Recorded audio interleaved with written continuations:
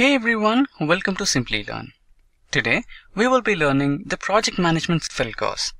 We will begin this video by talking about what project management is, project planning, how can it be done using Excel, cost, quality, communication and other forms of management, the best project managing tools, how you can prepare for the PMP exam, the role of a project manager, interview questions and much more. By the time we are done, you'll be well versed with some of the most important concepts in project management. For this training with me, we have our specialists Chandra MR and Ishan. Together, they will take you through these different topics. So, let's start by answering our first question. What is project management? So before we begin, make sure to subscribe to our YouTube channel and don't forget to hit that bell icon so that you can never miss an update from Simplilearn. Hi.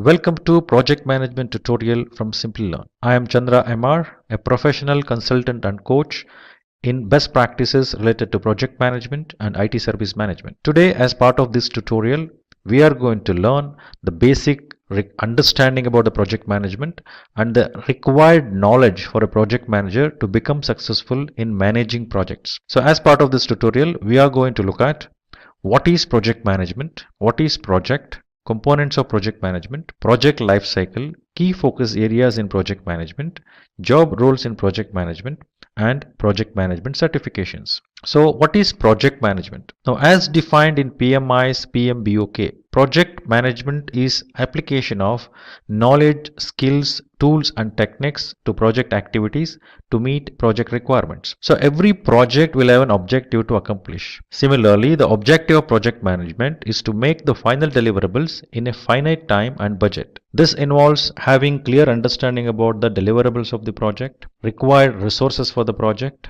resource in terms of human resources, technical resources, financial resources, etc. Project manager should have a full picture of those aspects. We can call it as constraints or aspects and manage those throughout the project life cycle, for which a project manager should have a full view about a project and what is that this project has to accomplish. That objective should be clear. So as part of project management, the 6 constraints which project manager should look at are scope, time, quality, cost, risk and resources. So each of these areas has very important role to play in project management. The clarity in scope, the clarity in terms of schedule within which the project has to be delivered, the cost, what it incurs to that particular project. Once it is finalized, one cannot vary, one cannot change without any proper approvals. Similar to that, we have quality management, which has to ensure the scope, the specifications, what are defined, project output will be accordingly achieved. Risk, every project is taken up for a specific reason by organization. So organization should assess the risk associated with the project, and similarly as project progresses, various different risks has to be identified, like risk related to project management, risk related to technology area, risk related to resources, risk related to financial things. So broadly, risk management plays a very important role. So there will be something called contingency reserve kept for a identified risk above the cost what is estimated for various deliverables from the project. So every project require resources. Resources may be in terms of human resources, financial resources, technology resources, environmental resources. So all these resources are used to produce the output of the project. So these resources has to be managed with the sufficient optimization and standardizations required. Now let us understand the definition of a project. So what is a project? PMI defines a project as a temporary endeavor undertaken to create a unique product, service or result. The temporary nature of a project indicates that a project has a definite beginning and end. So when I say product, unique product, it means every output, it may be similar products you are producing with the same features and functionality, but the output of every project is unique because it is unique in terms of all the 6 constraints what we just discussed now. Now when I say product, it is very easy for us to visualize. It may be a desktop, it may be a laptop, it may be a car, it may be a machine, etc. But how do I visualize a service? Now project's output is a service. Now it's about building a capability. A project through a project, a capability can be built to ensure services can be provided. That's what the output of project is, service. For example, if I think about a taxi services, for providing a taxi services, I need a mobile app, I need taxi, I need a server, I need a data center. So all these are various different products and services. Here service example can be internet service.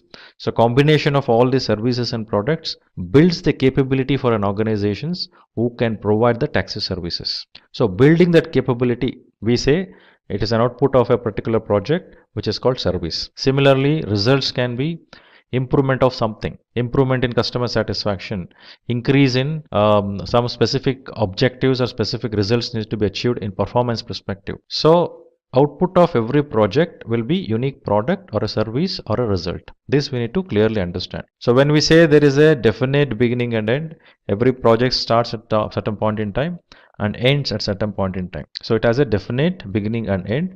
That is the reason it is temporary in nature. It is not an ongoing business activity, right? So every project will have a life cycle, a beginning and end. So when it starts till end, until the result or a service or a product which comes as an output of a project life cycle is not ended. So interestingly, in a product life cycle or in a service life cycle, you come across many project life cycles. So one project life cycle means one project is initiated to introduce a product or services. Next project or initiated would be to enhance the capability of a service or a product. Next project initiated after some time is to optimize something. Similarly, at the end of the product life cycle, project is initiated to retire that product or services. So in a given product life cycle, there may be multiple project life cycle. So what is involved in the project life cycle? It involves 5 areas, 5 groups we can call it as. So initiation, planning, execution, monitoring and closure. So when I say initiation, it's all about understanding what is project, giving the basic understanding of the project, collating the details and having key stakeholders identified. Once that is done, one will move towards planning. So here in the initiation, it is very clearly one has to understand is project is worthwhile of doing. So one has to check the feasibility, one has to measure that particular investment is making sense and then confirm, yes, it makes sense to invest. Now next, planning. As we have a basic understanding of, yes, this project has to be done, and a discussion with the key stakeholders have happened. Now that moves towards planning. Now in planning, one will understand the project in entirety. If it is a waterfall approach, one has to have a clear articulation of entire project, a comprehensive details, holistic approach.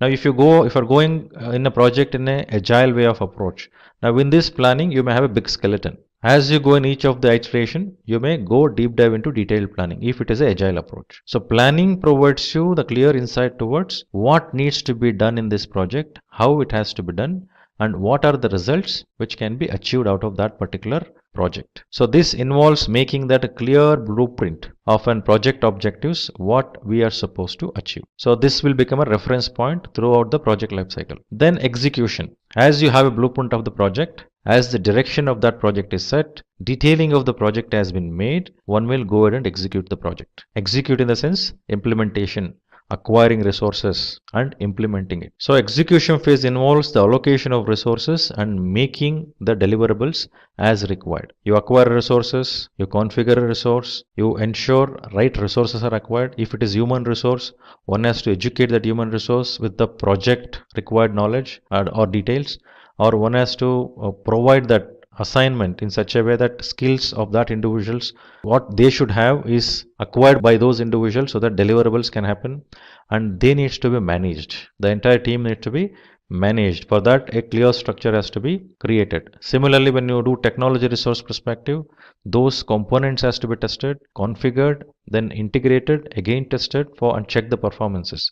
So collective action of this results in a deliverable during the execution. So as the deliverables are happening in the execution, it is quite obvious project manager has to monitor, review, control that particular deliverable, and also the processes, tools, resources used during the project, even those needs to be monitored so that they are complying to the defined processes. So during monitoring, there may be a deviation one can found. During monitoring, there may be the project is running the way it is required. So in this monitoring phase. It involves an action from project manager to monitor and control the work of the project. So comparing with the blueprint of plan, what is accomplished, what is created during the planning phase of this project, and as the execution happens, monitoring and control is monitoring it and checking is that activities what is being done is according to the plan or not. Similarly, the deliverables which comes as an output of a project are tested thoroughly, whether those have a specific features and functionality and are they functioning the way it is required. Now project has to be delivered to the scope what is defined. It should not go beyond that or below that. Similarly, the schedule what is made for the project, within that schedule project deliverables needs to be accomplished within the cost what is budgeted for the project.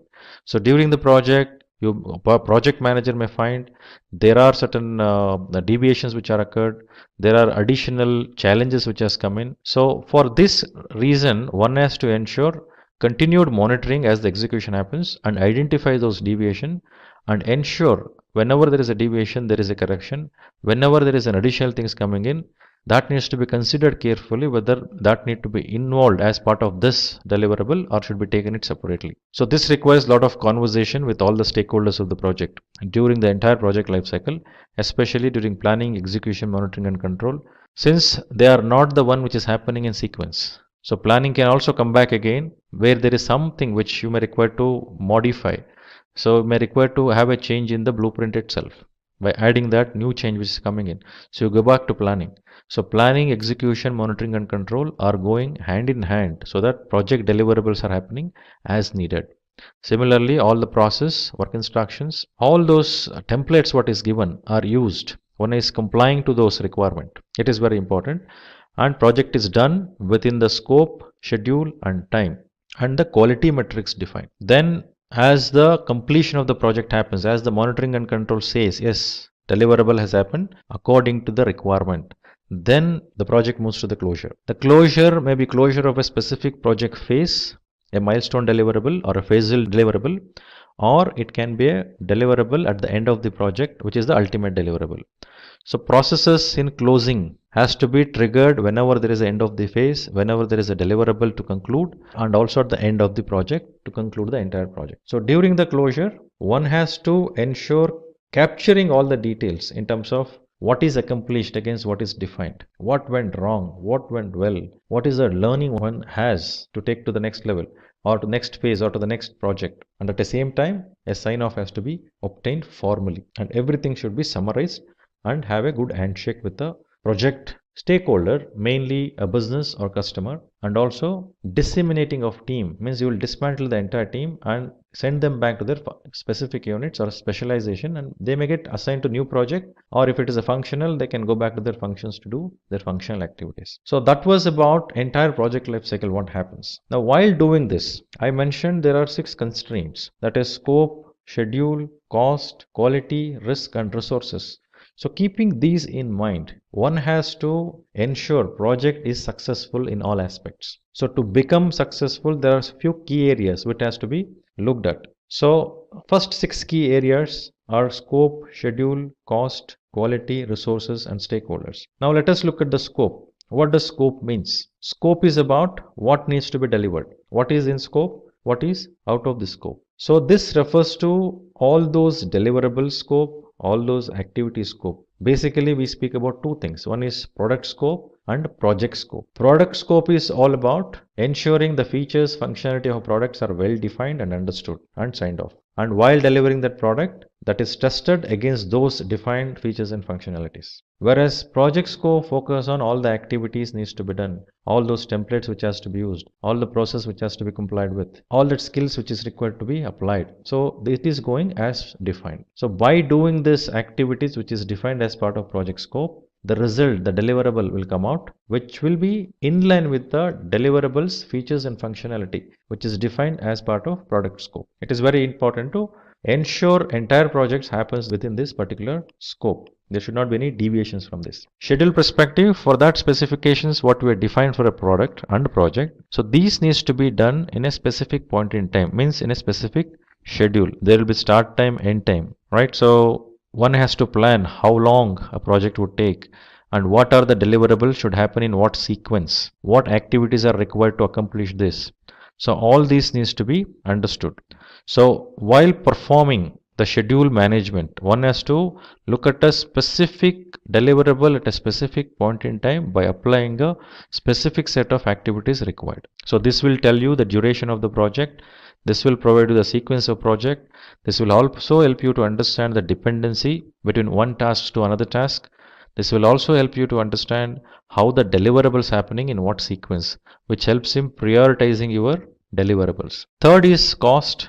So as we know, to do any project, it is very essential to ensure project happens within that budget. So project cost is estimated initially, then that estimated cost will be checked in terms of is the assumptions, considerations are right or wrong, is that really so much of monetary resources are required for the project. And then after understanding the justification and obtaining the clarity, monetary resources are allocated and confirmed, approved, then it will become a budget. That will be a cost baseline. So these estimation, allocation of budget, once it happens, that will become a base, and any deviations from that cannot happen so easily. So any deviations because of additional of scope, that can be handled through change management, but idealistic scenario, the cost should not escalate or come down. Organization can also set certain tolerances at the project level, considering various different scenarios, like scenario of risks, scenario of something which deviated from the deliverable. So to what extent it can deviate, that tolerance will also be set at the economic or monetary value perspective. That is about cost. Now quality, as we know, quality is a very important area which ensures the project is delivered in time with all the specifications defined by using all the methods, means by following all the processes, work instructions, templates, and delivering as needed, where it enables the project to monitor it easily. So basically the requirement of compliance and standardization and optimization is to ensure everyone follows the same steps to do the activity. So what quality management focus is to ensure the intended objectives of a project are achieved. Already there is a definition done in terms of various different practices or processes needs to be followed. Similarly, specification of each of the products are defined, and from that there should not be any deviation. So quality management should focus on ensuring those activities are done as defined, those deliverables are done according to the specifications what is defined. It is very important that way. So for that there is a layer of quality management, there should be a layer of quality management where auditing or control activities are initiated periodically so that any deviations can be seen easily. And remember, a project manager cannot become part of quality management. Like project manager cannot audit. Project manager should have a team or take the help of a team who can able to do. Mostly the one who is not part of the project is always better. Resources. Now as I mentioned earlier, every project needs resources. It may be human resources, it may be technology resources, it may be any other resources which are required to do the project. So organization acquires resources, configured and then deployed. For example, in a project, you acquire a server, you configure a server, you deploy a server. Technology resource. Human resource is onboarded, recruited, project induction is given. Then at the same time, the skills and capabilities of individuals are according to the requirement of project. That needs to be ensured. And what needs to be delivered and how it has to be delivered should be clear to the particular human resource. So looking at all the aspects of resources to acquire, to build and manage, it is very important to look at the resource management. So this will help in carrying out a specific task in the project in the best possible manner. So interestingly, when I say human resource, always there is a possibility that a conflict can occur. So when I say conflict of interest maybe in terms of what the individuals has to do, conflict in terms of the preferences, in terms of solutions, what they're looking at, conflict in terms of using resources, different opinions, different preferences, various reasons conflict can come across. So it is very important to project manager to understand this dynamics of human resources and manage those conflicts. Project manager cannot shy away from handling conflicts. Project manager has to hone and resolve those conflicts in the favor of project, not in the favor of any individuals. So there are various techniques to look at resolving conflicts. So that is like compromising, problem solving, smoothing, accommodating. So whichever helps for that project scenario, for the project objectives, that needs to be applied. That technique has to be taken up. So here the resolution is not at the specific individual's preference. It is with the objective of whether projects has any impact. What kind of impact? Positive or negative? If it is negative, no, that's not the direction. The direction should be ensuring project gets that value through this conflict resolution. So project manager should own it. It's an accountability of a project manager. Then as the human resources are acquired, there are 5 stages. Team dynamics are involved. So one has to bring them, then educate them about a project. As the education on the project happens, one has to go and do the job on floor. That needs to be observed. Means one has to manage by looking at it, and any corrections needs to be done. That needs to be guided. So it is very dynamic thing when it comes to human resources. Similarly, in technology resources, standardization. There is no ambiguity as such, but right resources with the right configurations should be acquired. That is very important. The next, stakeholders. So who can be stakeholders? Every project will have a stakeholder who are internal and external to the project. So the internal stakeholders are those who are part of the project, who are part of the organization, who are part of the customer organization, or part of supplier organization, a computation to my business, means my organization's business. All this we can call it as a stakeholders. Now every stakeholders will have a specific interest, a power, an ability to influence. Now through their position, through their distance from the project, they will get impacted.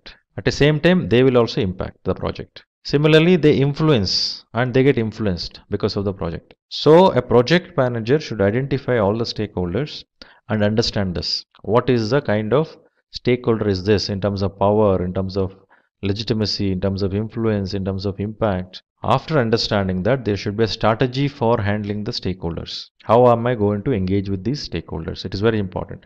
And accordingly, the engagement should happen, and then stakeholder engagement should resolve in the favor of projects again. So if it is a customer should get that inputs required through review or periodic updates and the engagement required with the customer, so that customer is having up-to-date information about the project. If it is a team, continued monitoring and control and ensuring team delivers the results what is required. So focus of a stakeholder should be in such a way that your strategy should enable project to become successful and get a proper response from the stakeholder, means a supporting engagement. So next few key focus areas to mention is communication, risk, procurement, critical success factors, deliverables, and work breakdown. So this list is not exhaustive. As we deep dive into project, I think you can just keep listing the key focus areas more than this, but whatever we have indicated are the minimum which needs to be looked at. So when I say communication, communication is basically a conversation, exchange of message which happens between two entities. Now whenever we communicate, it is necessary to understand that it has to happen with two individuals or two entities. There should be sender, there should be receiver. In the absence of receiver, if sending is happening, that communication doesn't make any sense. There should be a receiver and there should be an acknowledgement from the receiver. Now this is one of the most ignored area in many of the projects. Even the communication happens more often, more frequently. But what people face difficulty in realizing that as they communicate generally, informally, formally, they just take those for granted. Now when you identify the stakeholder, one has to understand what is the communication requirement for those stakeholders. What is that communication? Why is that communication? What is the content of that communication? How frequently we should do that interactions or communications? Intent of that particular communication. What is the expected action or response from that communication? All this needs to be very, very clear, and this can be articulated. It has to be articulated. So when it is articulated, once there is a picture in terms of what kind of communication has to happen, it is quite obvious there should not be any deviation from the agreed communications requirements. And whenever there is a need of change to the communication requirements from the stakeholders, that needs to be updated. For this, one has to have a stakeholders identified. So stakeholder management and communication are very closely linked and associated. Engagement with the stakeholder will become successful with an effective communication approaches. Next is risk. So every project which is undertaken by organization, that will have certain amount of risk which organization will evaluate. Similarly, within the project life cycle, lot of risk comes up which would have certain impact to the project. Now risk refers to, by definition, an uncertain event. It has an uncertainty, an event which is uncertain, and when it occurs, it will have an impact on the project positively or negatively. Now, current scenario in everywhere the projects, what you observe closely, people tend to look at the risk which are threats, that is negative only, but they fail to recognize the risks which are opportunities, the positive risks. So another gap which we see when do the risk management is that is done in the initial phase of the project. As the project is kicked off, someone will do the risk assessment, have a list of risk identified, but unfortunately there is no categorizations for that risk, and how is that going to impact the project, that is not clear. Thirdly, risk management or list of risk are created only once. It is not done repeatedly. So risk identification and analysis and assessment of that risk has to be done throughout the life cycle of a project. Reason being, the risk which looks as an high impact when project is initiated, as the project progresses, the impact levels will vary. Maybe in the mid of the project, the impact may be very high or low. So likewise, the impacts of the risk will vary throughout the project life cycle. It may be positive, it may be negative. So as you identify the stakeholder throughout the project life cycle, as I said, that is also a dynamic. I cannot just have a list of stakeholders and I keep it as it is. I need to update that also regularly. Risk identification, assessment and analysis should also be done regularly, periodically, so that one will have a clear understanding about, is that risk still valid? Is that risk is there still or not? What is the level of variations in terms of impact of the risks? So this clarity will be there so that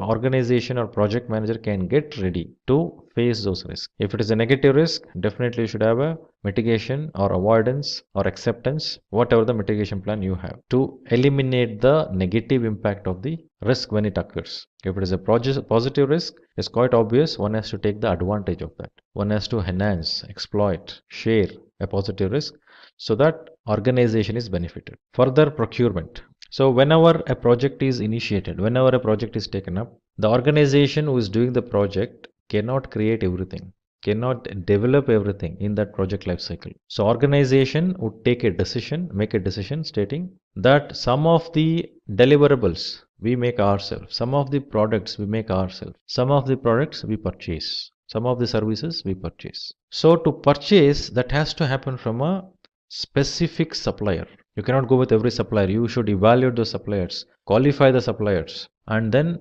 select, onboard the supplier, and then get the services or products supplied by that particular supplier. So while doing this, one has to understand what type of contracting they need to enter with. So three types of contracts we speak basically. One is about cost plus contract, where cost is fully known to the project manager and to the organization. So apart from known cost, a fee will be paid to the supplier. Another one is fixed price, where project manager or the organization who is awarding that contract to a supplier will not know what is the cost. Instead, it is a fixed price. But important here is the scope of work needs to be clearly articulated and defined. Another type of contracting can be time and material, where the billing will happen based on the amount of time one is spent on that particular hire a resource or onboard a resource on a time and material basis, and what is that effort that resource has been put.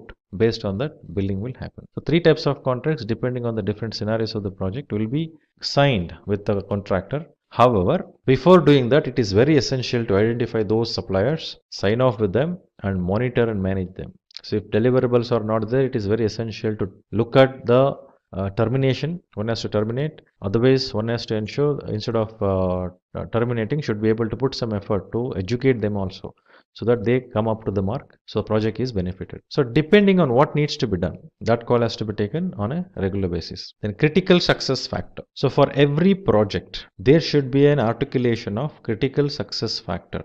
So based on that, one can confirm, yes, project has achieved its objectives or project has not achieved its objectives. So critical success factor should be supported through the metrics, key performance indicators. So key performance indicators provide those metrics to say critical success factor is achieved. For example, if I want to become successful in an exam, critical success factor is scoring or passing the examination. Or let me say, to pass the examination, key performance indicator is scoring 60% and above. So critical success factor for me to get promoted is to pass in this particular exam. So to pass in this exam, minimum I should score is 60%. That is KPI. Passing in the exam, that is critical success factor. So how will I measure that success factor is KPI.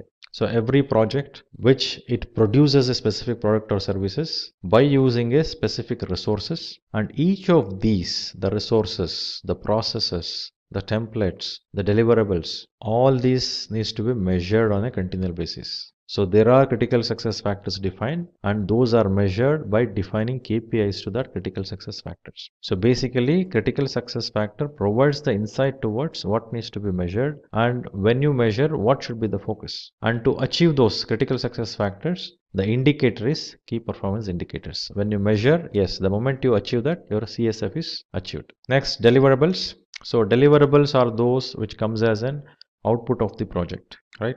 It may be a product, it may be a service, it may be a result. So this refers to the output within the scope of a project. So there can be one or more deliverables within a single project. So these deliverables may be the items that are to be sent externally to a customer or a stakeholder. So every deliverable will have a defined scope, will have a defined specification. So those deliverables has to be measured, tested, and one has to confirm, yes, this deliverable is performing as we are intended to have the performance. Accordingly, the decision will happen. Should we accept this particular deliverable or not?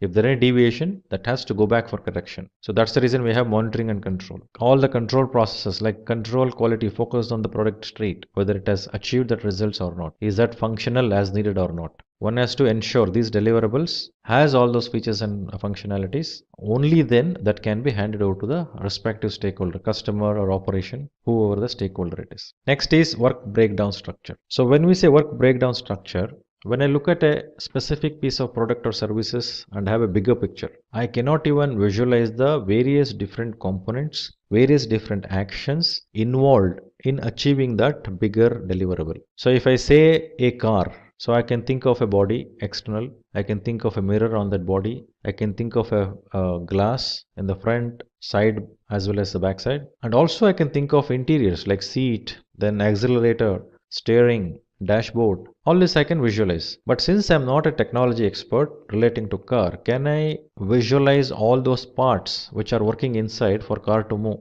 like engine, the battery assembly? I don't know what to say further. So all these can be visualized by an expert. So every product or services should be broken down into multiple pieces. I'm not saying go and break that product. I'm saying that product will have multiple components which are involved.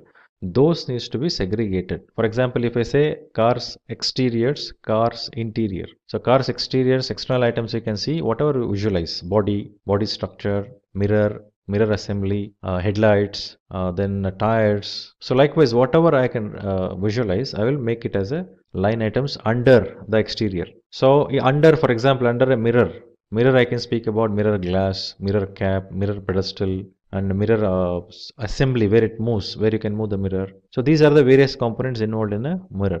So I need to ensure by breaking down the product into multiple levels, by decomposing it to multiple levels, I can able to visualize the product very clearly. What is there in detail. So once I have the details, I will articulate those. What is that particular work breakdown element is, product breakdown element is. Then I will look at what skills and capabilities required for that product, and I will assign the resources accordingly. So once activities, resources, everything is assigned, automatically this will become a work breakdown structure. Further, after creating a work breakdown structure, one will go and sequence the activity, look at sequencing will happen based on in what priority deliverable should happen, what order deliverable should happen. Then once the sequencing is done, it will be checked to see whether anything can be optimized. Anything can be done in such a way that smooth flow of the project can happen. There is no dependencies which will make project to delay. Like as the flow happens smoothly, so you would find the various techniques like critical path method, network diagramming, critical chain method. So all these are used. The floats of an activities are checked. Then leads and lags of the activities, the relationship between the activities. So accordingly, full visualization in terms of how the project will flow and how in what order the deliverables are happening can be easily visualized. So that is the reason first activity is to do the product breakdown, which would result in work breakdown structure. So those are the points till now whatever I mentioned are the basic understanding one should have about a project and project management. So as you deep dive into various best practices like PMP by PMI, Prince2 by Axelos, Scrum Master, Agile Scrum Master. Similarly, you have Certified Scrum Master. So many agile practices. So when you look at any of the best practices, that will tell you clearly articulate what should be the practice for you to adopt and adapt that practices so that your project can become successful. So any of those approach you touch upon, all those refers to these basic things. In the absence of these basic things, none of those best practices discusses the project management. Now typically in the industry, there are a lot of job roles to the project management which we have seen. So based on that, this information is captured here on various job roles in a project management. So some of them are like project manager, senior project manager, project lead, resource manager, PMO, that is project management office analyst, steering committee member. So not necessarily all the project management roles are limited to this. So these are the roles which commonly you see, and we are trying to capture that to give the insight, right? When I say project manager, the project manager is the owner. One has to take an accountability for the project, right? So project managers takes the project according to the plan and plays a lead role in all the steps of the project management, right? So responsibilities would be managing, reviewing and prioritizing the task wherever necessary, looking after risk management, stakeholder management and project communication management. Some of the salary what we found while we were doing the survey, the success ratio of a project depends majorly on the project manager. So the demand for project managers is rapidly increasing in the market. So accordingly, 75,474 per year, that is the USD. In INR, it is 1500,000. So this is what the salary on an approximation what was found. Next role, we look at senior project manager, where senior project manager is the head of the overall project management plan. The role demands in-depth knowledge of all the project aspects on the specifics of the project. The responsibilities would be planning and coordinating complex projects, visiting project sites to check progress and handle complex issues. So salary looks like $104,000 per year, 2092,000 INR per year. So the role of senior project manager is one of the highest paying roles in the industry, as we have seen, having several allowances and bonuses because of the criticality involved in that project and the accountability level of that particular individuals in the organization. Next role, project lead. So project leads are the one who leads the people throughout the project and provide them with all the information required throughout. So responsibilities involve motivating the team beneath taking care of their needs and paying attention to what they feel, ordering or controlling the project team since the project lead has more freedom than the project manager. Salary, project lead makes sure that project gives the best possible outcome and is hence the demand for the project lead in a company never reduces. So in USD, 82,000 per year, whereas in INR it is 1,269,000 per year. Next role we can look at on resource manager. So resource manager is the human resource needed to make the project success, right? So one has to manage those resources. Responsibility involved assigning the right people to the right projects at the right time, managing employees currently and determining hiring needs depending on the project's requirements. So salary would be around 64,000 USD, which comes around 966,794 in INR. Project Management Office Analyst. For this role, the Project Management Office Analyst works with PMO, means Project Management Office, and does not look at the project or manage the project directly. Instead, does most of the data-driven work which required for a project to get supported by that, so that project managers will have better insight. Analyzing and interpreting the data concerning the project, figuring out the future risks to the project, finding new ways to advance the idea of the project management. So salary would be 106,253 per year in USD, whereas 449,337 in INR per year. So steering committee member. So the steering committee members are the members who do not work on the project themselves. They are there to help the project manager, like providing inputs during the development of a project, advising on the budget and evaluating the project strategies, taking regular feedbacks from the project managers and asking necessary questions. So salary would be around $68,497 per year. So those were the various roles, and that list is not an exhaustive list. Various different roles we come across, but these are the basic roles which is seen in the industry. These roles are being recruited. Now there are various project management certifications which are offered, as I mentioned earlier. So those certifications are PMP, that is Project Management Professional from PMI, Agile Certified Practitioner, that is PMI ACP, again from PMI, then Certified Associate in Project Management. So difference between CAPM and PMP is like CAPM would act as a basic level of certification for those who does not have a sufficient project experience, project management experience, whereas PMP is for those who has some project management experience. Similarly, PMI ACP is the one who is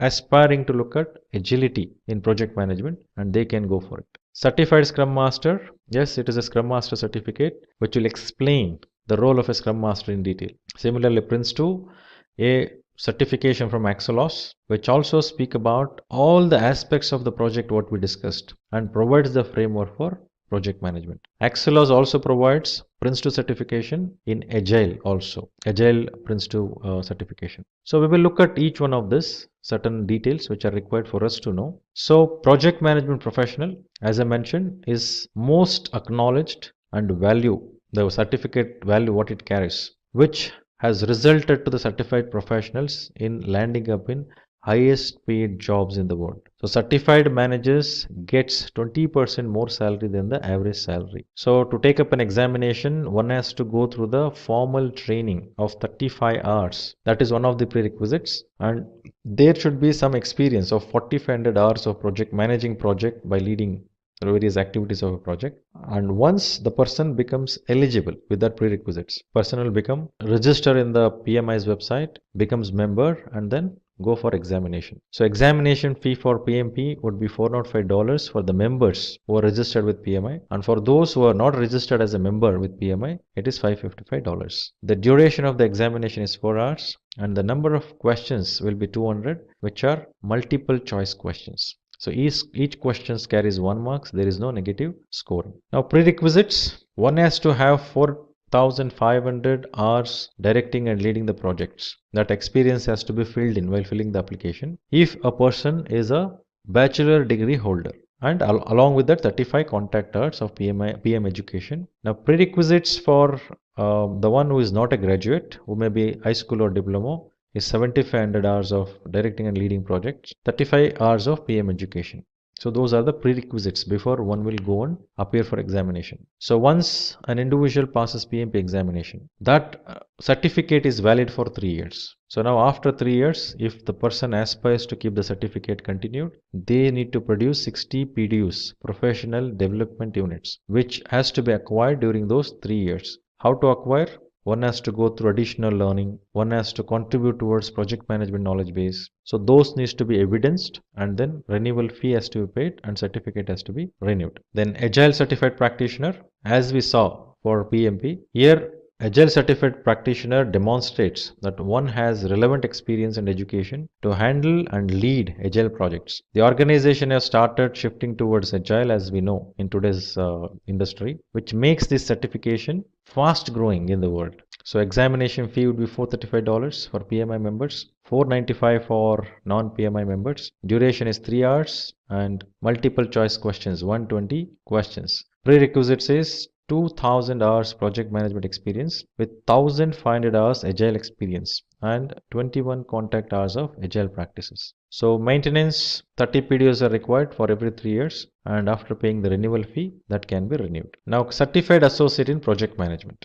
So here this is an entry level certificate of PMI, especially for those people who has less project experience. It intends to demonstrate fundamental knowledge, terminologies and processes of effective project management. So examination fee would be $225 for PMI members, whereas $300 for non-members of PMI. So duration of examination is 3 hours, and examination will have 150 multiple choice questions. So prerequisites, someone who has secondary diploma with 23 contact hours of PM education is enough. There is no experience of doing the project is required, as we saw in PMP. So maintenance is again 3 years.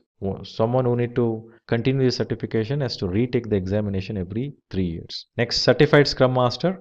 So Certified Scrum Master is an entry-level certification that helps the professionals to begin as the Scrum practitioners. It is one of the most sought-after certifications after this one can get the designation of Certified Scrum Master, which is offered by Scrum Alliance. So examination fee, which will change time to time, which is not revealed. So one has to approach the training organization where they will get trained on Certified Scrum Master. So duration of examination is 60 minutes and pattern would be 16 hours, 2 days of training and 50 multiple choice questions after that particular 2 days of training. Then prerequisite is none for maintaining these credentials. So one has to ensure it is renewed every 2 years. Then projects in controlled environment, that is Prince 2. So Prince 2 is a method which is effective mostly from the base of UK. All the organizations who are from UK region prefers to have Prince 2 certification, and it is as popular as any other project management certifications like PMP. So examination fee would vary from $900 to $1,000 depending on where exactly you're taking the examination, and certification will happen at 2 levels. One is at foundation level and other one is practitioner. So in foundation, it is 60 questions, multiple choice, and in practitioner, it is 68 questions. Now, 60 questions or 68 questions, each carries 1 marks for correct answer. Any wrong answer, there will not be any negative scoring. One has to score 55% to clear the examination. So prerequisites for Prince 2 Foundation is none, whereas Prince 2 Foundation is a prerequisite for Prince 2 practitioner examination. So to maintain the certificate, one has to achieve 20 CPDs every year, continued professional development. Today, we will learn about PMP certification. Before we begin, let's have a look at an incident where two project managers, John and Ted, are talking to each other. John is a senior project manager while Ted is a part of his team. John finds Ted to be upset. So he asks him, is there anything he can help him with? To which Ted replies that his project failed. John further asks him what could be the possible reason for the project failure. Ted tells him that it's because he was not able to manage the time and budget. Now John asks him if he is PMP certified, to which Ted says he isn't. Then John suggests Ted that he must take the PMP certification, which will not only give his project better performance but also help him upskill in his career. So today, we will discuss about PMP certification in detail. Let's first have a look at all the topics we will cover. We will begin with what is PMP, then we will check top 10 reasons to get PMP certified, followed by the basics of PMP. Then, after we know the PMP basic concepts, we will check who can get this certification and pattern for the PMP exam. Then we will learn about the PMBOK guide, which is an integral part to prepare for the PMP exam. Finally, we will see the cost and the validity of the certification. So without any further ado, let's begin with what is PMP. PMP, or Project Management Professional, is the world's most renowned project management certification for project managers. This certification is provided by the Project Management Institute. Now, when we know what is Project Management Professional or PMP certification, let's have a look at some reasons why you should get PMP certified. Today, I will give you top 10 reasons to take PMP certification. PMP certification helps you become a better project manager. The process that helps us acquire the certification goes to several phases like gaining project management experience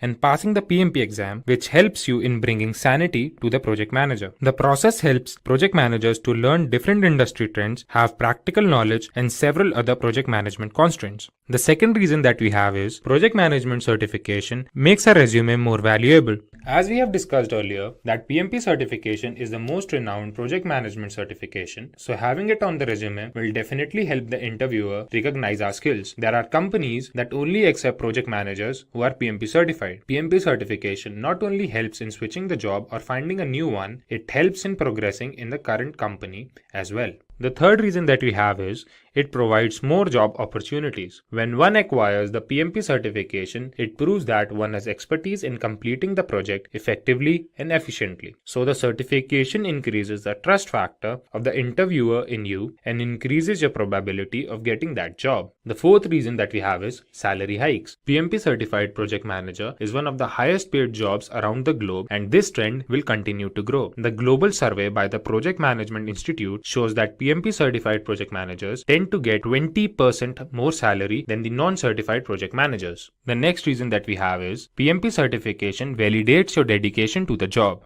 The certification requires several months of training. It requires several hours of project management experience and exposure. This experience and exposure explains the seriousness of a project manager towards its career path. Then, sixth we have is PMP certification is globally acknowledged. PMP certification is the most renowned certification all over the world. It helps project managers to be a part of different types of industries all over the globe. PMP certification is the most renowned certification all over the world. Project managers who are PMP certified may get jobs in different types of industries all over the world. PMP certification not only provides theoretical knowledge but also helps in gaining practical knowledge, which further helps in increasing the confidence of a project manager. The next reason that we have is better project performance. PMP certified project managers tend to deliver better projects than the non-PMP certified project managers. This is because PMP certified project managers are well aware of 5 process groups, 10 knowledge areas, and 49 processes, which helps them have a clear picture of different aspects involved in a project. The eighth reason that we have is it increases your networking opportunities. There are several communities that one becomes a part of when they sign up as a PMI member. These communities have meetings regarding new job opportunities, and this helps in having a professional network. The ninth reason that we have is job security. Job security is a major reason that a professional thinks of before opting for a particular profession. Today, in the world of recession where companies are drowning, the demand for PMP certified project managers goes on increasing. The last and the 10th reason we have is expertise in practical application. When one appears for a PMP exam, they need extensive preparation. They need to have thorough knowledge of process groups and knowledge areas, which help them develop several essential skills and move ahead in their career. Now, as we move further, we will look into the PMP basic concepts. The PMP basic concepts are the 5 project management steps. These project management steps start from the day we begin our project to the day we end our project. They begin from initiation to closure. The first step that we have is initiation, planning, execution, monitoring and controlling, and closure. Now, let's have a look at each of them in detail. The first step we have is initiation. Initiation involves defining the project scope. This is the step where we explain what our project will have, for whom we are making that project. It helps us to identify our stakeholders, who all will be the part of that project, and determine the project feasibility. After the step of initiation, when we have decided the scope of our project, the second step that comes is planning. In the planning phase, we define a flow to all the activities of a project. We define this flow keeping in mind all the constraints of a project like time, resources, and risk. After we have defined the flow of these processes, it is time for us to look at the execution.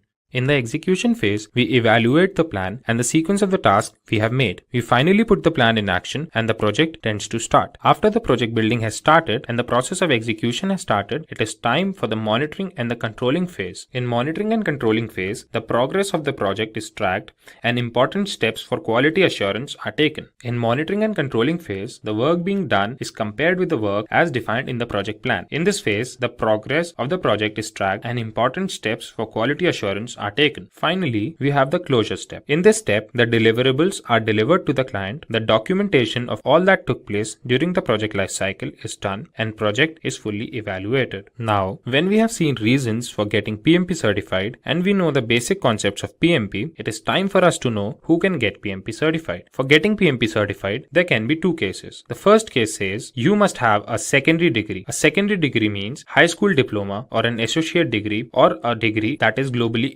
equivalent to all of these. Then you need to have 7,500 hours of leading and directing projects and 3,500 hours of project management education. There can be 2 cases. First case can be you must have a secondary degree. That means a high school diploma, associate's degree, or the global equivalent degree. Then you must have 7,500 hours of project management experience and 35 hours of education in project management. The second case can be you must have a 4-year degree along with 4,500 hours of project management experience and 35 hours of education in project management. Now, when we know who can get PMP certified, we will see the PMP exam pattern. The exam comprises of 200 questions, out of which 175 questions are used for evaluation. One can answer these questions if they have thorough knowledge of 5 process groups and 10 knowledge areas. The time provided to complete the exam is 4 hours. The questions that are asked are of different types, the most common type being formula-based, situation-based, and knowledge-based. based. Now, when we have discussed about the exam pattern, discussing about the PMBOK guide becomes very important. So the next topic that we have is PMBOK guide. PMBOK guide or project management body of knowledge is a book that comprises of several processes and different terminologies needed to crack the PMP exam. The whole syllabus of PMP exam is covered in the PMBOK guide by the project management and 10 knowledge areas. Apart from this, there are 49 processes that are divided amongst 5 process groups, 10 knowledge areas. Finally, let's have a look at the cost and validity of the PMP certification. When we talk about the cost of the certification, there can be two cases. The first case can be if we are not a member of Project Management Institute, the exam fees is $555. The second case can be if we are a member of Project Management Institute, the exam fees is $405. If we talk about the validity of the certification, the certificate is valid for a period of 3 years. After every 3 years, the certificate needs to be renewed. To renew the certificate, one needs to furnish a proof of 60 PDUs or professional development units. After so much information, Ted thanks John for his time and promises to take the PMP certification at the shortest notice. Now, let's have a look at the salary trends of a PMP certified project manager and a sample resume. If we consider the salary of a non-PMP certified project manager, it is approximately $91,000, while if we consider the salary of a PMP certified project manager, it is approximately $111,000, which is approximately 20% higher than the non-certified project manager's salary. Now, let's have a look at the resume of a PMP certified project manager. If you are somebody with PMP certification and looking for a project manager or a senior project manager role, your resume should look something like this. The summary in the beginning would include how much experience you have and anything that supports your claim of being a project manager. Like here, James Brown has written, he has more than 10 years of experience with generating and building projects. Then, when you talk about your experience, you should put something that emphasizes on the responsibilities that you had, your area of expertise, put something that shows your skill set for the desired post, and also something that you learned from your former job role. This shows that you have command over your work and also the determination to skill and upskill yourself. Like here, James Brown has 3 years of experience as an assistant manager training new associates and then more than 3 years of experience as a project manager where he not only led projects but also learned new project management tools like Trello and Primavera. After this, add relevant information regarding your education. Your resume must include skills that you have or you have gained in your years of experience. Like here, James Brown has divided his skills into 2 parts, where he has written his technical skills and non-technical skills. He has included a skill of agile and quality assurance software, as well as he has his knowledge of different project management tools. Then putting your certifications play a major role. This proves that you are up to date and updated with current market trends. James Brown has his certifications in C and Java, and more importantly, he has his project management certification, Project Management Professional. Choose from over 300 in-demand skills and get access to 1,000 plus hours of video content for free. Visit SkillUp by Simplilearn. Click on the link in the description to know more. Hi guys, my name is Ishan and I welcome you all to this session of project planning. Today, we will be learning about different aspects of project planning. But before we begin, let's have a look at an incident. Here's Max, an assistant project manager who looks tensed and is pacing around the room. Then Jack, a project manager who works with him, walks into the room and asks him, why does he seem so tensed? To which Max replies, he's facing difficulty in estimating the budget. Jack responds, it might be because he's not planning the project properly. Jack reassures Max and begins to tell him about project planning. So today, we will be learning about what is project planning and check out the fundamentals of project planning. Then we will see why project planning is so essential for a project to be successful. After that, we will check the tools for project planning, and finally, we will have a look at the steps for project planning. So without any further ado, let's begin with what is project planning. Project planning is the second step or phase of the project life cycle.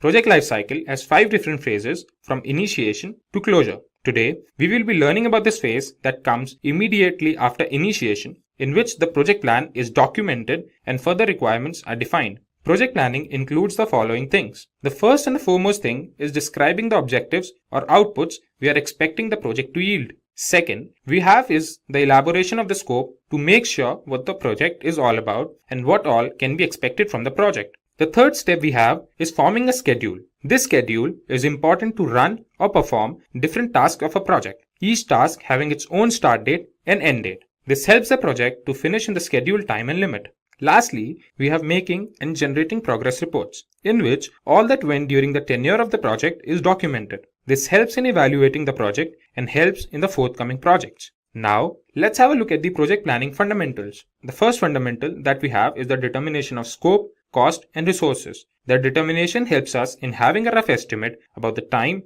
that is required to finish the project. It helps us in determining the number of people required and what should be their skill set. We can divide the project into smaller manageable sections, and this is made possible with the help of work breakdown structure. The second fundamental refers to identifying the problem. There are several techniques by which we can collect information and discover issues. There may be several problems in a project, and in that case, several risks or issues are prioritized, and the risk that requires immediate attention is dealt with first. Then comes identification of stakeholders. When we can identify the stakeholders, we can know who all will be affected and in what way, which helps us having a better understanding of the project. Stakeholders may be anybody. They may be the part of the project team, or project managers, or customers. They help during the project and contribute to its success.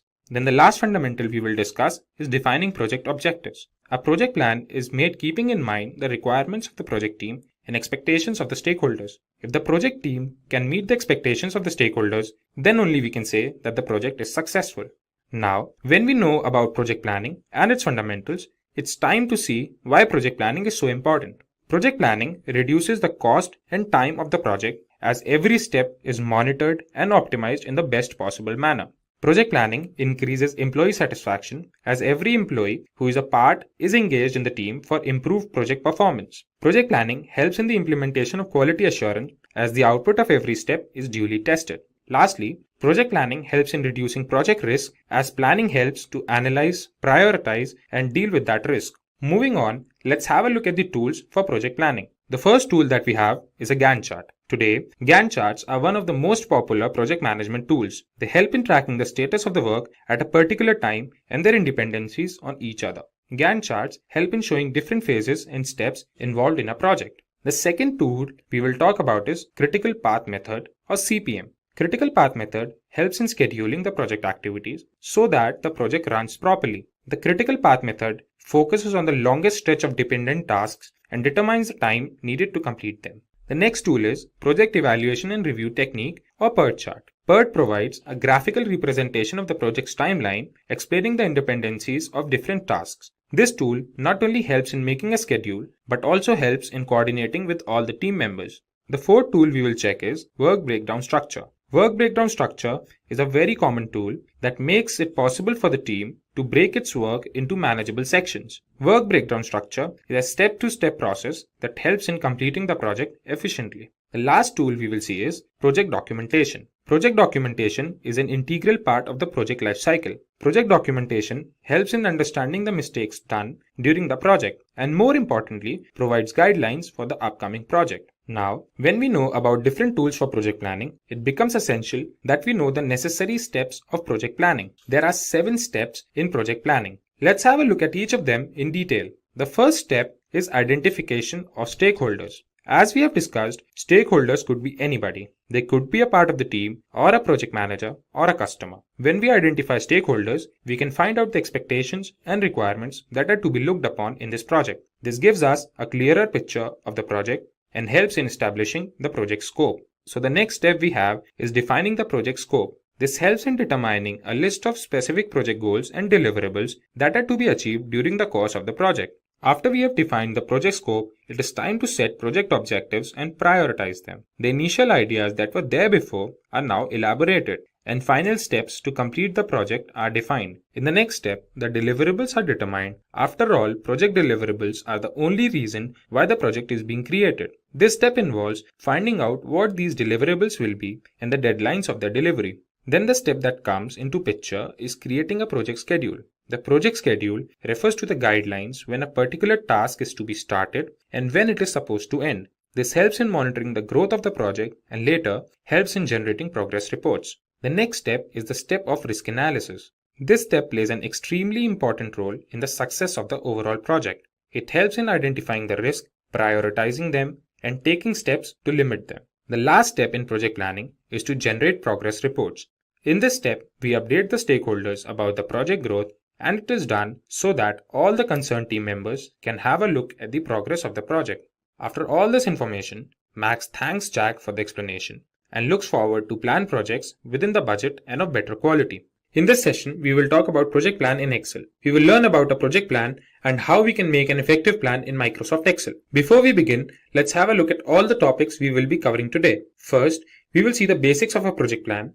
Then, we will check the process of project management in Microsoft Excel and why should one refer to Microsoft Excel. Apart from this, we will learn about how to make a Gantt chart in Excel. Towards the end, we will check some Microsoft Excel templates. So without any further ado, let's get started. Let's see what is a project plan. Project plan is a basic thing that is needed to execute a project. According to Project Management Book of Knowledge, a project can be defined as an approved, elaborative document that guides the team during project execution and project control. When we are making a project plan must answer several questions for us. These questions are like, what are we expecting our project to deliver? How are we expecting to get our deliverables within the desired time? Who all will be a part of our project and what tasks they will have in the project? When will the project start and when it is expected to end?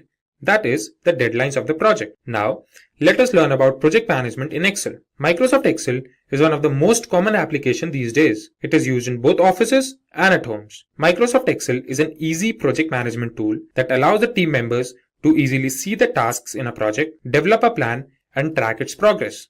Before we learn more about project management in Excel, let's first have a look why do we use Excel. Microsoft Excel is an easy tool to plan a project, so it can be used by people who are beginners in terms of project management. In Excel, one can find several analytical tools like concatenate, len, and counter, so this makes data analysis easy and effective. As the entry of data is easy, same is tracking and controlling of project status. Then, there are several project management templates in Excel that help us to have an effective distribution of project data. We will be checking several project management templates towards the end of this video. Now, let's have a look at the process of making a Gantt chart in Excel. Before we begin this, it's important we know what is a Gantt chart. A Gantt chart is like an horizontal bar chart that is used for project management. With the help of a Gantt chart, we can check the status of the task, the date they start, the date they end, and their dependencies on each other. Gantt chart helps in coordinating and monitoring different tasks in a project. Now, let's have a look at the steps that will help us in making a Gantt chart. First step we have is make a project table. We have several rows and columns. Like here, we have 3 columns. In the first column, we have the tasks. In the second, we have our start date. And in the third column, we have the duration or tenure of the task. The second step is to make a bar chart in Excel. For this, we will select the entire second column. Then we will go on the Insert tab and click on the bar graph chart. There, we can select stacked bar graph in 2D bar charts. As a result, we will have the entitled bar graph on the screen. In the third step, we will add the duration to the bar graph. We will right click on the chart and in the menu that appears, we will select Data option. A window that appears on the screen. In that window, we will select Add option as shown. We can also see the start date is already in the entry section. Then in the dialog box that appears, type tenure in the series name and click on the range selection icon that's shown in the figure. Now select the relevant data from the tenure column and click on OK. Now we can see a bar graph that has 2 colors on the screen. This bar graph now has the duration of the tasks. The fourth step we have is adding description to the Gantt chart. Now we will open the box again and in that box we will select the edit option as shown in the figure. Then we will select the tasks as we had selected the duration of the tasks before and click on OK. We can now see the tasks have appeared towards the left side of the Gantt chart. The fifth and the remarkable step will help us convert this bar graph into a Gantt chart. We will now click on the bars and select the Format Data Series option from the menu that appears. Then in the Format Data Series dialog box, we will select No Fill option. We can find our Gantt chart on the screen now in accordance with the data that we had entered. Now we can see the tasks on the left side are in the reverse order. So what we will do next is, we will click on the task panel, then go to the Format Access dialog box and select the categories in reverse order option. Now we can find the tasks in the right order. One more thing we can notice is Gantt chart is starting with some other date and not with the dates that we had entered. So for this, we will copy the first date in some other cell, then clicking on the copied cell, we will go to the home menu to select the dialog box as shown in the figure. Then in that drop down menu, we will select the number option. We can now find a value displayed in the copied cell. We will copy that value, click on the dates on the chart, and as the Format Access dialog box opens, we will paste that value in the box that says minimum shown in the figure. As a result, we will have our final Gantt chart on the screen. In the last step, we can give several designs to a Gantt chart, change colors, and make it more presentable for us. Now when we know the basic steps of making a Gantt chart, I will show that practically to you in Microsoft Excel. Our first step is to open Microsoft Excel, and in Microsoft Excel, we will make a project table. In our project table, we will have 3 columns. The first column will be task. The second column will have the start date. The third column will have tenure or the duration of the task. So beginning with tasks, we have task 1. In task 1, we have 1.1, 1.2, 1.3. Then comes task 2. In task 2, we have 2.1, 2.2, 2.3 and 2.4. Then we have task 3. In task 3, we will have 2 subsections, 3.1 and 3.2. Then we will start with the starting dates. In starting dates, we will put 1st January. The task 1.1 will be 1st of January. Then this will be 4th January. Let's say this is 5th January. Then we will put this as 11th of January. And this will be again 11th January only. This will be 15th January. Let's put this as 17th January. Let this be 19th January. Task 3 begins on 23rd January. And the 3.2 section begins at 26th of January. Now let's put the tenure or the duration of the task. We will begin with task 1. It takes 12 days. Then 1.1 takes 7 days. We say this takes 4 days and this takes 8 days. Then for task 2, it again takes 12 days. It takes 5 days, 5 days, and let's say this takes 6 days and this takes 4 days. Then we come to task 3. This takes 8 days and let's say this takes 6 days and the 3.2 section takes 5 days. So this is how our project table is ready. In the second step, we will select the entire second column. After we have selected this column, we will go to the Insert tab. In the Insert tab, we'll go to the bar columns, and in this, we will select 2D stacked bar charts. Now we have the entitled bar chart in accordance to our data on the screen. Then comes the third step. We will add the duration of the tasks to the bar graph. We will click on the chart, and after we click on the chart, we will select Select Data option. In the Select Data Source dialog box, we find the start date is already there. Now we will click on Add, and after we click on Add, in the series name section, we will put tenure. Then in the series value, we will click on this icon and select the entire tenure series and click on OK. So this is the bar graph that we have now. This is now in 2 colors, the orange color and the blue color. This bar graph now has the duration of all the tasks in our project table. Now in the fourth step, now it's time for us to add description to our Gantt chart. Instead of this 1, 2, 3, 4, 5, we will put task 1, task 2 and the subtasks. So what we will do is, we will again go to that box, we will left click on the Gantt chart, select the Select Data option, and then we'll go to the Start Date. Here, we'll select the Edit option. In the Edit option, we will select all the tasks and click on OK. Now we can see all the tasks are aligned towards the left of the bar chart. As we can see, this is a bar chart or a bar graph and not a Gantt chart. The next step we have is converting this bar graph into a Gantt chart. So we will click on the bars and select the Format Data Series option from the menu that appears. Here we have this Format Data Series option. Now we can see the dialog box on the screen. Here we'll go into the color section, fill section, and then we will select no fill. Now we can see the blue lines have disappeared. So this looks like a Gantt chart. So now when we have a Gantt chart on the screen, we can notice that the tasks here are in the reverse order. So what we will do is, we will click on these tasks and select the Format Axis option. Here, we will select Categories in reverse order.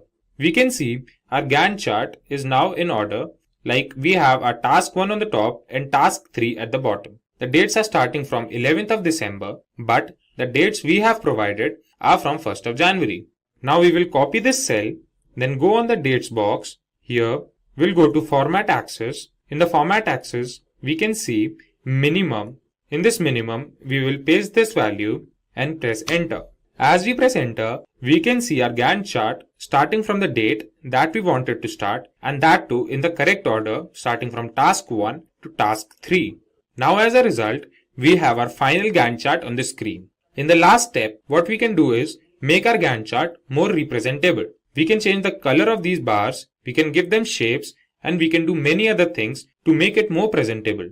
We will first select the bars. Like what we will do is, we will select task 1 and let's say we give it the color blue. Then task 2, we will give it color green. And in task 3, we'll give it the color black. So here, the subsections will give different colors to the subsections as well. Then we come to task 2.1. This is how we can change the color of these cells, or apart from changing colors, we can select a bar graph and do the gradient fill. So this is how we can make a Gantt chart more presentable. After changing the colors or changing the shapes, we have our final Gantt chart on the screen. Finally, let's have a look at some Microsoft Excel templates for project management. Microsoft Excel templates help in collecting data, putting them into order, and check their dependencies with each other. With the help of these templates, we can monitor the status of the tasks, and we can also check the progress our project has made. Moving forth, we will check some important Microsoft Excel templates. The first template we have is Excel Project Review template. This template helps us have an overview of the project. We can have a clear understanding of all the tasks that are planned and that are completed. This helps project managers to measure the progress of the project and take further steps accordingly. Second template we will check is Excel Budget template. In this template, we can monitor all the expenditures of our project. It helps us in managing the budget of a project and also helps in comparing the budget of a project at different phases. Let's have a look at the budget template in Excel once. We can download this template from officetimeline.com. The Gantt chart towards the right is in accordance with the dates towards the left. If we fluctuate the date, we can see the template working. The start date for task 1 could be changed to 10th June. If we change this date to 10 June, we can see the fluctuation in the Gantt chart. So this is how we can use this template directly. Let's have a look at the third template now. Third template we will see is Excel Sprint Project Tracker template. This template is used majorly in agile projects, where the project is made in several sprints or sessions. This template includes the start date, the end date, and the duration of each task. We can also see the percentage completed of each task. Let's have a look at the Sprint Project Tracker template as well. We can see the Gantt chart towards the right and the data towards the left. So if we change any data, we can see the Gantt chart changing. For example, we can change the data in Sprint 2 Feature 3. Let's change the start date to July 2nd. We can see the Gantt chart changing. This is how we can use this template directly to track our sessions. Let's have a look at the fourth Excel template. This template is Excel Project Tracker.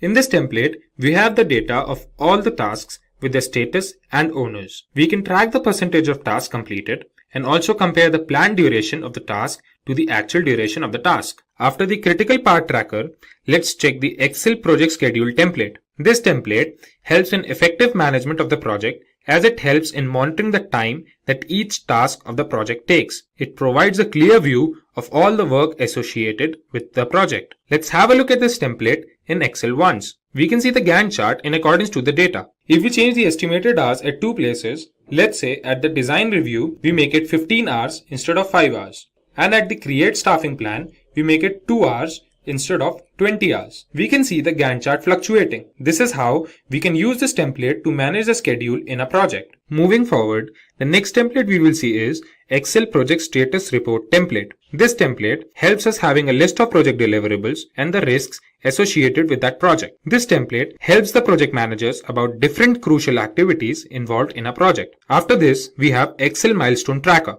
The milestone tracker helps us in tracking or monitoring different tasks in a project. Project managers use this template to monitor the project performance with respect to the timelines. The last template we will see is Excel Project Planner. Excel Project Planner includes a list of tasks with the respected owners along with the start date and the end date of that task. This helps in monitoring each task and comparing the estimated task date with the actual ones. Let's have a look at this template in Excel. We can see the Gantt chart with respect to the data entered. Let's make changes at several places in the data. We can make this 22 to 24. We will make this 23 go to 2. And we can make this 5th September go to 15th September. And when we make the changes, we can realize the Gantt chart is fluctuating. So this is how we can use this template to plan a project effectively and efficiently. In this lesson, we will focus on project time management. Let us begin with the objectives of this lesson.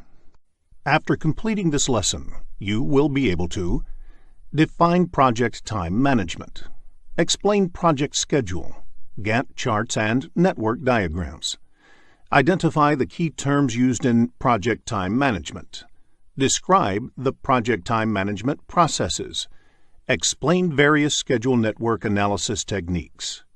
In the next screen, let us take a quick look at the project management process map. There are 47 processes in project management grouped into 10 knowledge areas and mapped to 5 process groups. In this lesson, we will look at the third knowledge area, that is, project time management and its processes. Let us begin with the first topic of this lesson, project time management. The purpose of project time management is to ensure that the projects get completed on time. This knowledge area is primarily concerned with developing a project schedule and ensuring that project goes as per the agreed schedule. If there is a need to change the project schedule, the change should happen by following a proper change control procedure. Another term used in the PMP examination is Schedule Management Plan. Schedule Management Plan is part of the Project Management Plan and has information on the planned project schedule and its management and control. Let us discuss the key activities of project time management in the next screen.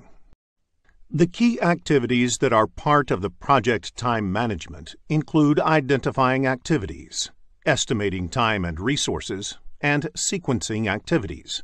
It is important to identify a list of activities that would be a part of the project. Next, an estimation of time and resources required for completing the identified activities are done. Finally, these activities need to be sequenced as per the dependencies. In the next screen, let us discuss project schedule. Project schedule represents the time dimension of the project plan and has information like when the project would start, when each of the project activities would happen, in what order the project activities would happen, when project would be completed, etc. Usually, software system is used to develop the project schedule. The project team can enter the list of activities in the software, as well as their dependencies, and the software can produce the project schedule as the output. Microsoft Project is the most popular tool used for project schedule development. Generally, project schedule is considered similar to project management plan. Project management plan is different from project schedule. Project management plan not only has information about the project schedule, but also other important project-related plans, like risk management plan, cost management plan, etc. Let us focus on Gantt chart in the next screen. Gantt chart is a type of bar chart that illustrates a project schedule. It shows the dependencies between the project activities as well as their percent completion. A sample Gantt chart is shown on the screen. 2 summary elements of the work breakdown structure are depicted.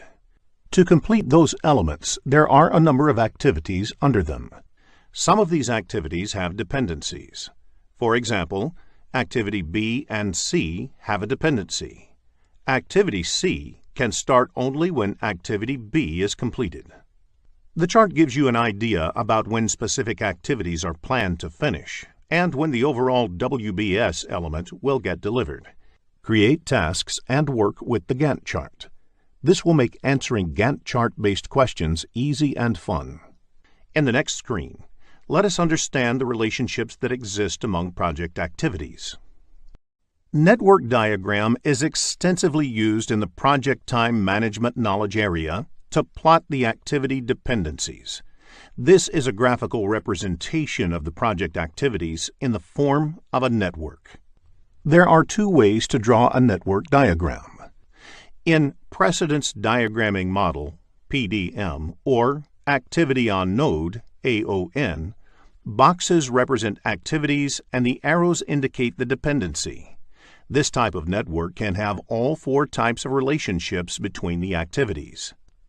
In Arrow Diagramming Model, ADM, or Activity on Arrow, AOA, the arrows represent activities. The relationships and sequences can be inferred from the direction of the arrows and linkages between the activities. In such types of network, only finish-to-start relationships can be shown. Such diagrams may need to make use of dummy activities to indicate some dependency between the activities. There may be questions in the PMP exam based on the network diagram, so create and work with the diagram. This will make answering network diagram-based questions easy and fun. In the next screen, let us look at a network diagram. A sample network diagram is shown on the screen. Activities A and C can happen in parallel. B and D require both A and C to complete, whereas E requires both B and D to complete. Activity on arrow network diagram makes use of hammock activities. They are used to show a comprehensive summary activity combining several other activities underneath for control and reporting purposes. In the next screen, let us look at a few important terms in time management. When a successor activity can start before the predecessor activity can complete, it is considered lead. For example, you can start preparing the test environment 2 weeks before the development activity finishes. When the successor activity has to wait for a few days after the predecessor activity has been completed, it is considered lag. For example, one needs to wait for 2 days for the foundation to settle before work on the pillars for the next floor starts. Rolling wave planning is an iterative planning technique in which the work to be accomplished in the near term is planned in detail, while the work in the future is planned at a higher level. It is a form of progressive elaboration. In the context of estimating techniques, analogous estimating is based on the previous project data. Therefore, if the last 5 similar projects took 6 months to complete, the next one will also take 6 months. This technique employs expert judgment. Another estimating technique is parametric estimating. This technique uses a mathematical model to calculate projected time for an activity based on the historical records from previous projects and other information.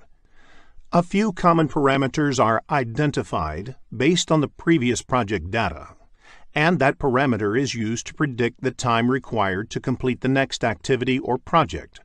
For example, you can normally complete 10 kilometers of highway construction lanes a week.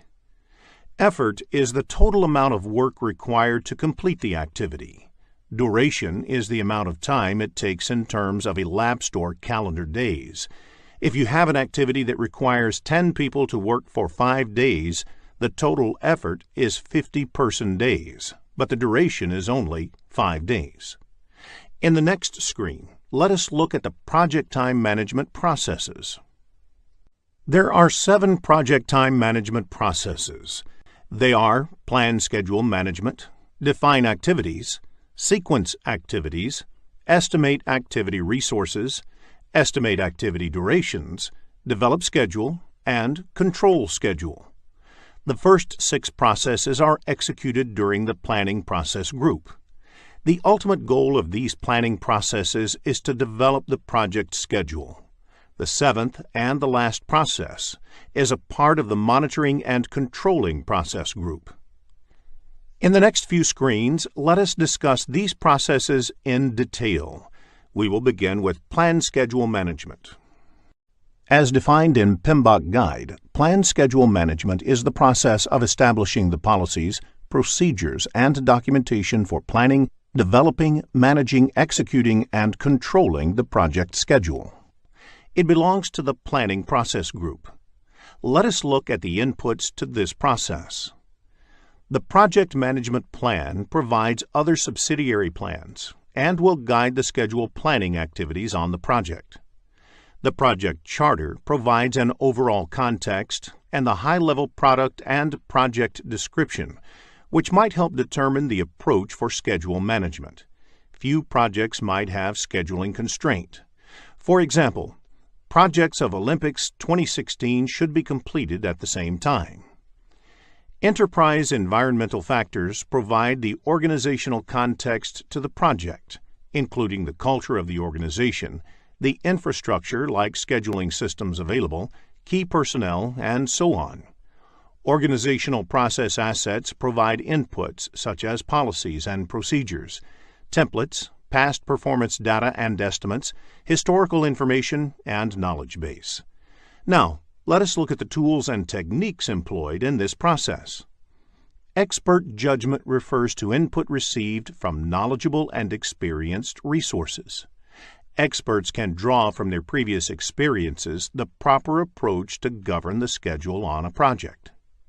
Meetings may be organized to determine the schedule management plan. Anybody responsible for the project schedule management, such as the project manager, sponsor, customer, and other stakeholders, must attend these meetings. Several analytical techniques may be used to determine the schedule management plan. These may include different planning approaches and philosophies, such as rolling wave planning, or different scheduling software that allowed to build what-if scenarios, and study the effect of advanced scheduling techniques like leveling, fast tracking, and crashing. Now, let us look at the outputs of this process.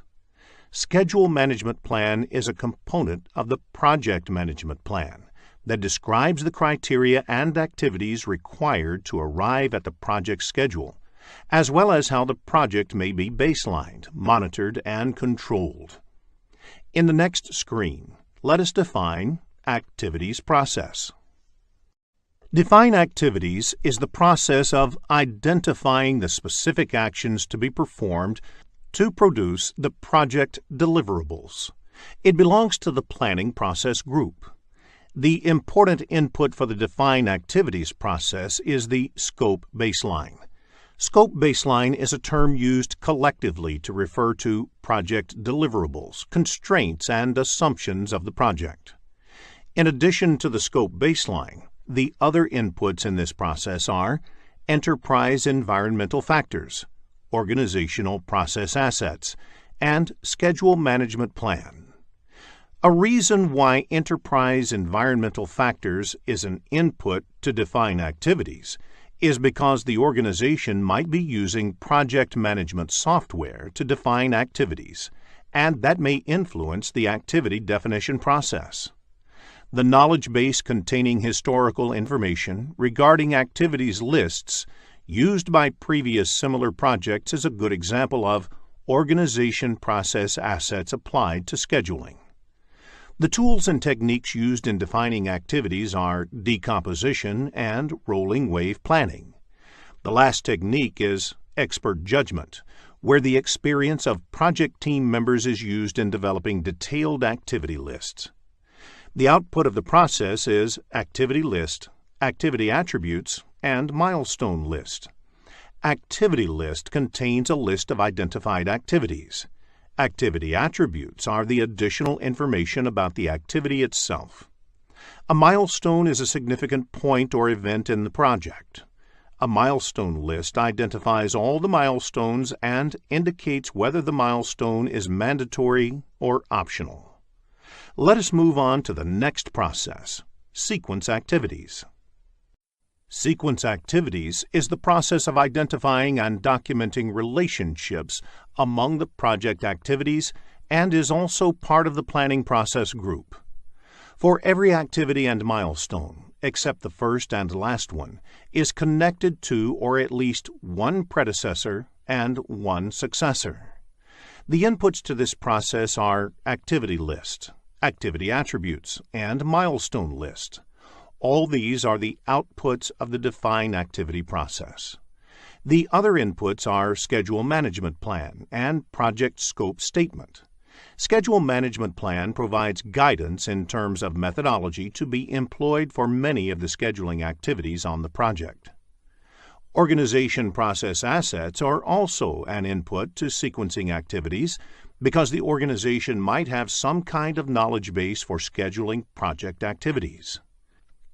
The enterprise environmental factors relevant to this process may be scheduling tools in use, project management information systems, work authorization systems, etc. One of the important tools and techniques used in sequencing activities is the precedence diagramming method. In this method, the activities are drawn on a network diagram and all the different kinds of dependencies between the activities are determined. While determining activity dependency, it is important to identify the type of relationship or dependency between the activities. The other technique is leads and lag, which is widely used for sequencing activities. The output of the process is the project schedule network diagram, which is a graphical representation of the project activities in a form of network, which also shows the activity dependencies.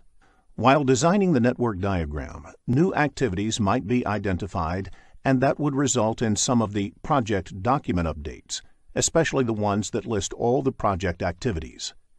In the next screen, let us look at the Estimate Activity Resources process. After sequencing the activities, the next step in project time management is estimating the resources required to accomplish each of the identified activities. Estimate Activity Resources process also belongs to the Planning Process Group. Here, resources do not mean only the human resources, but includes all other resources like equipment, raw materials, machinery, etc. Schedule Management Plan is the first input. Schedule Management Plan provides guidance in terms of methodology to be employed for many of the scheduling activities on the project. The other inputs to this process are an activity list and activity attributes that are the outputs of the time management processes. Risk Register is another input. Risks to the project may influence the decisions about the resources that need to be deployed. Hence, Risk Register becomes an input to this project. In addition, activity cost estimates are another input. Cost and resource estimates on a project are interrelated and influence each other. For example, the cost might dictate the number and type of resources that can be employed, or the time might dictate the cost that may need to be incurred. Along with this, the resource calendar is also an important input because it has the information about the availability of each of the resources. Some of the enterprise environmental factors that can influence estimating activity resources are availability of required resources within the organization. The organizational process assets is also an important input, as the organization might have standard policies for staffing or for hiring contractors on the project. With all these inputs available for estimating activity resources, there are various techniques used for estimating the required resources. The first technique is using expert judgment. In this technique, an expert in resource planning and estimating can estimate each of the activities. The next technique used is alternative analysis. In this, the activities are analyzed to identify different ways of completing them. This is to ensure only the required resources are assigned to each of the activities. This helps in resource optimization. Along with the two techniques, many organizations routinely publish their estimating data, and this could be used in activity resource estimation. Another technique that is routinely used in activity estimation is bottom-up estimating, which is decomposing the activity further down to understand it in more detail and estimating at that level. Later, all such estimates are added to arrive at the estimate of the activity. In real projects, one has to use all to estimate each of the activities. Sometimes, the project management software also helps in estimating.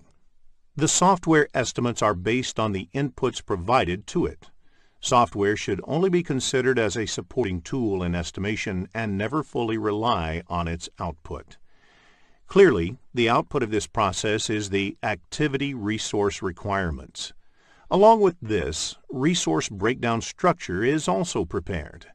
The resource breakdown structure is the categorization of all the required resources in various categories. That is, human resources, equipment, raw materials, etc. In the process of estimation, several other project documents may also be updated. For example, the resource estimates are directly correlated with cost estimates. Let us now move on to the next process, estimate activity durations. The next process is to estimate the duration required to complete each of the activities. The duration estimation should be done by someone who is familiar with the project. For example, the same activity, if done by a high-skilled resource, would take less time compared to a less skilled resource. This may vary regardless of the resource used due to the project requirements. In addition, the activity duration estimation should be updated continuously as you move ahead with the project, because as the project progresses, there will be more clarity on the project. The inputs of this process are similar to the ones in Sequence Activities process. Schedule Management Plan is the first input. Schedule Management Plan provides guidance in terms of methodology to be employed for many of the scheduling activities on the project. For instance, it may contain information about the estimation techniques to be employed and the people who need to be involved in the estimation process. Activity Resource Requirements is also an input to this process because resources assigned to an activity would significantly affect the activity duration. That is, the lower-skilled resources would take more time than the high-skilled resources. The other inputs include Activity List, Activity Attributes, and Resource Breakdown Structure. Resource calendars are also an input to this process. The type and skill set of resources available to the team may have an impact on the time it would take to complete the activities. Risks to the project may influence the decisions about the time required to complete the activity. Hence, Risk Register becomes an input to this process. The Project Scope Statement defines the constraints and assumptions affecting the project duration. An example of enterprise environmental factor that can affect duration is organization's productivity metrics, which is collected based on the experiences from multiple projects. The last input in this process is Organizational Process Assets. Now, let us look at the tools and techniques used for estimating activity durations. First is the expert judgment, which means using previous project experiences in estimating the current project duration. This can be used with other estimation techniques and used to reconcile differences if different techniques result in different estimates. Three-point estimating is a method where 3 estimates are used instead of 1. It is part of a project management philosophy known as Program Evaluation and Review Technique. PERT.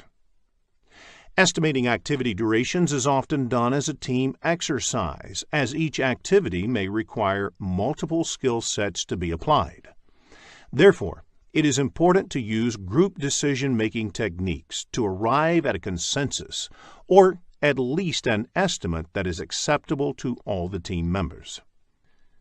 Reserve analysis adds buffer into the project schedule to deal with any uncertainty. The contingency reserve may be added as a percentage of the activity duration or fixed number of work periods.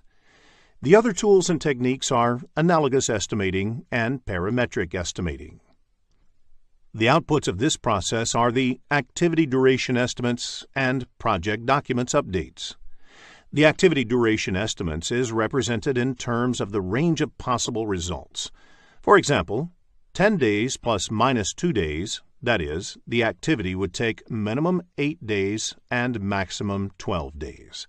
In the next screen, let us look into a business scenario to understand this concept better. After reading the problem statement, click the Solution button to look at a possible answer. Develop schedule is the process of analyzing activity sequences, durations, resource requirements, and schedule constraints to create the project schedule. It belongs to the planning process group. Generally, scheduling software is used for developing the project schedule. Entering the activities, durations, and resources into a scheduling tool generates a schedule with planned dates for completing project activities. Developing a project schedule is an iterative process. Revising and maintaining a realistic schedule is a task in itself, and it continues throughout the project as the work progresses. The most of the inputs of this process are the outputs of estimate activity durations process. They are Risk Register, Project Scope Statement, Project Staff Assignments, Resources Calendars, Organizational Process Assets, Enterprise Environmental Factors, Schedule Management Plan, Activity List, Activity Attributes, Project Schedule Network Diagrams, Activity Resource Requirements, Resource Breakdown Structure, and Activity Duration Estimates. Various tools and techniques are used to develop schedule process. Schedule network analysis is a technique that generates project schedule. It employs various analytical techniques such as critical path method, critical chain method, modeling techniques, and resource optimization techniques to create the project schedule.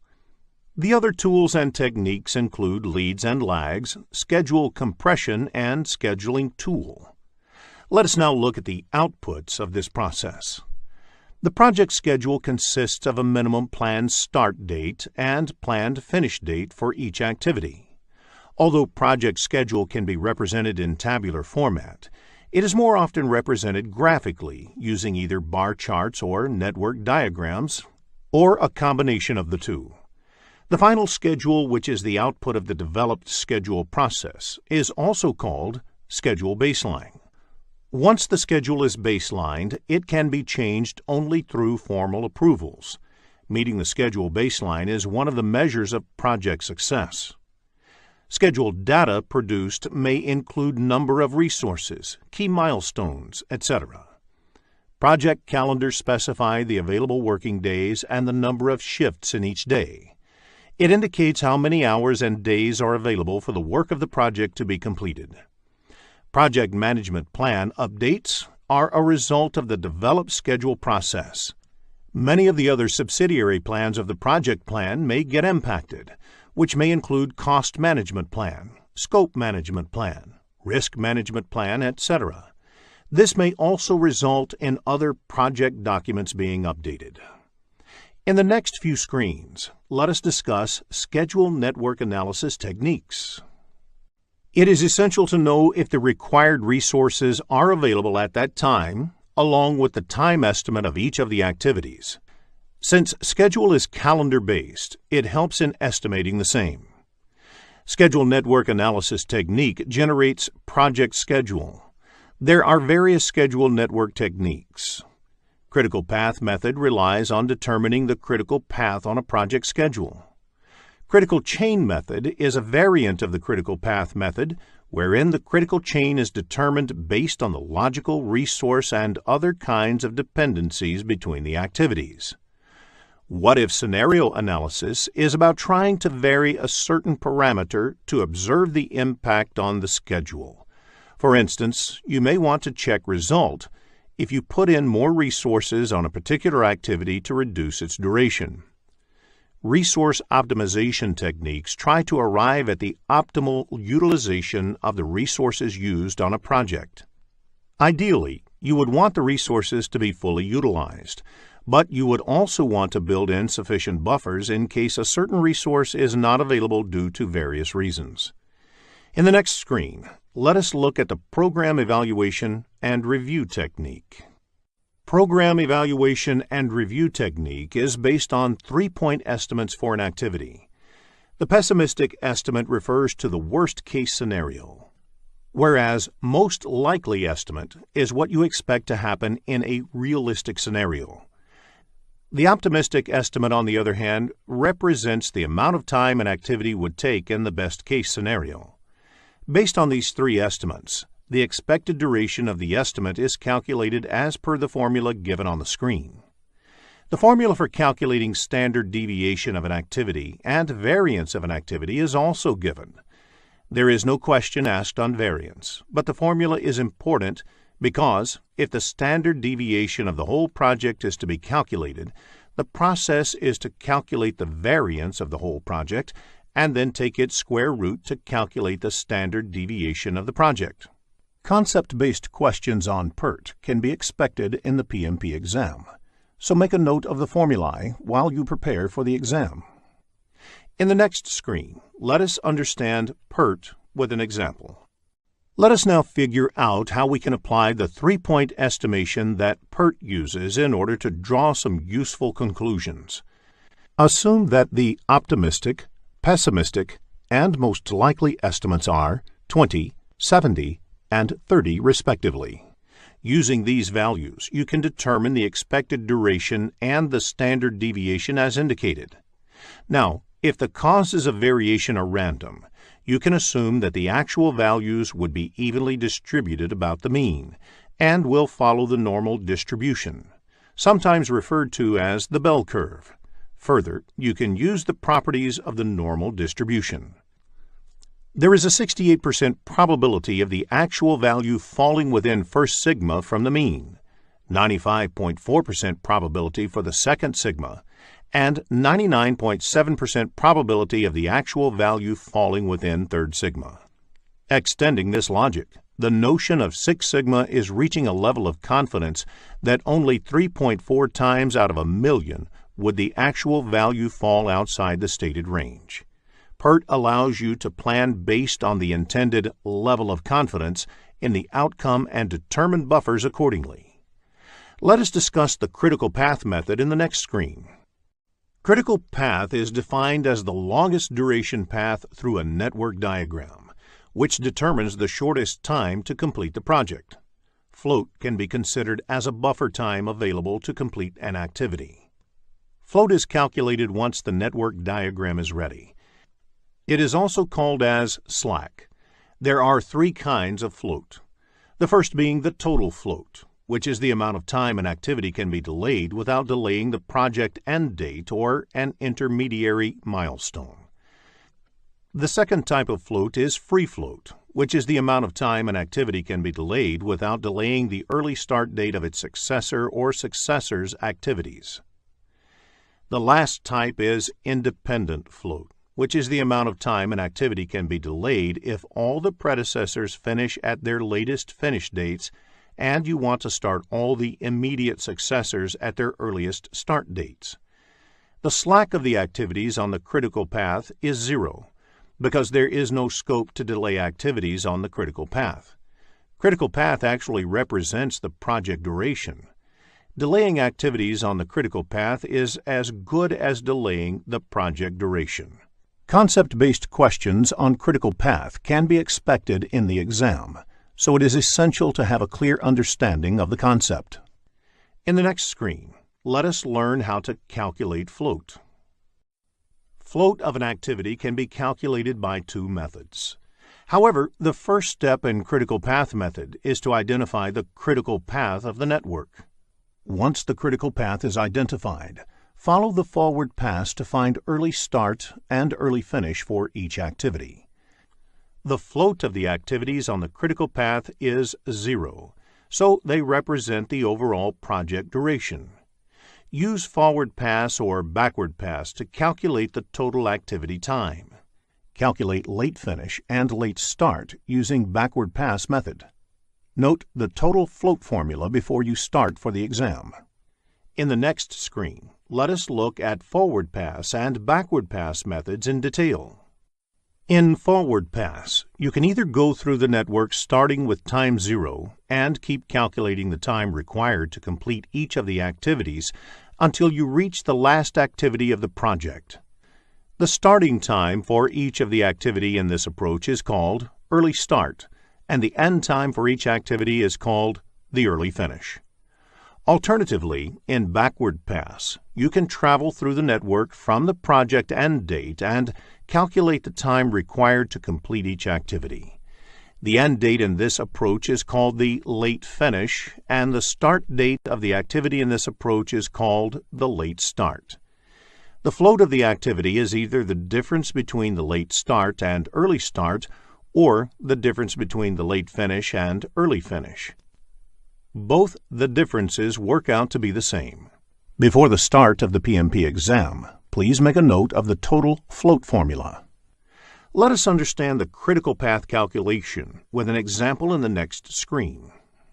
Let us look at an example for critical path. There are 5 activities in this project and 2 paths in the network diagram. Start 1, 2, 4, 5, end is one path, and start 1, 3, 5, end is the second path. Since the duration of the path start 1, 2, 4, 5, end is 18 days, which is more than the duration of the path start 1, 3, 5, end, the critical path of the project is start 1, 2, 4, 5, end. Let us take activity 3 as an example. First, calculate the early start and early finish dates. Activity 3 can start only after Activity 1. Since the early finish of Activity 1 is 3, it becomes the early start of Activity 3. Activity 3 cannot start earlier than 3 because Activity 1 can be completed only by then. Therefore, early start of Activity 3 is 3, since the duration of the activity is 4 days. The early finish of Activity 3 is 3 plus 4 equals 7 days. Now, let us calculate the late start and late finish of Activity 3. Late start of Activity 5 is 14 days. The Activity 3 happens just before Activity 5, so the late finish of Activity 3 is 14 days. To calculate the late start, you can subtract the duration from late finish. Therefore, the late start of Activity 3 is 14 minus 4 equals 10. In the next screen, let us focus on schedule compression. Look at the 4 activities in the table. The normal cost of executing each of the activities, as well as how much each of the activities can be crashed, is also provided. Which activity would you crash to reduce the project time by 1 day?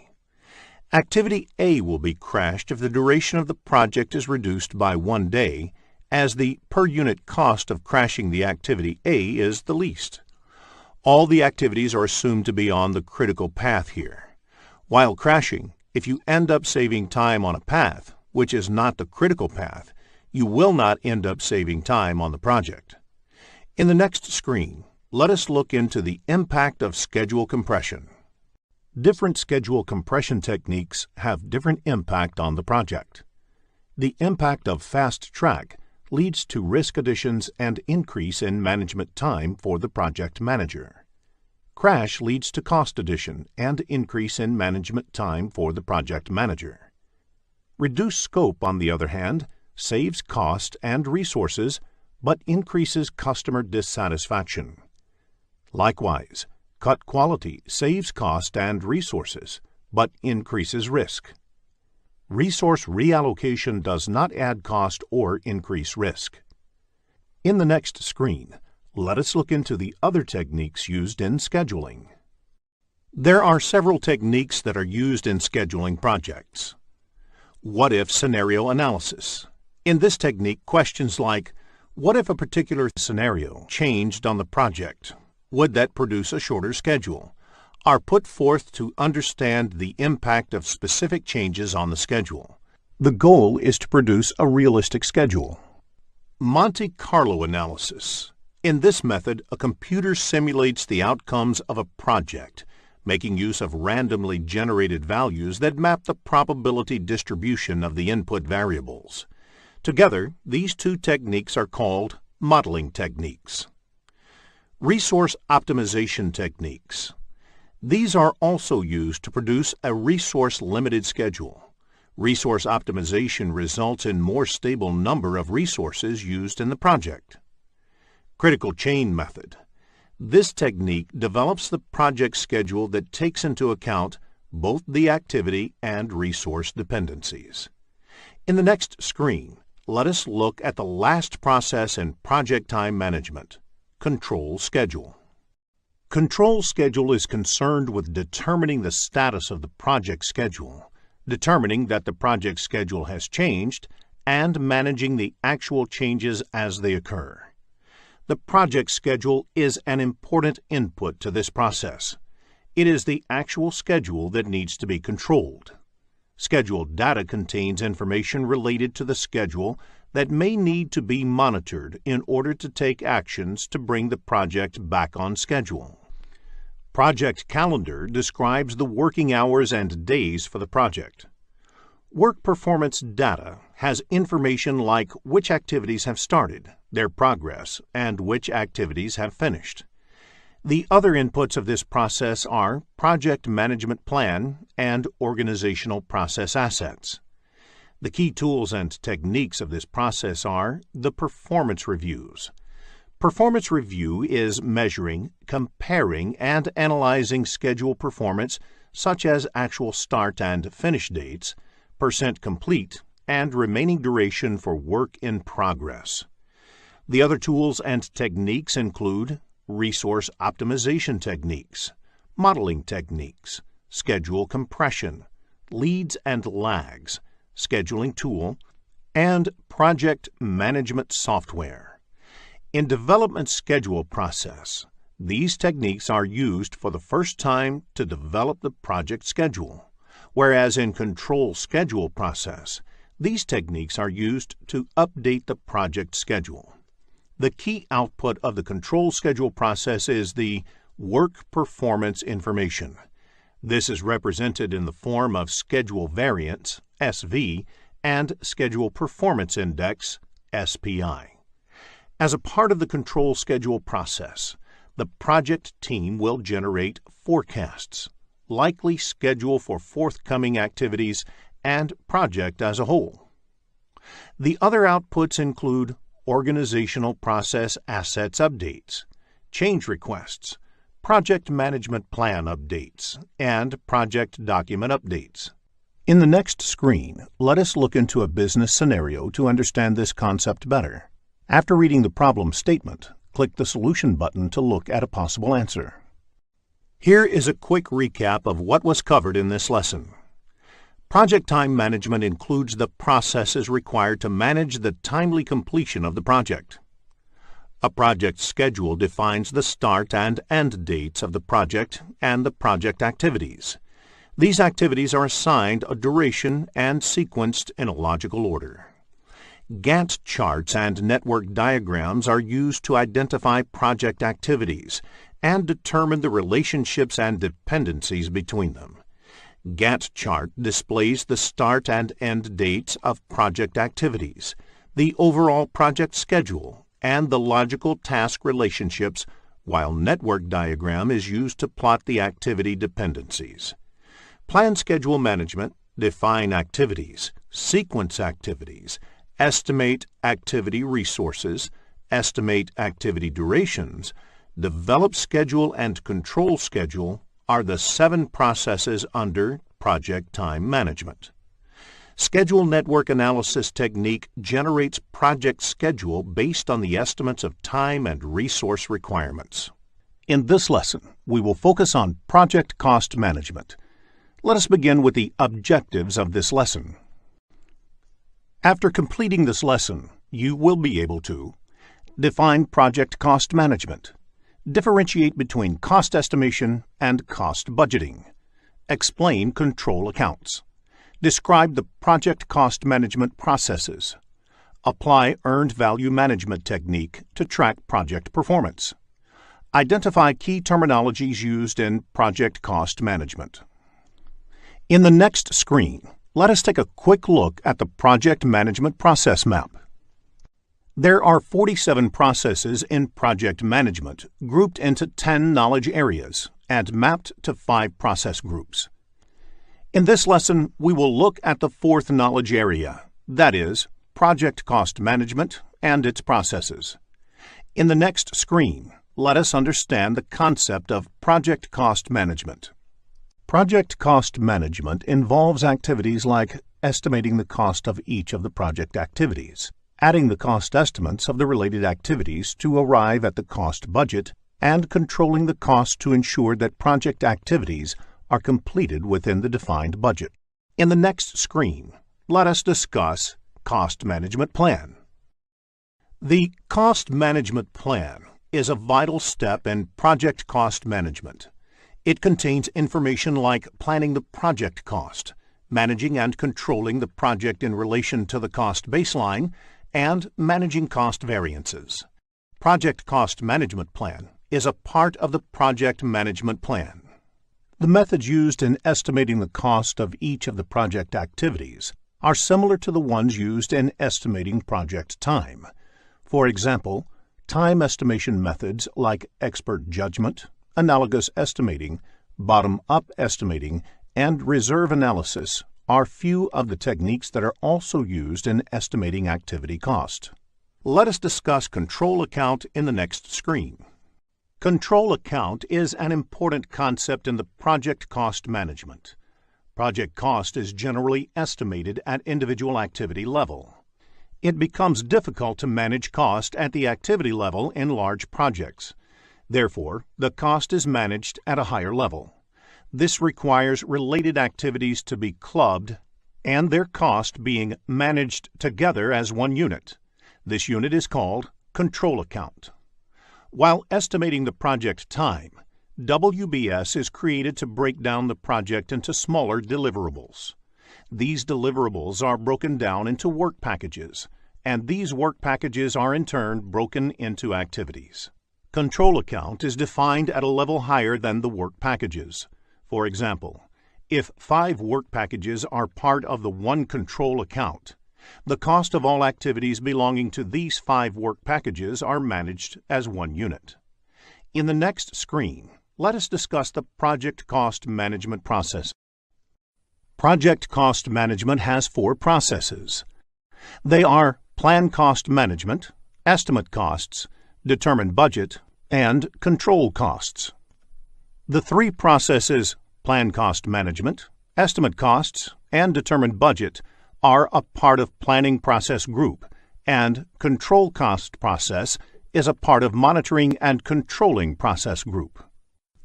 Let us look at each of these processes in detail. Let us begin with the first process, that is, plan cost management, in the next screen. Managing costs on a project is a critical exercise. If the activities are planned well, it becomes easier to achieve harmony with the overall cost and budget of the project. Plan cost management is the process of establishing the policies, procedures, and documentation for planning, managing, expending, and controlling the project costs. Let us look at the inputs required for this process. The Project Management Plan provides other subsidiary plans and guides the cost planning activities on the project. The Project Charter provides an overall context and high-level product and project description, which help determine the approach for cost management.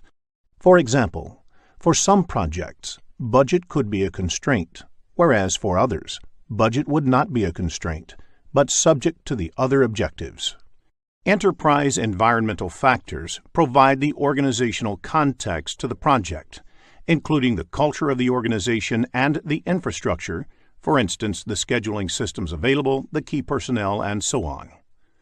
Organizational process assets provide inputs such as policies and procedures, templates, past performance, data and estimates, historical information, and knowledge base. Now, let us look at the tools and techniques employed in this process. Expert judgment refers to input received from knowledgeable and experienced resources. Experts can devise an approach to govern the costs on a project by using their previous experiences. Meetings may be organized to determine the cost management plan. Everyone responsible for the project schedule management, such as the project manager, representatives from the appropriate accounting or financial organization, sponsor, customer, and other stakeholders must attend these meetings. Several analytical techniques may be used to determine the cost management plan. These techniques help to map the impact of various decisions on cost. For example, how do risk management processes impact cost, etc. Cost management plan is the primary output of this process. It establishes the units of measure, levels of precision, organizational process links, control accounts to be used, rules for performance measurement and reporting, frequency and methodology of monitoring the costs, and various other details that lay the overall framework for cost management on a project. In the next screen, let us discuss the second process under project cost management. Estimate cost. Estimate cost is the approximation of the monetary resources required to complete a project activity. Cost of a specific activity is estimated based on the information available at that point of time. As the project team gets more information about the project, the activity cost estimation may change. Let us look at the inputs of this process. Scope baseline is the most important input as it details out the project scope of work. Along with that, project schedule is also important. This contains information like when and which resource is required for the project.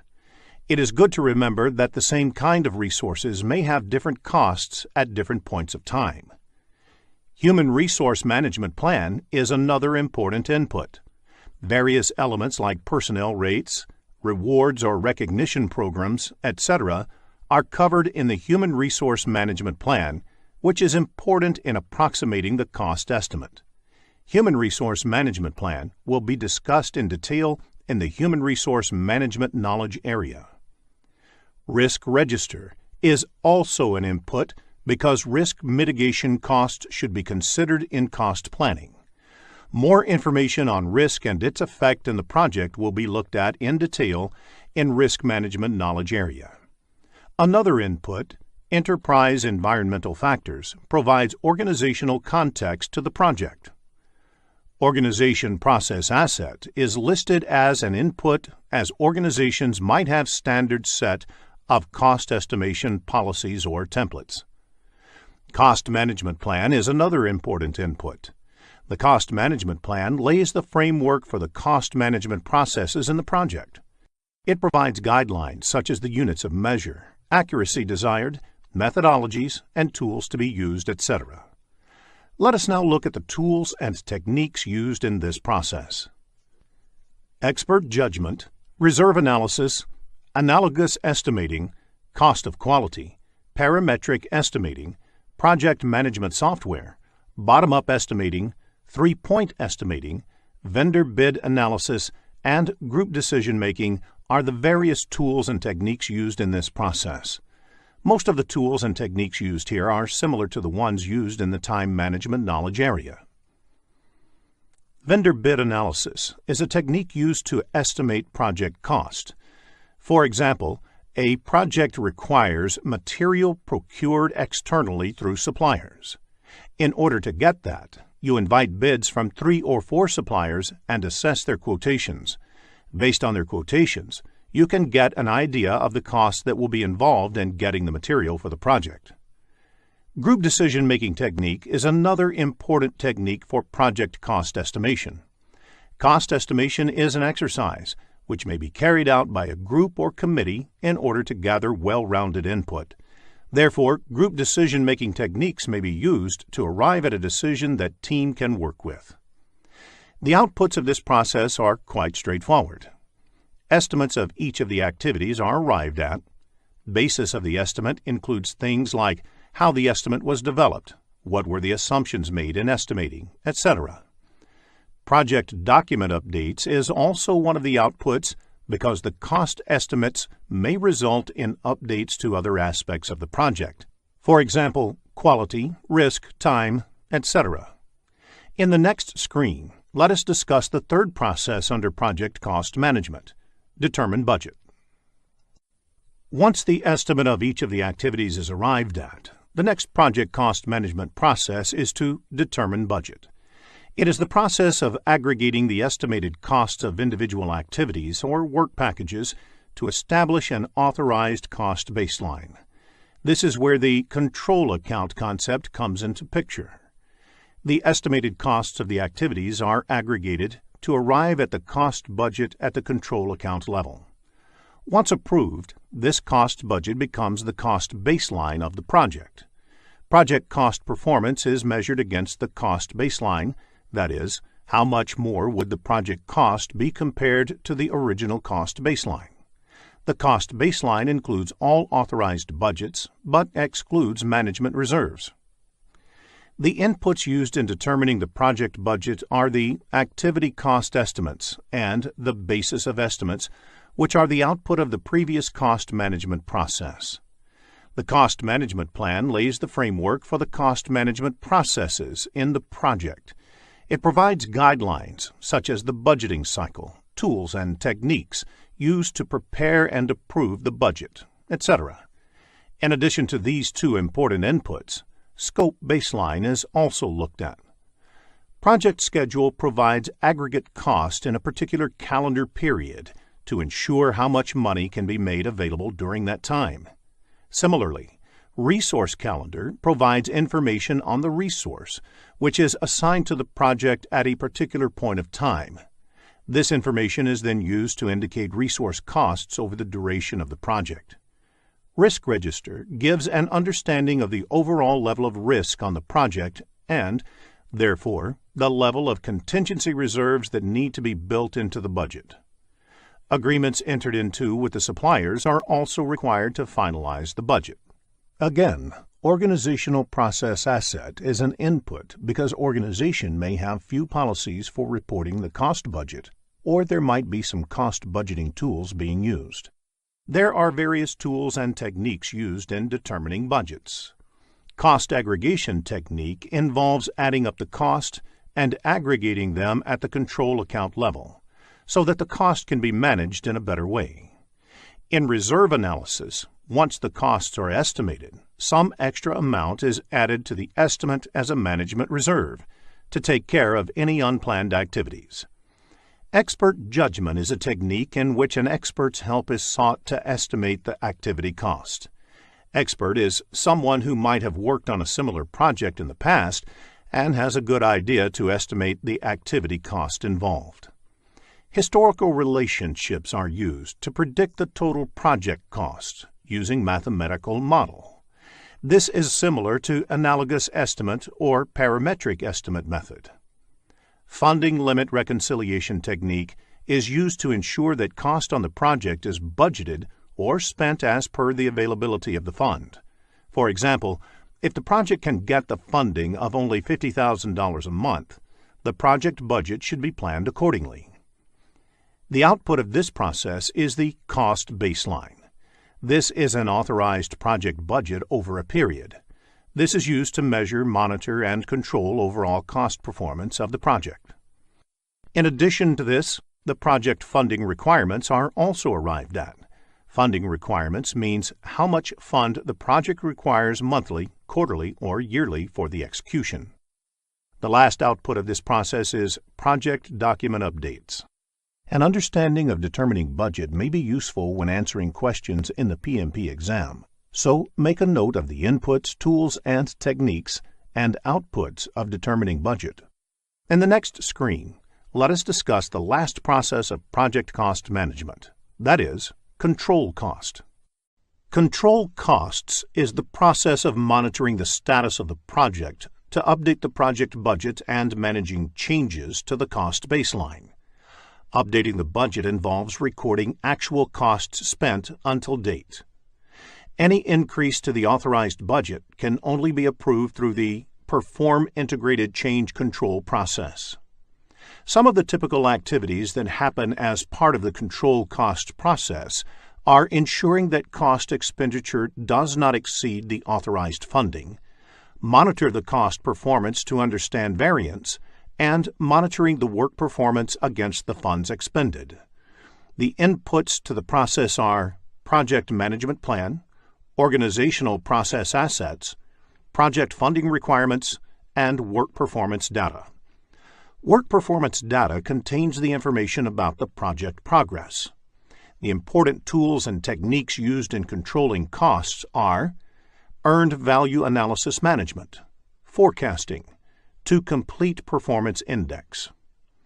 Other important aspects of controlling costs are the Review the Performance, Analyze the Reserves to make sure the project has enough budgetary reserves to meet the expenses, and Project Management Software, which helps in tracking and managing costs. Now, let us look at the output of this process. The key outputs of this process are work performance information in terms of cost variance, CV, schedule variance, SV, and earned value, EV, and forecasts about the cost performance. This process may also result in change requests arising out of cost control measures, as well as updates to project documents, the project management plan, and organizational process assets. Business scenario-based questions on project cost control can be expected in the exam, so if you have questions on these concepts, get them cleared as that will help you score higher. In the next screen, let us learn about Earned Value Management and its related terms. Earned value technique is an excellent way to track the project progress against the project plan. It is a method of measuring the project performance objectively and comparing it against the project baseline. Results from an earned value analysis indicate deviation of the project from cost and schedule baselines. Baseline is the initial approved value along with approved changes. Therefore, schedule baseline is the first approved project schedule along with approved changes. There are various terms used in earned value technique. Planned value is the authorized budget assigned to the scheduled work. Earned value is the work performed in terms of budget authorized for that work. Actual cost is the cost incurred in work performed. Budget at completion is the budgeted amount for the total work. Estimate at completion is the expected total cost for the project. Estimate to complete is the expected cost to finish all the remaining project work. Variance at completion is the projected budget surplus or deficit at the end of the project. All the parameters displayed on the screen are measured in terms of cost. You may come across business scenario-based questions on earned value management in the PMP exam, so ensure that you develop a clear understanding of this topic. Let us look at an example of a planned value in the next screen. Planned value is the estimated value of the work planned. This value is measured in terms of currency, say dollar. If the planned value is $340, then the work planned is worth $340. How do you calculate earned value? The solution is add the budget allocated to each of the activities that have been completed at the point of time. The resulting value is the earned value. In the next screen, let us look at the formula used to calculate earned value. In cost variance, negative means the project is over budget. Positive means the project is under budget. Similarly, in schedule variance, negative means the project is behind schedule, whereas positive means the project is ahead of schedule. The value of the next two parameters, Cost Performance Index, CPI, and Schedule Performance Index, SPI, values vary between 0 and 1. For example, a CPI of 0.8 implies that 80 cents of work is obtained for every dollar spent in the project. Similarly, if SPI is 0.9, it implies that project is progressing at only 90% of the speed originally planned. The next parameter is Estimate at Completion, or EAC. There are different ways of calculating the EAC value. The method used depends on how the cost and schedule variances are expected to play for the rest of the project. BAC by CPI is used if you expect that the current cost performance will continue until the end of the project. AC plus BAC minus EV is used if you expect that the rest of the project will be managed at the budgeted rate. AC plus BAC minus EV by the product of CPI and SPI is used if you want to factor in the impact of the cost as well as schedule variances. AC plus ETC is used if you want to re-evaluate the project based on a forecast value for the estimated cost of the remainder of the project. The next parameter is Estimate to Complete, or ETC, which is the cost of project from this point to the end. This is calculated by subtracting the actual cost from the estimate at completion. In addition, variance at completion can be calculated by subtracting the estimate at completion from the budget at completion.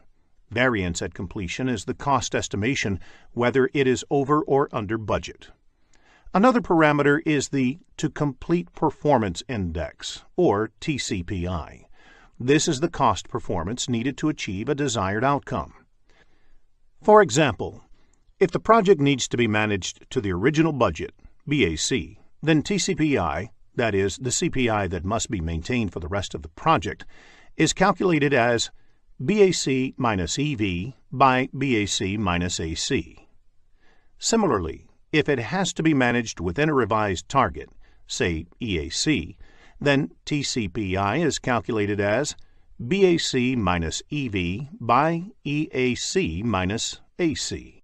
Before the start of the PMP exam, please make a note of the formulas of earned value technique. In the next screen, let us look into a business scenario to understand this concept better. After reading the problem statement, click the Solution button to look at a possible answer. Let us take the example of a software development project. There are 4 phases, and each phase takes a month to complete and is expected to cost $10,000.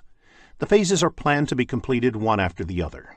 The status of the project at the end of the month 3 is summarized in the table. Requirements definition is completed and actual spending on this is $10,000. Architecture and design is done and actual spending on this is $12,000.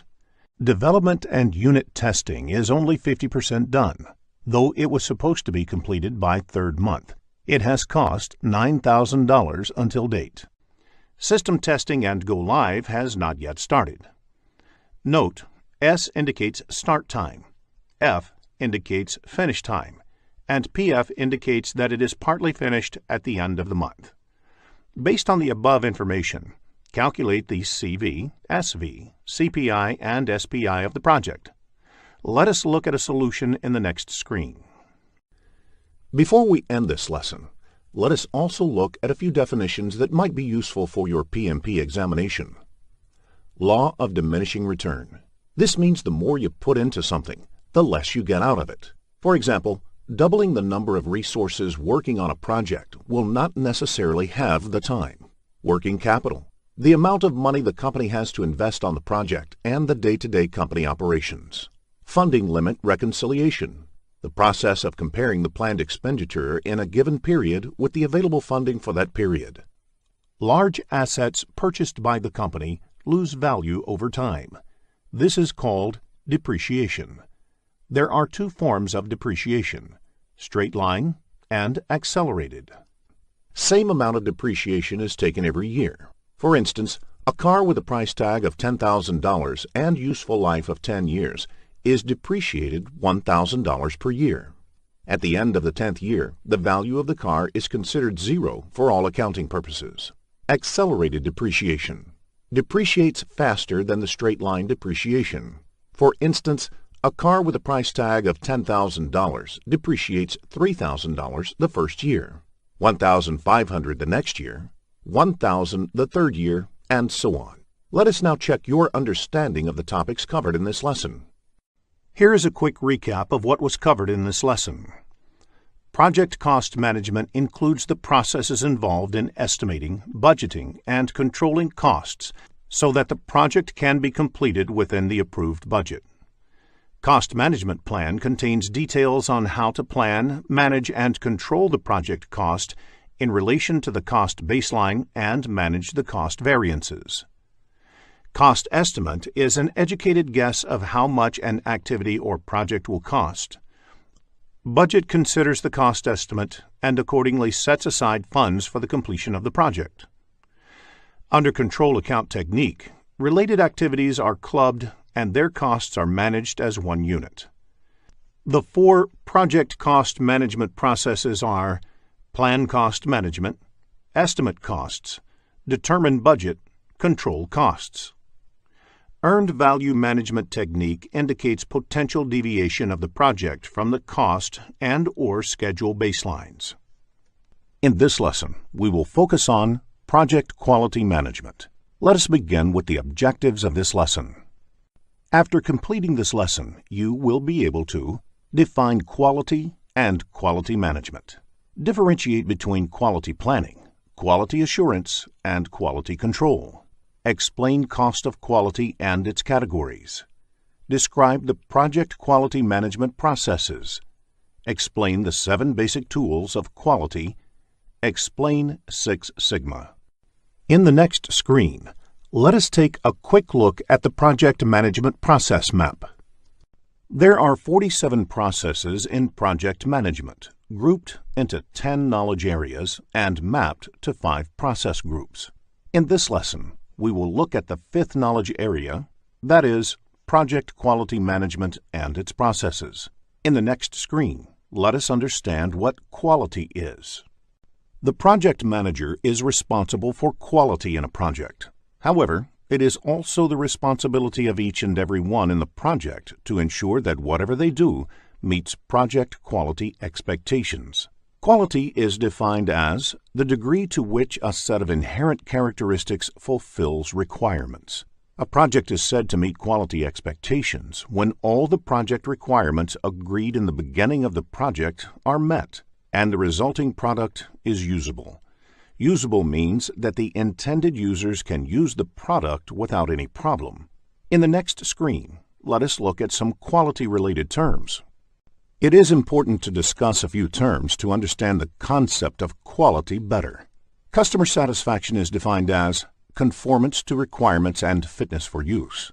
It is important to understand the subtle distinction between quality and grade. Grade is a classification based on technical characteristics. Low quality is always a problem, but low grade may not be a problem. Rather, it would be a matter of choice. Similarly, it is important to understand the distinction between precision and accuracy. Precision is the granularity of measurement. That is, how fine-grained can you measure the outcome. Accuracy is how correct you are. That is, how close you are to the desired value. In the next screen, let us understand the concept of optimal level of quality. Quality comes at a cost.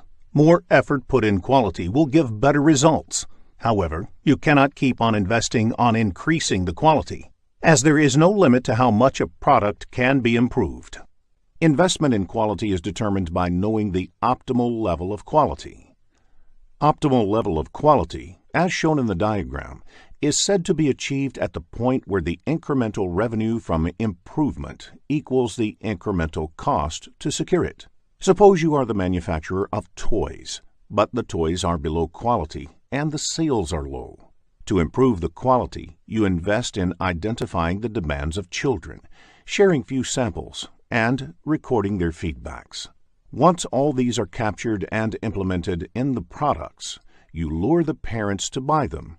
As the investment is increased to manufacture good quality toys, the cost will therefore increase, and it might become prohibitive for parents to buy. Optimal level of quality is reached at a point where you get maximum number of buyers for the toys manufactured. Now that we are clear on the concept of quality, in the next screen, let us discuss quality management. Quality management involves performing activities like creating standard policies and procedures, and ensuring that those standard procedures are being followed properly in the project. It aims to ensure that project meets all the initial agreed requirements without any deviation, and that the specified approach to quality is implemented on the project. 3 broad activities are done as part of quality management. They are quality planning, quality assurance, and quality control. Quality planning is the first step when quality-related activities of the project are planned. Quality assurance is the next stage of implementing those quality plans, and quality control is the last stage when periodic checks are done to see if project quality is improving. In the next screen, let us look into the differences between the 3 aspects of quality management. It is important to understand the different kinds of activities that come under quality planning, quality assurance, and quality control. Once the quality planning is done, the quality management plan is ready. This quality management plan has standards, templates, policies, and procedures to be followed in the project. It contains information on the level of quality being aimed and the plan to achieve that level. It is the aim of quality assurance activities to ensure that the activities planned under quality planning phase gets executed for the project. It is the task of quality assurance to determine if the project is complying with the organizational as well as project policies and procedures. This is ensured by conducting regular process audits to identify deviation from what is planned in the quality management plan. These audits are generally done by quality department of the organizations. Quality assurance focuses on the process, not on specific products. The role of quality control is to measure specific project data or results against standards to inspect and verify the project's product, defect repair, and measure whether quality indicators are improving. Quality control is about the product and data. For example, It was planned as part of quality management that project would get completed plus or minus 10% within the cost budget. 3 months back, when the measurement was done, project was over budget by 20%. When the measurement was done a day before, it was only 15% over budget. Therefore, the project has showed an improvement of 5% in the last 3 months, and it is quite likely that over the next 3 months, project may get within the planned limit of 10%. Instead of showing improvement, if the data shows cost increase, then corrective and preventative actions are required to get the project within the 10% limit. This is quality control. In the next screen, let us discuss a few quality management concepts. Let us look at some terms that are commonly used in quality management parlance.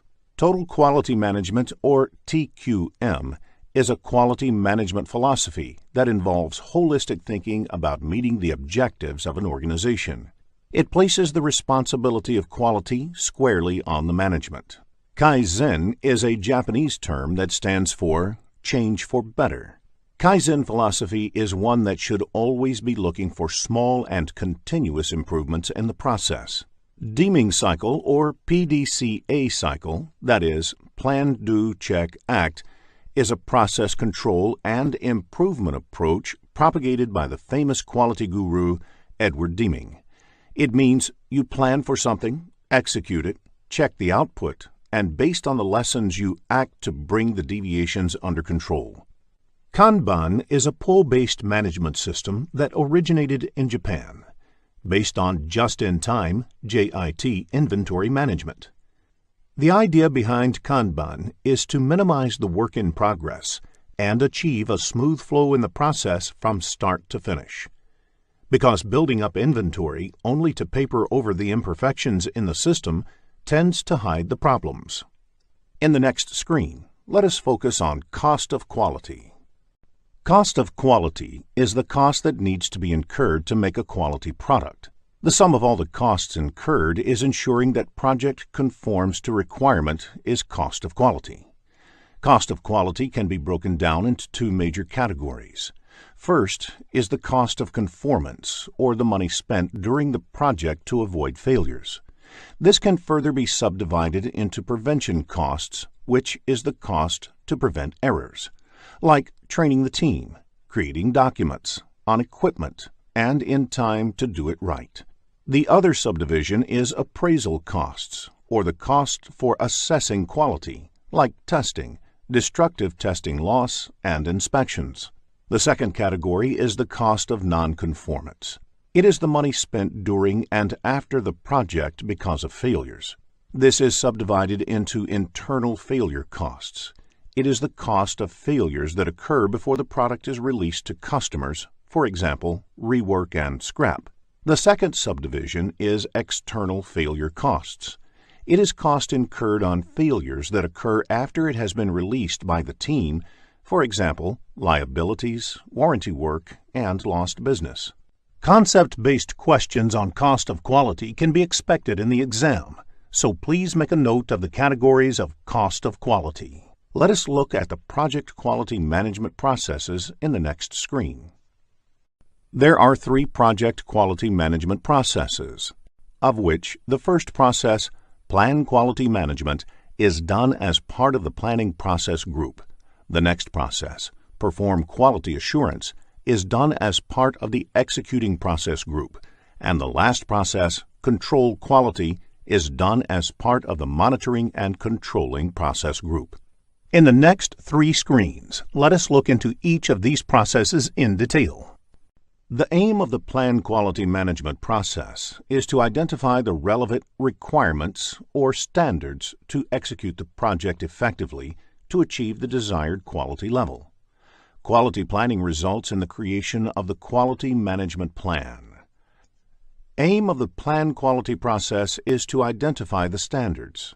A standard is an agreed-upon process to work or achieve a result. A standard can be set from within the organization or government.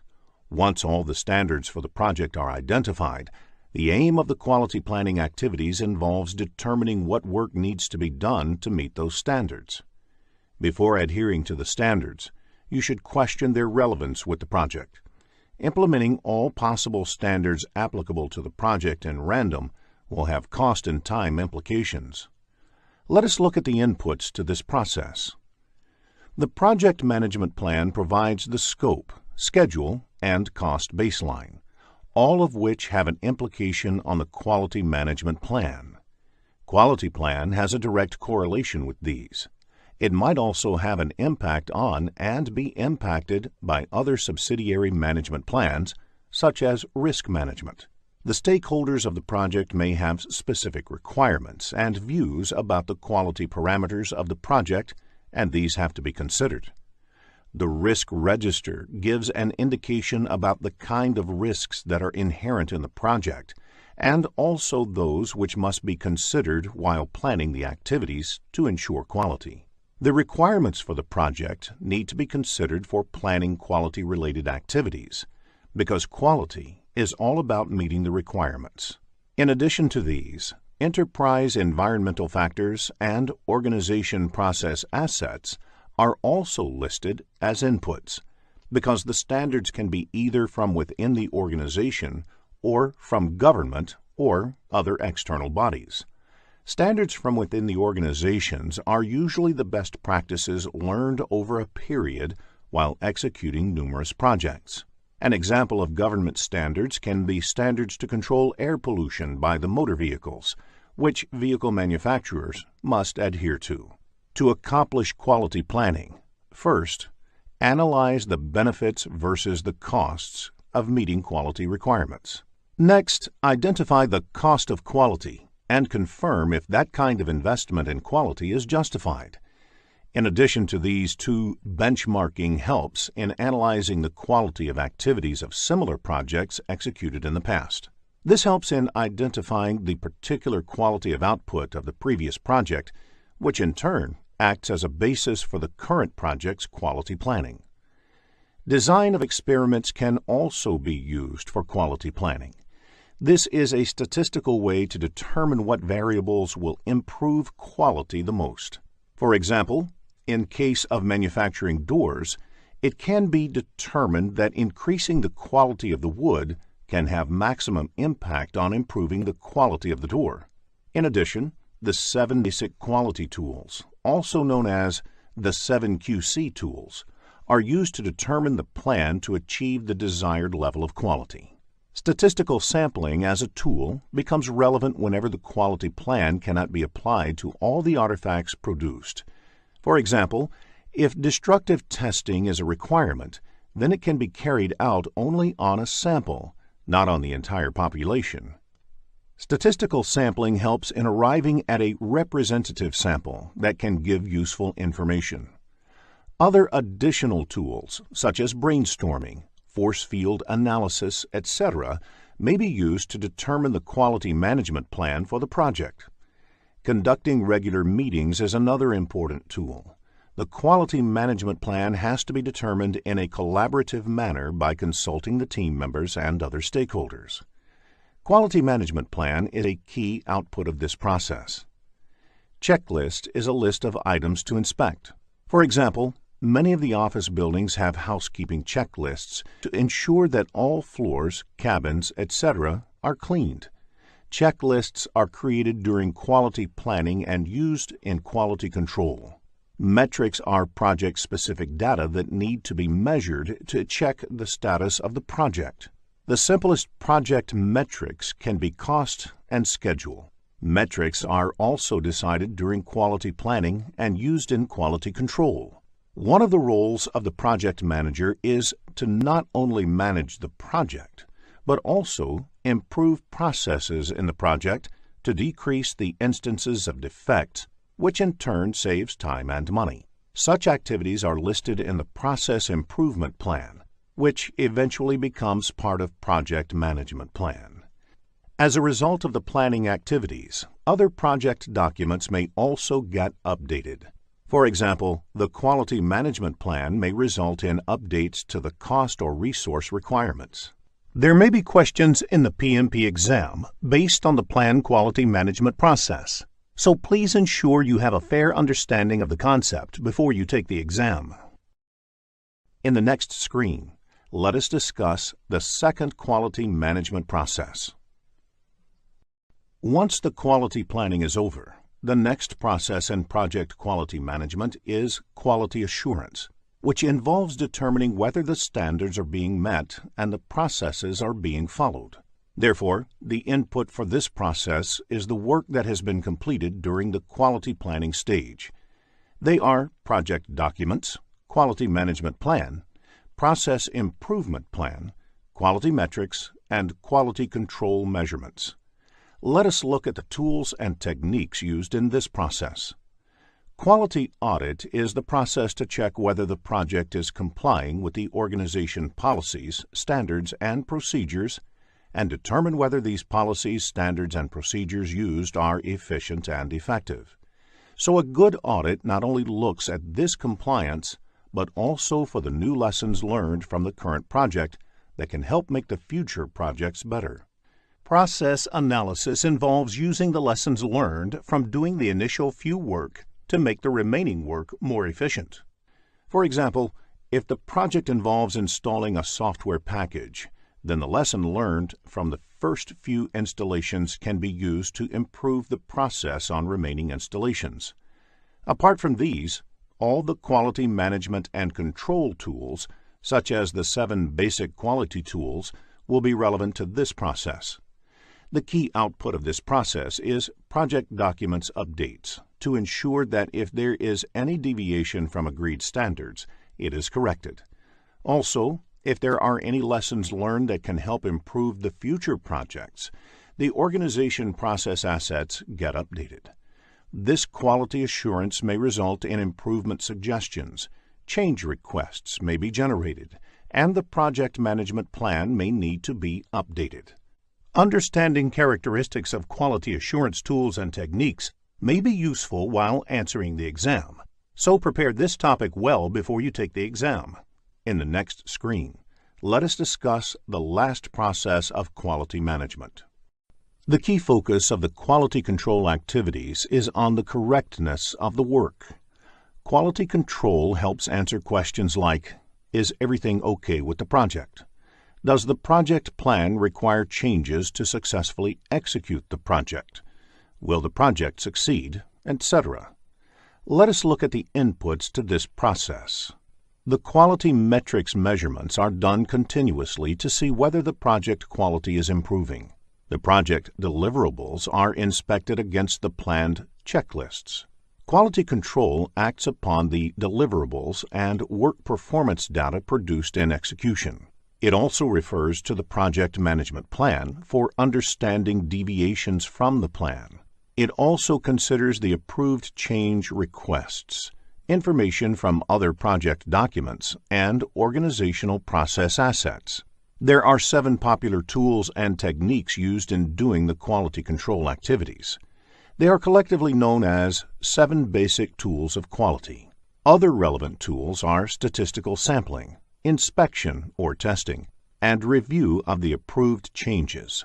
Quality control activities result in quality control measurements, the verified deliverables, validated changes, information about the work being performed, recommended changes, and updates to the organizational process assets, project management plan, and other project documents. In the next screen, let us look into a business scenario to understand this concept better. After reading the problem statement, click the Solution button to look at a possible answer. Six Sigma is a highly disciplined process that focuses on developing and delivering near-perfect products and services consistently. If large volume of data is plotted over a period of time, you would most probably have a bell-shaped graph. Such graphs are also called normal distribution graph.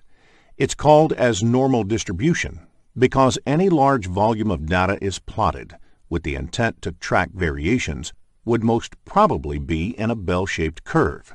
The line corresponding to the top of the bell curve is the median of the data sample. Standard deviation concept is used to measure how far any data is from the mean. Standard deviation is also called sigma. One standard deviation from the mean covers 68% of the data. 6 sigma means 6 standard deviations from the mean. This would cover 99.99966% of the data. We will look at an example of 6 sigma in the following screen. To understand 6 sigma, let us look at an example. A tire manufacturing company produces 100,000 tires a day. It is not possible to verify each and every tire manually to ensure it is defect-free. Instead, random sample of these manufactured tires are taken and checked for defects. Assuming that the thickness of the tires is a parameter to measure defect, any tire that has a thickness more than or less than 10 millimeters is considered to be defective. Now, if you measure the actual thickness of all 100,000 tires manufactured daily and plot them on a graph, you get normal distribution graph. One standard deviation from the mean covers 68% of the data, meaning if the thickness of the 100,000 tires are plotted, 68,000 of them lie within one standard deviation above or below the mean. Now, if a company operates at 6 sigma level, they would ensure that all tires that are up to 6 standard deviations from the mean are defect-free. Therefore, in such cases, you can expect only 3 defective tires out of 1,000,000 tires manufactured. Let us now check your understanding of the topics covered in this lesson. Here is a quick recap of what was covered in this lesson. A project is said to meet quality expectations when all the project requirements agreed in the beginning of the project are met and the resulting product is usable. Quality management includes creating and following policies and procedures that meet the project's defined quality needs. Quality planning defines the standards, templates, policies, and procedures. Quality assurance determines if the project is complying with the policies and procedures. Quality control measures specific project results against standards. Plan quality management, perform quality assurance, and control quality are the 3 project quality management processes. 7 basic quality tools are used to plan and achieve the desired levels of quality. At 6 sigma level, there would be only 3 defects out of 1,000,000 units manufactured. In this lesson, we will focus on project management framework. Let us begin with the objectives of this lesson. After completing this lesson, you will be able to define project, project management, program management, and portfolio management. Recognize the roles of project management office. Identify the project constraints and their impact on the project. Explain the role of a project manager in stakeholder management. Describe different organization structure. Differentiate between a project life cycle and a product life cycle. Let us begin this lesson with understanding what a project is in the next screen. A project is a temporary endeavor undertaken to create a unique product, service, or result. For example, developing a new product, service, or result, constructing a building, industrial plant, or infrastructure, and implementing, improving, or enhancing existing business processes and procedures. In the next screen, we will focus on the characteristics of a project. A project can be distinguished based on its characteristics. The definition describes 2 characteristics of a project. First, it is temporary in nature. Temporary here does not mean short in duration. A project can extend for long duration based on the requirements. For example, creating a new indigenous missile defense system for a country. However, there is always a definite planned start and end date for a project. It cannot go on indefinitely. Secondly, the project is supposed to produce a unique output. The output could be a product, service, or result. There can be many common activities between 2 projects, but the outcome of each project should be unique in some way or the other. Now, let us look at what marks the end of a project. A project ends when either the objectives are met or the project is terminated because the objectives will not or cannot be met. The other reason to terminate the project can be that the need for the output of the project does not exist anymore. Usually, the sponsor of the project takes a call about the closure of the project.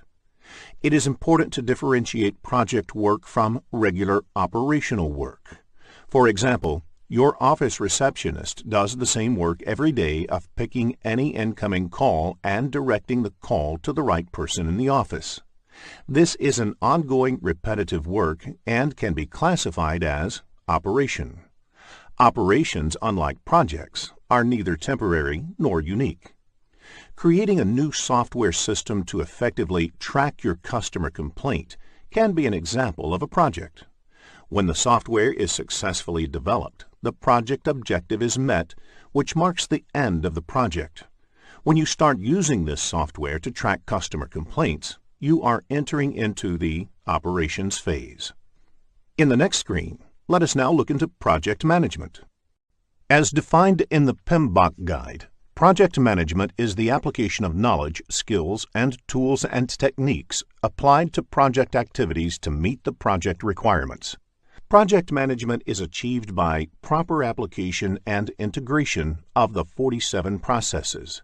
Project application and integration means these processes should be executed in the right manner as well as in the right order. In the next screen, let us discuss how to manage a project. Program management is defined as the application of knowledge, skills, tools, and techniques to a program to meet the program requirements and to obtain benefits and control not available by managing projects individually. As defined in PMBOK Guide, a program is a group of related projects, which when managed as a group in a coordinated fashion, provides benefits and control that are not available while managing them individually. These benefits could be from decreased risk, economies of scale, improved management of dependencies, delivery of additional capabilities, optimal utilization of shared resources, and so on. Let us now learn the various features of program management. Random projects cannot be grouped together as a program. The projects in a program should be related in some way or the other, and there should be some value added in managing them together. A project may not be a part of any program, but a program will always have projects. A project can also be executed as a standalone project. A program is designed to deliver some strategic benefits value to the organization. These benefits can be tangible or intangible. Examples of tangible benefit could be increased profit margins or operational cost savings. Examples of intangible benefits could be improved team morale or building up certain competencies. While a project manager focuses relentlessly on the fulfillment of the project's requirements, that is, scope, cost, time, quality, a program manager needs to focus on ensuring that the organizational benefits are realized. In the next screen, let us understand what a portfolio is. Portfolio is yet another term used along with project and program. A portfolio may have multiple projects and programs that are managed as a group to achieve strategic objectives. Note that all projects and programs in a portfolio may not be necessarily interdependent or directly related. A portfolio can be created based on the business objectives. For example, an IT service company can have a portfolio named Japanese Projects, which is formed with an aim to take over the Japanese market by giving more attention to these projects. Within this portfolio, similar projects can be managed as a program, and all banking projects from Japan can be managed as a banking program. In the next screen, let us discuss portfolio management. Portfolio management is the centralized management of one or more portfolios. This includes identifying, prioritizing, authorizing, managing, and controlling projects, programs, and other related work to achieve strategic business objectives. Therefore, whether the company should have Japanese projects as portfolio or not is decided by portfolio management. In the next screen, let us understand the relationship between portfolios, programs, and projects. The image on the screen will help you to understand the terms portfolios, programs, and projects. A portfolio is part of an organization's overall strategy. It represents a conscious decision by an organization to invest in the portfolio. The overall objectives of a portfolio are then cascaded down to the lower-level components. The components could be sub-portfolios, programs, or projects. These components can further be broken down into smaller components for ease of management. Although a project may not contain operations, a program, or a portfolio, it can include other work. This other work may comprise training and development, customer support and services, etc. If the other work has synergy with the overall objectives and adds to the capability to deliver the higher level benefits, then it can be included in the program or portfolio as well. In the next screen, we will discuss Project Management Office. Project Management Office, or PMO, is a specific type of body or department within an organization. PMO performs several roles in the organization, and these can broadly be classified as primary roles and other roles. Typically, the PMO may take up any one or a combination of the three primary roles. It provides the policies, methodologies, and tools and templates for managing projects within the organization. It provides support and training in organization on how to manage projects. And finally, it provides project managers for different ongoing projects in the organization. PMO may also help in managing interdependencies between the projects, selecting, managing, and deploying shared or dedicated project resources, if need be, terminating a project, and organizing lessons learnt sessions and maintaining the project management knowledge base for an organization. In the next screen, we will discuss how to manage the triple constraints. Any project can be done successfully if there is no constraint on time or there is unlimited budget available. Unfortunately, that is not true in real life. A project is performed within some constraint, and these constraints are usually competing. Therefore, if you change one, it would affect the other. For example, if the project duration increases, it would lead to increase in the project cost as well. Triple constraint is a term that originally referred to the three competing project constraints within which the projects are performed. These constraints are cost, time, and scope. Quality is a primary concern for a project manager. Therefore, the project manager has to make trade-offs to keep the scope, cost, time, quality plane in balance. To achieve the balance, the project manager also needs to manage other aspects of the project. For instance, the people, stakeholders, risks, communication, and procurements. The project manager plays the essential role of integrating all these different aspects of project management. In the PMP examination, you can expect business scenario-based questions focusing on the triple constraints. In the next screen, let us understand who a stakeholder is. A stakeholder can be defined as the one whose interests may positively or negatively be affected or perceived to be affected by the decision, activity, or outcome of the project. As per the definition, the project team, project manager, project sponsor, PMO office, customer, etc. are the stakeholders of the project. A project sponsor is the one who gives a go-ahead for a project and provides the necessary resources to execute the project.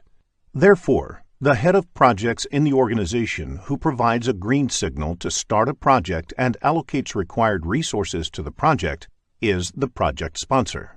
A project sponsor is usually somebody placed high up in the organizational hierarchy of the performing organization, that is, the organization in which the work of the project is being carried out. In the next screen, let us look at stakeholder management. One of the key responsibilities of a project manager is to manage stakeholders. A project manager has to involve the stakeholders from the beginning of the project until the end, so they are aware of every step. A project manager has to take up specific activities for stakeholder management, identifying both internal and external stakeholders. Missing out any stakeholder can be disastrous for a project. A stakeholder who is identified towards the end of the project may come up with his own requirement at that stage, and incorporating them can be risky. Determining stakeholder requirements. After identifying all the stakeholders, the project manager also needs to ensure that their requirements are clearly identified.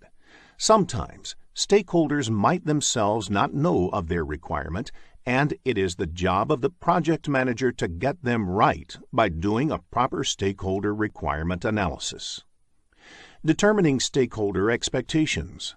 Stakeholders might also have some unstated expectations, which need to be clarified to see if it can become a project requirement. It is again the role of the project manager to determine the stakeholder's expectation. Communicating with stakeholders. Once all the stated and unstated stakeholder requirements are known, the project manager, as part of stakeholder analysis, should focus on communicating them regularly to keep stakeholders involved in the project. Once you understand the practices of stakeholder management, it will be easier for you to answer scenario-based questions in the examination.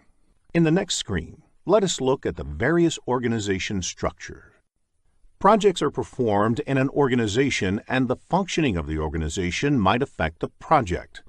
The different organization structure types explained here are based on the level of authority that a project manager gets into in those organizations.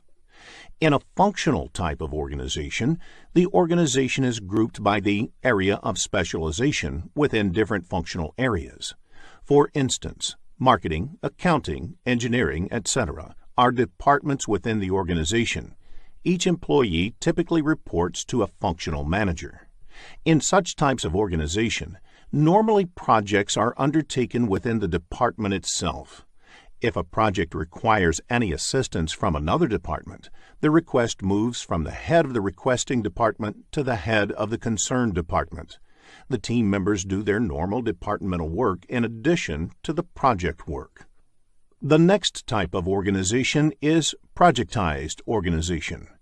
In such organizations, there are no departments. The organization's resources mostly work on projects. Team members report to a project manager. The project manager has complete control over the resources. When the project is completed, either they move on to another project or they look for some job outside the company. They do not have a department for themselves. The third type of organization is a matrix organization, which is a blend of functional and projectized organizational structure.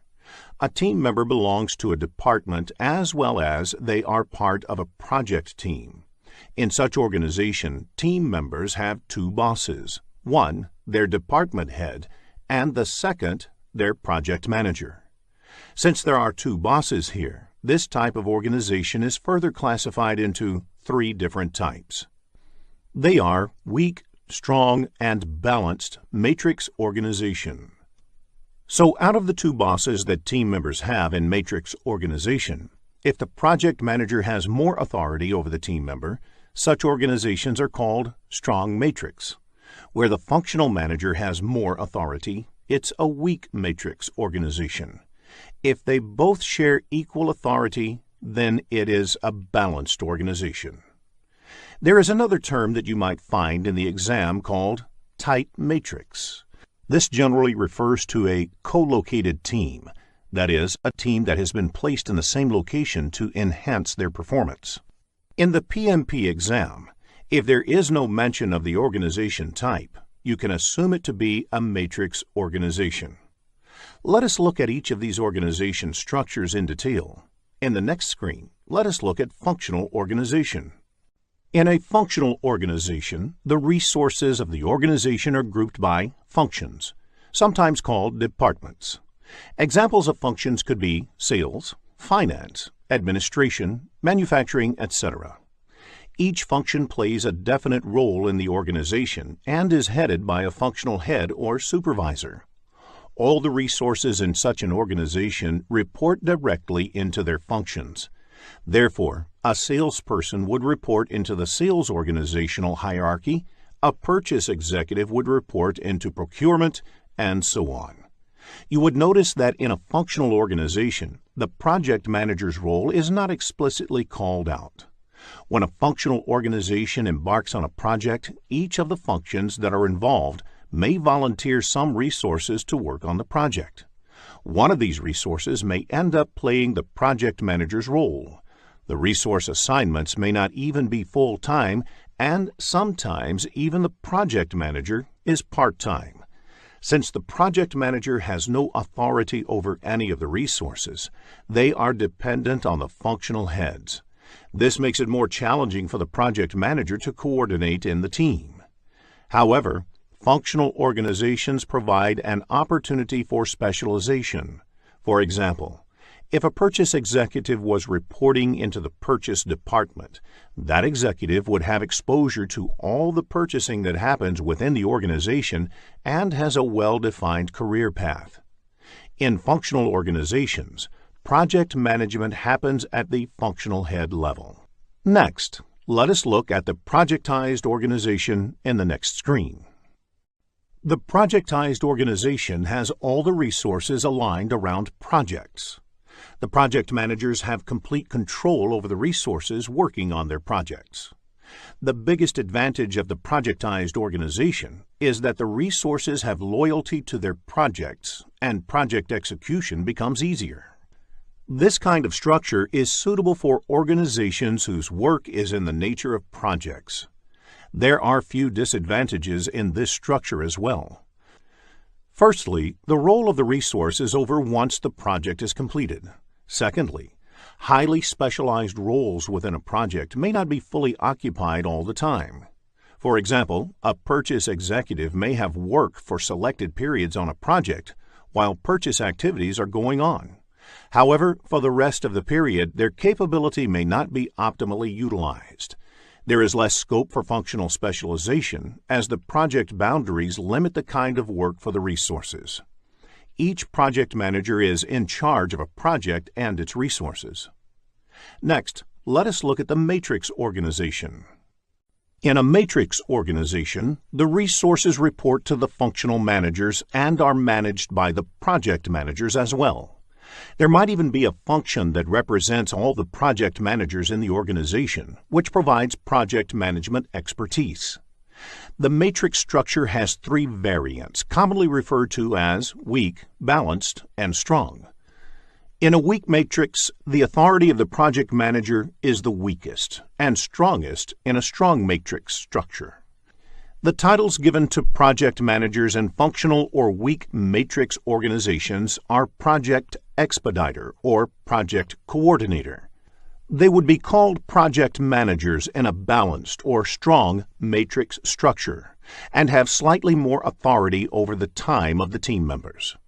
The advantage of the matrix structure is that resources can be optimally utilized while preserving the capacity of the project managers to get projects executed efficiently. Resources can specialize in their functions and have stability in their careers, also contribute to the projects at the same time potentially. The disadvantage of matrix organization is that the communication overhead increases significantly. This is because every resource in the organization belongs into a project and into a function, leading to a dual reporting structure. In a matrix organization, project management happens at project resource level. In the next screen, let us summarize the advantages and disadvantages of different organizational structures. Each organization structure has its own set of advantages and disadvantages. The advantage of functional organizations is that resources may find clearly defined career paths and achieve specialization and skill development in their respective fields. It will be a flexible workforce since only one manager will be responsible, avoiding confusion. The disadvantage of such organization type is that project work is hampered. Department work is always given higher priority than the project work. In addition, there is no career path in project management, which leads to lower interest in projects. In the case of the projectized organization, one of the clear advantages is better communication within the projects. Since project work is the only work team members are doing, It also leads to loyalty towards the project goals. The disadvantage of such organization type is the inefficient use of resources, because every project team has their own support function. Therefore, this might lead to the duplication of effort. It also leads to the resources being left with no work, since their roles are over once the project is completed.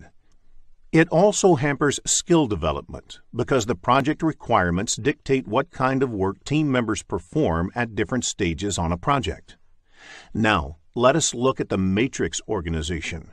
It also has the advantage of better coordination and maximum utilization of resources. However, the disadvantage is the higher potential for conflict among the managers, which might lead to communication complexity and overhead management. In the next screen, let us focus on the comparison on project lifecycle and product lifecycle. Project lifecycle spans the initiation of a project until the closure of the project. The product lifecycle, on the other hand, also encompasses the operational and maintenance phases. A typical product lifecycle starts with conception of the product and goes until its withdrawal from the market. The withdrawal might be because it becomes obsolete, or there is no further need for the product in the market. A product has a long life cycle. A product can require or spawn many projects over its life. For example, a project in product conception phase could be to determine customer needs, whereas a project during product maturity phase could be used to perform competitive analysis. Typically, a product lifecycle is longer than the project lifecycle. A project also has its own lifecycle, and this lifecycle depends upon the industry and the organization within which the project is being executed. Sometimes different organizations within the same industry use different life cycles. There can be questions in the exam based on the comparison of project life cycle and product life cycle, so understanding the differences will be useful in answering such questions. In the next screen, let us discuss more on project life cycle. A life cycle is composed of phases. Each phase represents a discrete unit of work required to be done on the project. There are different ways of classifying project life cycles. Let us first discuss the sequential versus overlapping life cycle. In sequential phases, the subsequent phase starts only after the previous phase has been completed, whereas in overlapping phases, two or more phases may run in parallel for some time. This could help fast-tracking and compressing the amount of time required. The other way of classifying life cycles is how they go about the process of planning. In predictive life cycles, there is a large upfront planning phase, where all the details of scope, cost, time are planned before beginning the subsequent phases. These phases then are executed in either sequential or overlapping modes. They are suitable for large projects where all the requirements are likely to be known in advance and where upfront planning effort is required to get the necessary approvals. Another feature of predictive life cycles is that each phase may potentially be different in the nature of activities and may require people with different skill sets. For example, traditional software development life cycle has phases like requirements, feasibility, planning, design, construction, testing, and transition. We will continue project life cycles in the next screen. Incremental and iterative life cycles have a short upfront high-level definition and planning phase.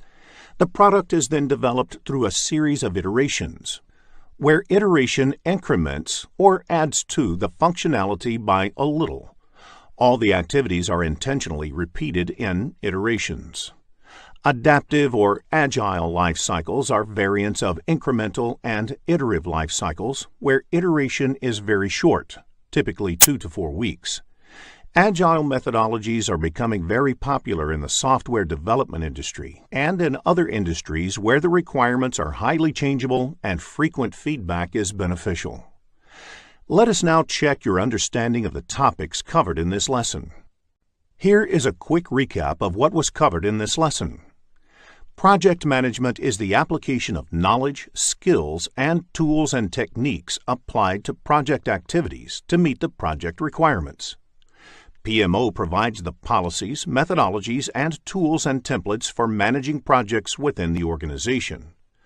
Project manager has to integrate various project aspects, like the people, stakeholders, risks, communication, and procurements with the project constraints, time, scope, cost, and quality.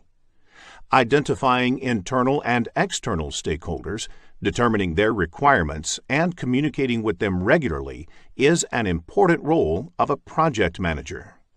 Functional, projectized, and matrix are the three types of organization structures based on the level of authority given to the project manager. Project lifecycle spans the initiation of a project until the closure, while product lifecycle also encompasses the operational and maintenance phases. If getting your learning started is half the battle, what if you could do that for free? Visit SkillUp by Simplilearn. Click on the link in the description to know more. In this lesson, we will focus on project communications management. Let us begin with the objectives of this lesson. After completing this lesson, you will be able to define communication and project communications management, identify the different communication methods, technology, and channels, explain the elements of a basic communication model, describe the project communications management processes. In the next screen, let us take a quick look at the project management process map. There are 47 processes in project management grouped into 10 knowledge areas and mapped into 5 process groups. In this lesson, we will look at the 7th knowledge area, that is, project communications management and its processes. In the next screen, let us understand communication. Communication can be best defined as a two-way process of exchanging information between two entities. As you can see on the screen, if project is an entity, the project needs to communicate with other entities in the organization, like project managers, senior management of the organization, and any other stakeholder of the project. Similarly, these entities may also have to communicate with the projects. The communication between project and the stakeholders is always two-sided. Project manager is responsible for ensuring proper communication to and from the project. In fact, a project manager spends almost 90% of his or her time on communication. You can now understand how important it is for a project manager to plan this activity well. In the next screen, let us discuss communication methods. Communication can be done in two ways. It can be done written or verbal. Both written as well as verbal communication can either be formal or informal. Formal means communicating by following some basic rules, whereas informal means taking a casual approach. These two combinations result in 4 different communication methods. They are formal written, formal verbal, informal written, and informal verbal. Formal written method is used for project management plans, project charter, and over long-distance communication. Formal verbal method is used during presentations, whereas informal written method is applicable while writing notes or emails. Informal verbal, on the other hand, is applied during conversations. You can expect questions in the PMP exam which require choosing a communication method for a given situation, so a fair understanding of the communication methods can help you score higher. In the next screen, let us look at the various communication technologies. Communication technology refers to the different media used for communicating. A few such technologies are listed on screen, among which email, fax, and telephone are a few popular communication technologies. In the next screen, let us understand the communication channel with the help of an example. Communication takes place between 4 people in a team. The lines across the members represent there can be 6 unique channels of communication existing within the team. Now, if the team comprises 10 members, how many unique channels of communication will be calculated? You can use the formula n multiplied with n minus 1, and the resulting sum divided by 2. N is the total number of people involved in communication. In this case, n equals to 10. If this is put into the formula, you will get 45 as the result.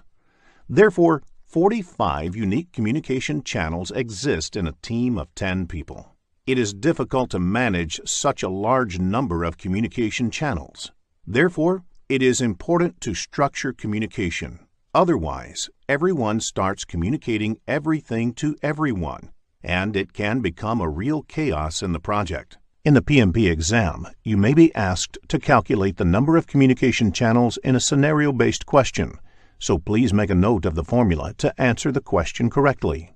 In the next screen, let us discuss the basic communication model. Project Communications Management includes the processes required to ensure that information about timely and appropriate generation, collection, distribution, storage, and ultimate disposition of project is prepared and circulated to all project stakeholders.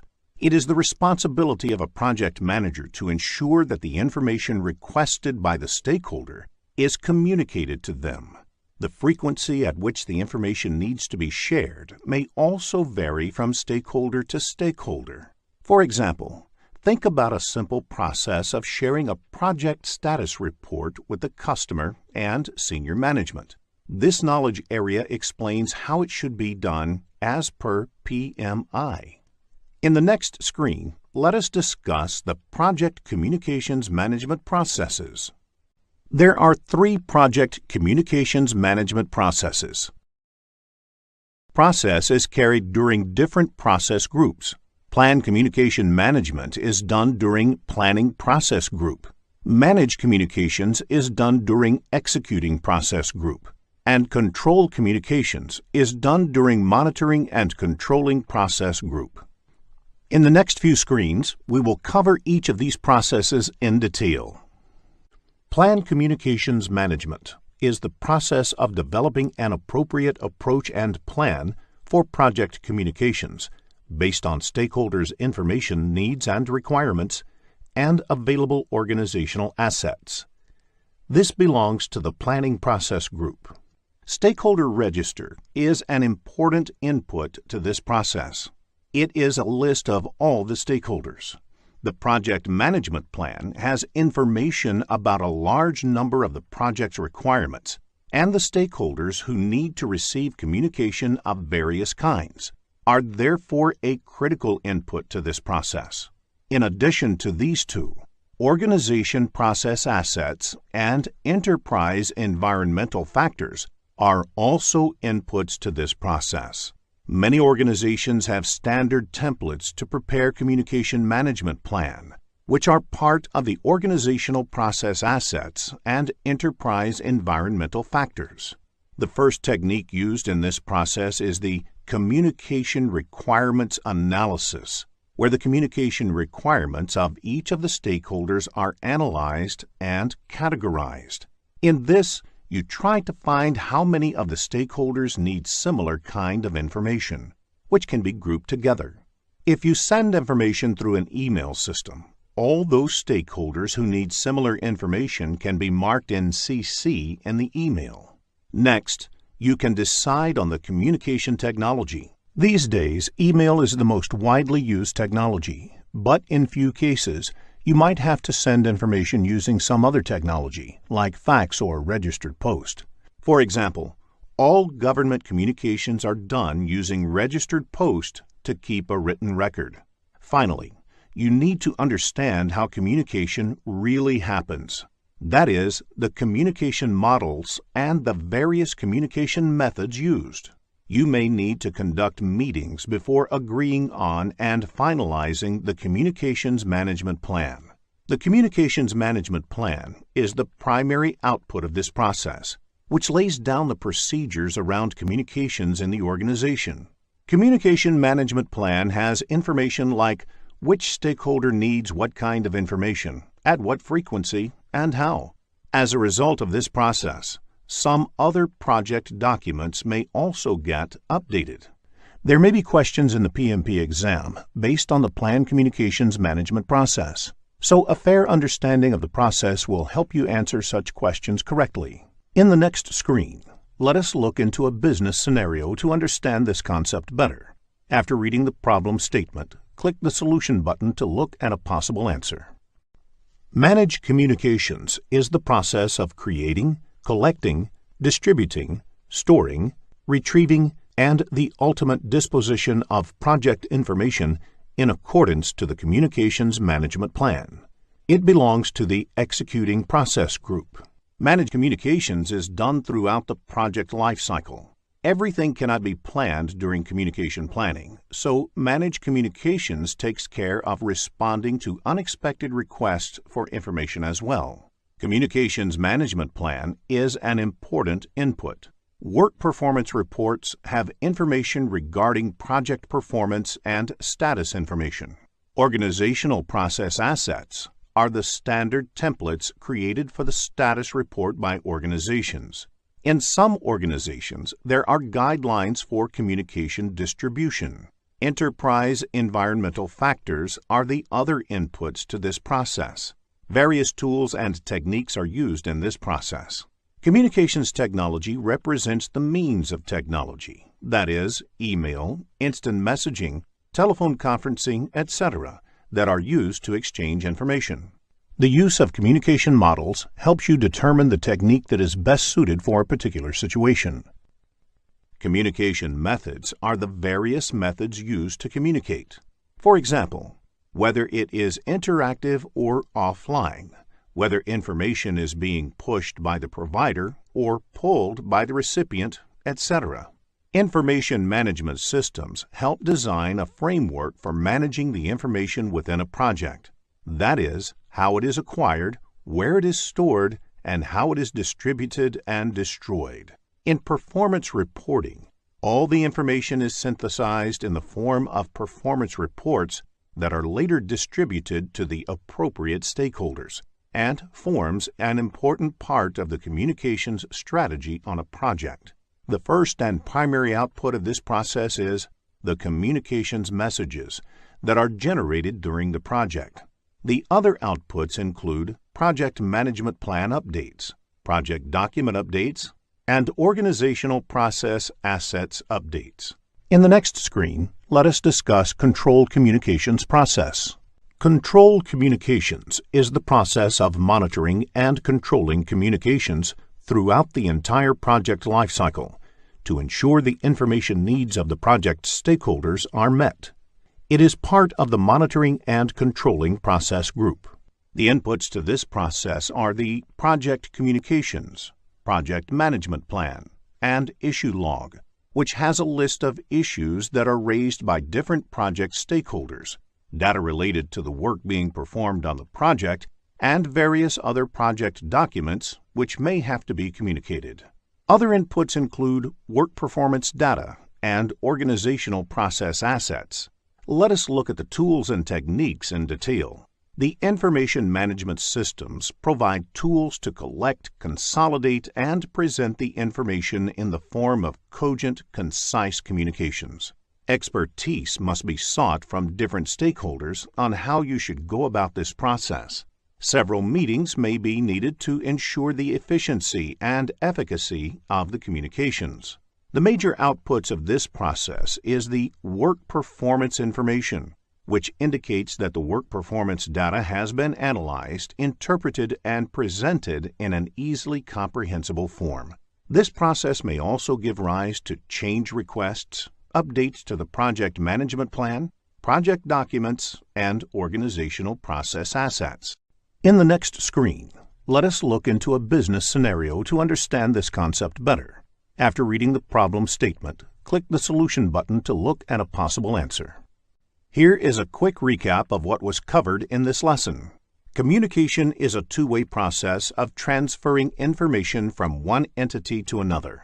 The four commonly used communication methods are formal written, formal verbal, informal written, and informal verbal. The total number of unique channels of communication can be calculated using the formula n multiplied with n minus 1 and the resulting sum divided by 2. By analyzing the communication model, problems in project communication can be identified. Project Manager is responsible for timely availability of information to all stakeholders. The 3 project communications management processes are Plan Communication Management, Management Communications, and Control Communications. In this lesson, we will focus on Project Human Resource Management. There are 47 processes in project management, grouped into 10 knowledge areas and mapped to 5 process groups. In this lesson, we will look at the 6th knowledge area, that is, Project Human Resource Management and its processes. In the next screen, let us understand Project Human Resource Management. Project Human Resource Management includes the processes that organize, manage, and lead the project team. One of the key elements of human resource management is that each of the project team members should have clear assignment of their roles and responsibilities. In addition, even the team working on project management tasks should be a part of the project team, and they are responsible for project management functions like initiating, planning, executing, monitoring and controlling, and closing, along with other leadership activities. In the next screen, let us understand the difference between functional and project manager. An organization may have both functional managers and project managers. The difference: functional manager is the one who handles a business function or department. For instance, the HR manager is responsible for the HR department in an organization. Therefore, an HR manager will be a functional manager. Generally, a functional manager is also a subject matter expert. The roles and responsibilities of the functional manager depend upon the core business of the organization and overall organization structure. Functional managers normally own the resources and provide the projects with necessary resources. They also negotiate with the project manager regarding resources. The project manager, on the other hand, is responsible and accountable for the success or failure of a project and the quality of the project. They are not technical experts. The project manager may not have authority over the resources, depending upon the organizational structure. They often have to negotiate with the functional manager for the resources and are responsible for the product quality. A project manager will credit the team with the success of the project and accept the blame for the failure. Now let us look at an example to understand the roles played by functional and project managers.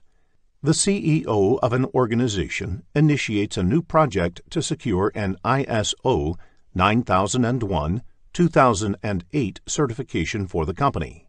Now this project would require team members from each of the company departments, and whoever is the project manager of this project will have to request the functional manager to assign one of their team members to the project. Resources assigned to the project go back to their respective departments once the project is completed. Let us now discuss the Project Human Resource Management processes in the next screen. There are 4 Project Human Resource Management processes. The first process, Plan Human Resource Management, is done as part of the Planning Process Group. The next 3 processes are part of the Executing Process Group. These processes are Acquire Project Team, Develop Project Team, and Manage Project Team. Let us now look into each of these processes in detail. In the next screen, let us begin with Plan Human Resource Management. Plan Human Resource Management is the process of identifying and documenting project roles, responsibilities, required skills, reporting relationships, and creating a staffing management plan. This process is part of the Planning Process Group. In addition to that, finalizing the project hierarchy of who reports to whom and designing the staffing management plan is also part of this process. The first input to this process is the project management plan. There could be a lot of information in the project management plan and subsidiary plans that may be relevant to the creation of the human resource management plan. For example, the project lifecycle processes, the timelines, how the work will be accomplished, etc. The other key input for this process is the activity resource requirement. Team members can be identified based on these requirements. In addition to this, enterprise environmental factors like current employment outlook, etc., are also important. For example, if the economy is booming and there are ample job opportunities for the team members, the reward and recognition system can keep the project team interested in the project. Organizational process asset is also an input to this process. An example of the organization process assets can be template or a form to request for a new resource. Let us now look at the tools and techniques used to develop human resource plan. The roles and responsibilities are captured in the form of organization charts and position descriptions. There are various ways to draw this chart. It can be either hierarchical chart, which shows the reporting function, or it can be text-based. The other technique used for developing the human resource plan is networking. This involves formal or informal interactions within the organization and outside by the project manager to identify the best team for the project depending upon various interpersonal factors. Organizational theory helps to understand how individuals come together and function as an organization. Expert judgment and meetings are required to put the human resource plan together. The output of this process is Human Resource Management Plan. This plan contains documents like Staffing Management Plan, Project Organization Chart, and Roles and Responsibilities Matrix. The Staffing Management Plan is a comprehensive document that describes when and how team members would be added to and released from the project. Another component of the Staffing Management Plan is the Recognition and Reward System. Recognition and Reward System helps project managers motivate their team. The Staffing Management Plan is relevant to the projects of a functional or matrix organization where project team members are always caught in a dilemma about prioritizing project work against regular departmental work. In the next screen, let us discuss organization charts and role descriptions. A project manager needs to make sure that there is an organization chart prepared specifically for the project. It should clearly identify the roles and the reporting relationships between them. A sample organization chart is shown on the slide. Another way of clearly delineating responsibilities among team members is by using a responsibility assignment matrix. One form of responsibility assignment matrix is the RACI chart. In the RACI chart, R stands for responsible, A for accountable, C for concerned or consulted, and I for informed. For each important activity or deliverable on the project, it needs to be clearly identified who is responsible or contributes to it, who is ultimately accountable, who is merely concerned about the success, and who needs to be informed or kept in the loop. An example of the RACI chart is shown on the screen. In this case, project manager John is accountable for the project plan, and the other team members, Chris, Sally, and Ting, are responsible for completing the plan. Similarly, you can note the roles of each resource in the other activities.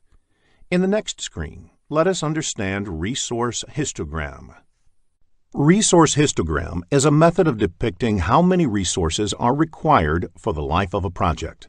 If you observe the chart shown on the screen, it indicates that the number of staff hours required on the project increases to a peak in 2014 and then slowly tapers off. Especially for long-running projects, the level of staffing needed may vary considerably over a period. This has implications for other parts of the plan as well. For example, the cost will vary as the number of resources change. This piece of information helps a project manager to understand at what time they need to onboard and offboard resources on a project. In the next screen, let us look into the second human resource management process, that is, acquire project team.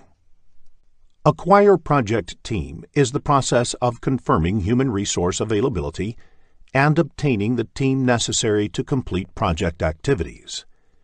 This process belongs to the executing process group. Acquiring resources may not be required in the planning phase. Therefore, it is done in execution phase. Though you may plan to acquire few in the planning phase, major acquisition is done in execution phase. This may be true where large projects are run spanning over many years with several detailed activities. The key input is the Human Resource Management Plan. Enterprise environmental factors help understand which team members will be available to work on the project, how much they will cost, etc. Organizational process assets will help understand the hiring procedure of the company, the policies that govern the use of team members on the project, etc. The key technique for acquiring the project team is negotiation. As a project manager, you have to negotiate with the company's senior management, resource manager, or with prospective candidates to secure the most suitable resources on the project. Sometimes the resources may be pre-assigned to a project. This typically happens when they are the key resources, without which the project cannot take off. Sometimes the project team is acquired by getting required resources through external vendors. Most of the bigger organizations have approved a list of vendors who provide resources on a contractual basis. Nowadays, the concept of virtual team is also quite popular to get a project team. So even though the project is being conceived in one country, a big part of the team can be in another country. For example, if the project is conceived in the USA, majority of the team can be in Germany and both the teams can coordinate over the phone, email, chat, etc. Multi-criteria decision analysis is also an important tool to achieve the objectives. While acquiring the human resources for the project, it is important to consider a number of factors, such as availability, cost, skill set, experience, attitude, relocation needs, etc. These criteria have to be considered in totality and balanced out against the project's requirements. The output of this process is project staff assignments, resource calendars, and updates on project management plan. Let us now discuss the next process, develop project team. Once the project team is acquired, the next step is developing the project team. Develop project team is the process of improving competencies, team member interaction, and overall team environment to enhance project performance. This process belongs to the executing process group. The inputs to this process include project staff assignments, resource calendars, and human resource management plan. One of the techniques used in developing project team is interpersonal skills. It is more of an art than a science, and this is where individual characteristics of project managers matter a lot. If the project manager genuinely commands trust and respects the team members, developing the team becomes easy. Team members look up to the project manager not only for getting project-specific instructions, but also for their career advancement as well. Social activities like celebrating a team member's birthday, going for parties outside the office, etc., helps in team building. Training is also an important tool for developing the project team, as it helps in increasing the knowledge of competencies of the team members. Sometimes, co-locating the team members at a single place also helps in developing team bonding. This is especially important if team members work from different geographical locations.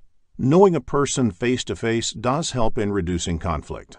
Project managers can also encourage the team members by providing recognition and rewards. Personnel assessment tools give the project manager insights into the strengths and opportunities for improvement in the team members. These tools also help in understanding members' aspirations so that the project manager can better align the project goals with the individual aspirations. Finally, the project manager should also set some ground rules in the project to ensure that team performs their work without any problems. Some such rules can be, everyone should reach office for daily meeting by 9:30 a.m. sharp. If there is more than a 10% delay in completing any activity assigned, it should immediately be escalated to project manager. If there are any unforeseen circumstances, it should be immediately brought to the notice of the project manager, etc. The output of this process is team performance assessments. This is done by the project manager to evaluate and enhance the effectiveness of the team as a whole. This is a document which explains team effectiveness. As information about the team evolves, the enterprise environmental factors may also be updated. Questions that test a project manager's role in developing a project team can be expected in the PMP exam, so ensure that you have a fair understanding of the role before you take the exam. In the next screen, let us discuss the Manage Project Team process. Managing the project team is different from developing the project team, though it is also done during the execution process group. It relates to measuring team members' performance, providing feedback, resolving issues, and managing changes to optimize project performance. To measure team members' performance, the manager should know the work assigned to them as well as their performance on the assigned work. Hence, project staff assignments and team performance assessments are listed as input to this process. The Human Resource Management Plan serves as a guideline for managing project teams. Some organizations have template and procedures to do such assessment, and that being the reason why Organization Process Asset is also one of the inputs to this process. The work performance reports, as well as issue logs, will be inputs because the team management activities have to be performed in this context. Observation and conversation is a technique where the project manager monitors and discusses the tasks done by the team. This does not imply formal project status reports, but having an informal interaction with the team before documenting the project status report. Knowing about the issue early helps in resolving them early. Formal performance appraisals are helpful in evaluating the team members' performance on the project. The project manager creates these with the help of the team supervisors. It is an established practice in most organizations to evaluate team members for their work. This may have a bearing on their future assignments, salary, promotions, etc. Since the power of appraising lies within the project manager, the project manager can use this as an effective tool for managing the team. Since multiple resources work on a single project, it is quite natural to expect conflicts. It is the responsibility of project manager to resolve conflicts. Conflict management has been discussed in detail later in the lesson. You can expect questions on conflict management in the exam. The other tool is interpersonal skills. The output of managing a project team includes corrective action recommendations, like which team members to be changed, implementing some reward system to motivate the team, etc. Updating the project management plans, documents, organization process asset, and enterprise environmental factors are the other outputs of this process. There can be questions in the PMP exam that test a project manager's skill in managing a project team. So ensure that you are aware of the inputs, tools and techniques, and outputs of managing a project team. Let us discuss team dynamics in the next screen. Any team naturally goes through several stages as it gets together. These stages are forming, storming, norming, performing, and adjourning. In forming stage, a team formally comes together for the first time. In storming stage, disagreements start to surface. This is followed by norming, when the teams start working together and trusting each other. In performing stage, they are able to deliver results as a team. Finally, the team is adjourned when the work of the project is completed or the project is terminated. In the next screen, let us discuss conflict management. Many organizations look for people with diverse background to get different perspectives about work.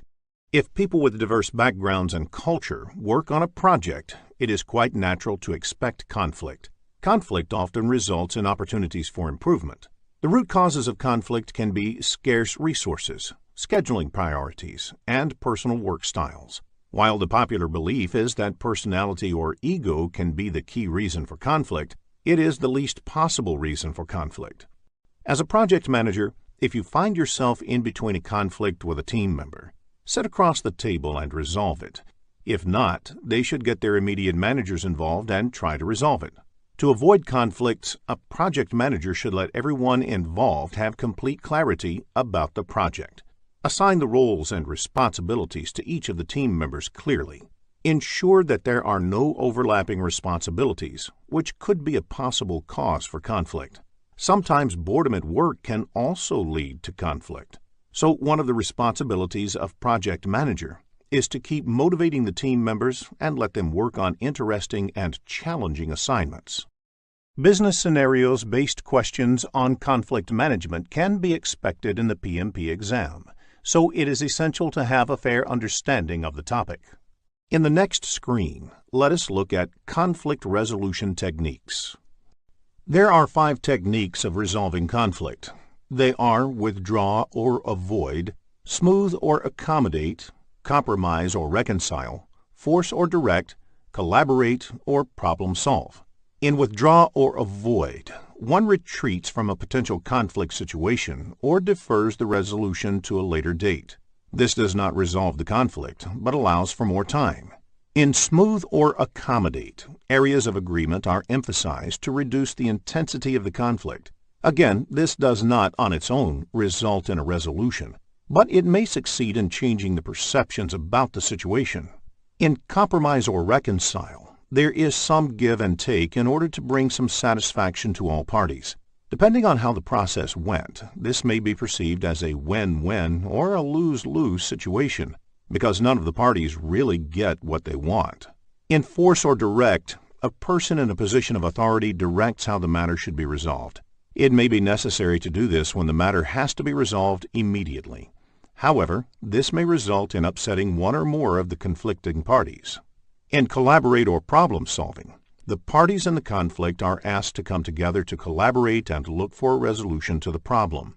This offers the greatest likelihood of a satisfactory and permanent resolution and should be resorted to whenever possible. Business scenario-based problems, where a resolution technique has to be selected, can be expected in the PMP exam.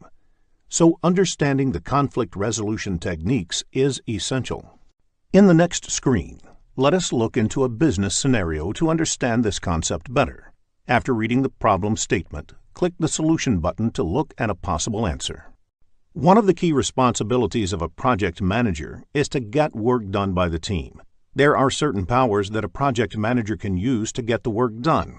A project manager has to use a combination of techniques to get this accomplished.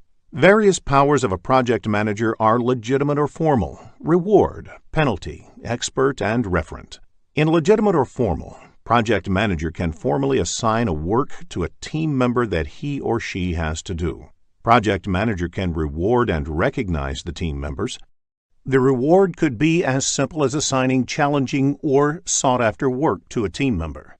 This can motivate good performers on the project. Sometimes project manager can penalize the team members for poor performance. Some project managers are able to command authority because of their expertise in a certain field. Project manager can be considered as a reference of higher authority to get the work done. Sometimes referent authority also arises from the personal charm or charisma of the project manager. Legitimate, reward, and penalty are the powers derived from the project manager's position in the company. Expert power exists when the project manager is an expert on the subject matter. Reward and expert are usually the best forms of authority to use. Penalty is the worst way of influencing and managing the team. A project manager should resort to this only as a last option. Regardless of the project manager having formal reporting authority over the team, they are naturally looked upon as the leaders for their projects. Project managers need to be familiar with the leadership styles and be able to tailor their style according to the needs of the project and that of the team. There are 3 leadership styles. The first one is authoritarian or autocratic. In this style, the leader sets clear expectations of the team and expects complete compliance. In a participative or democratic style, the leader offers guidance but also involves the team in decision-making. In a delegative or laissez-faire style, the leader leaves the work to the team without offering much guidance.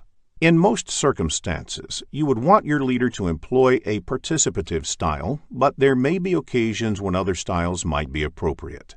In the next screen, let us discuss McKinsey's 7S framework. A popular framework in management science is the McKinsey's 7S framework.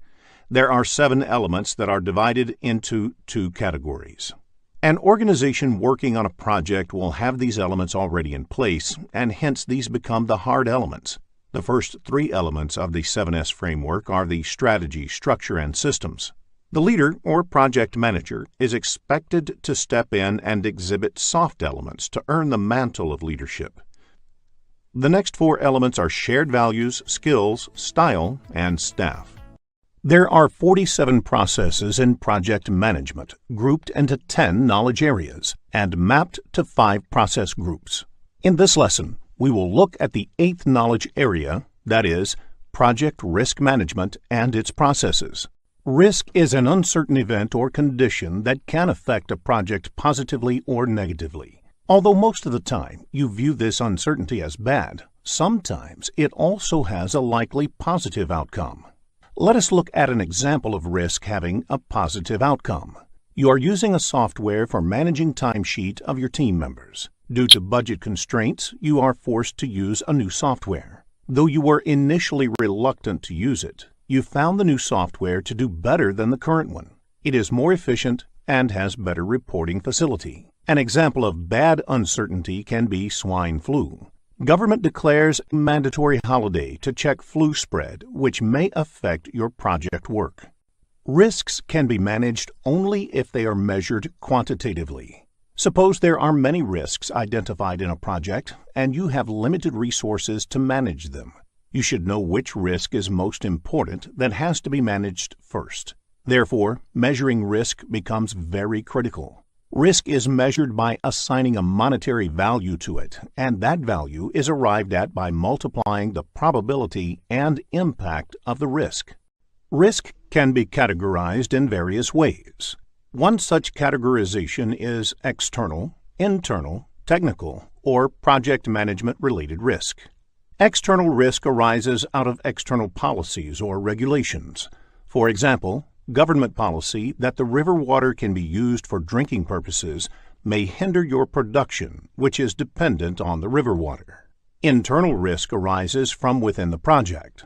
For example, the complexity of the work may result in time and cost escalation. Technical risks arise from the technology being used. Projects in space exploration have a lot of technical complexity. Risks could be related to project management. For example, if there are many interdependencies between the sub-projects, it is a risk from the project management standpoint. The categorization of risk can be based on the origin. Risks can be classified as scope risk, resource risk, schedule risk, cost risk, and quality risk. Scope risk can include redoing the same task if the scope is not well understood. When the only resource is assigned to some other project, it is called resource risk. A decision tree helps in analyzing risk and its impact on making decisions in a scenario where there is uncertainty on the outcome. Suppose you want to buy a car. You can buy either a new car or an old car. Which one should you buy? Which has more risk over a period of 5 years? Consider the concept of decision tree to solve this problem. The initial cost of buying a new car is $20,000, and the cost of buying an old car is $15,000. For a new car, the probability of it having any problem, fail scenario, is only 10%. That is, there is a 90% likelihood that it will just work without any problems, pass scenario, and if it does have any at all, the impact of the problem is $15,000. The reason is that it was bought at a higher cost. An old car has 70% probability of having a problem. The reason being the probability is high because the car was already used by someone else in the past. However, the impact here is low, say $10,000. If you add probability multiplied by impact of both the options at the decision nodes, you will find buying an old car over a period more risky than buying a new car. The project cost will be arrived at after considering the risk reserves of both the known risks and unknown risks. There is a specific order in which these reserves are calculated in the project cost. First, The cost of all activities is identified. Activities are the smallest unique project tasks. All the activity costs add up to the cost of the work packages. Work packages are the last level of classification in a work breakdown structure. Work packages cost adds up to the control account cost. One or more work packages are clubbed together to create a control account and manage the cost of the work packages. Next, the project costs are identified. There can be multiple control accounts in a project. Now, once the project cost is calculated, some reserve is added to take care of any uncertainties. You may have made some assumptions to calculate the cost of the activities, and by adding some reserve, you would want to take care of those uncertainties. In this case, make a note that you are accounting for the assumptions made, and it can be said that this reserve takes care of known uncertainties. This reserve is also called contingency reserve. At this point, you have arrived at the cost baseline, that is, the cost for the project that will be used for budgeting and tracking purposes. Once the planned cost is arrived, there is another reserve that gets added, called management reserve. Note that management reserves are not part of the cost baseline and are used during emergencies only. By adding contingency reserve, you have taken care of known uncertainties, and by adding management reserve, you take care of unknown uncertainties, that is, those risks that perhaps have not yet been identified. Unknown uncertainties are added based on experience or expert judgment. Project risk management includes the processes of conducting risk management planning, identification, analysis, response planning, and controlling risk on a project. The key objective of risk management is to increase the probability and/or impact of positive events and decrease the probability and/or impact of negative events. There are 6 risk management processes. Plan risk management, identify risks, perform qualitative risk analysis, perform quantitative risk analysis, and plan risk responses belong to the project planning group, and control risks belong to the monitoring and controlling process group. In this lesson, we will focus on project stakeholder management. There are 47 processes in project management grouped into 10 knowledge areas and mapped to 5 process groups. In this lesson, we will look at the 10th knowledge area, that is, project stakeholder management and its processes. In the next screen, let us understand who stakeholders are. A stakeholder is anybody who has a stake in the project.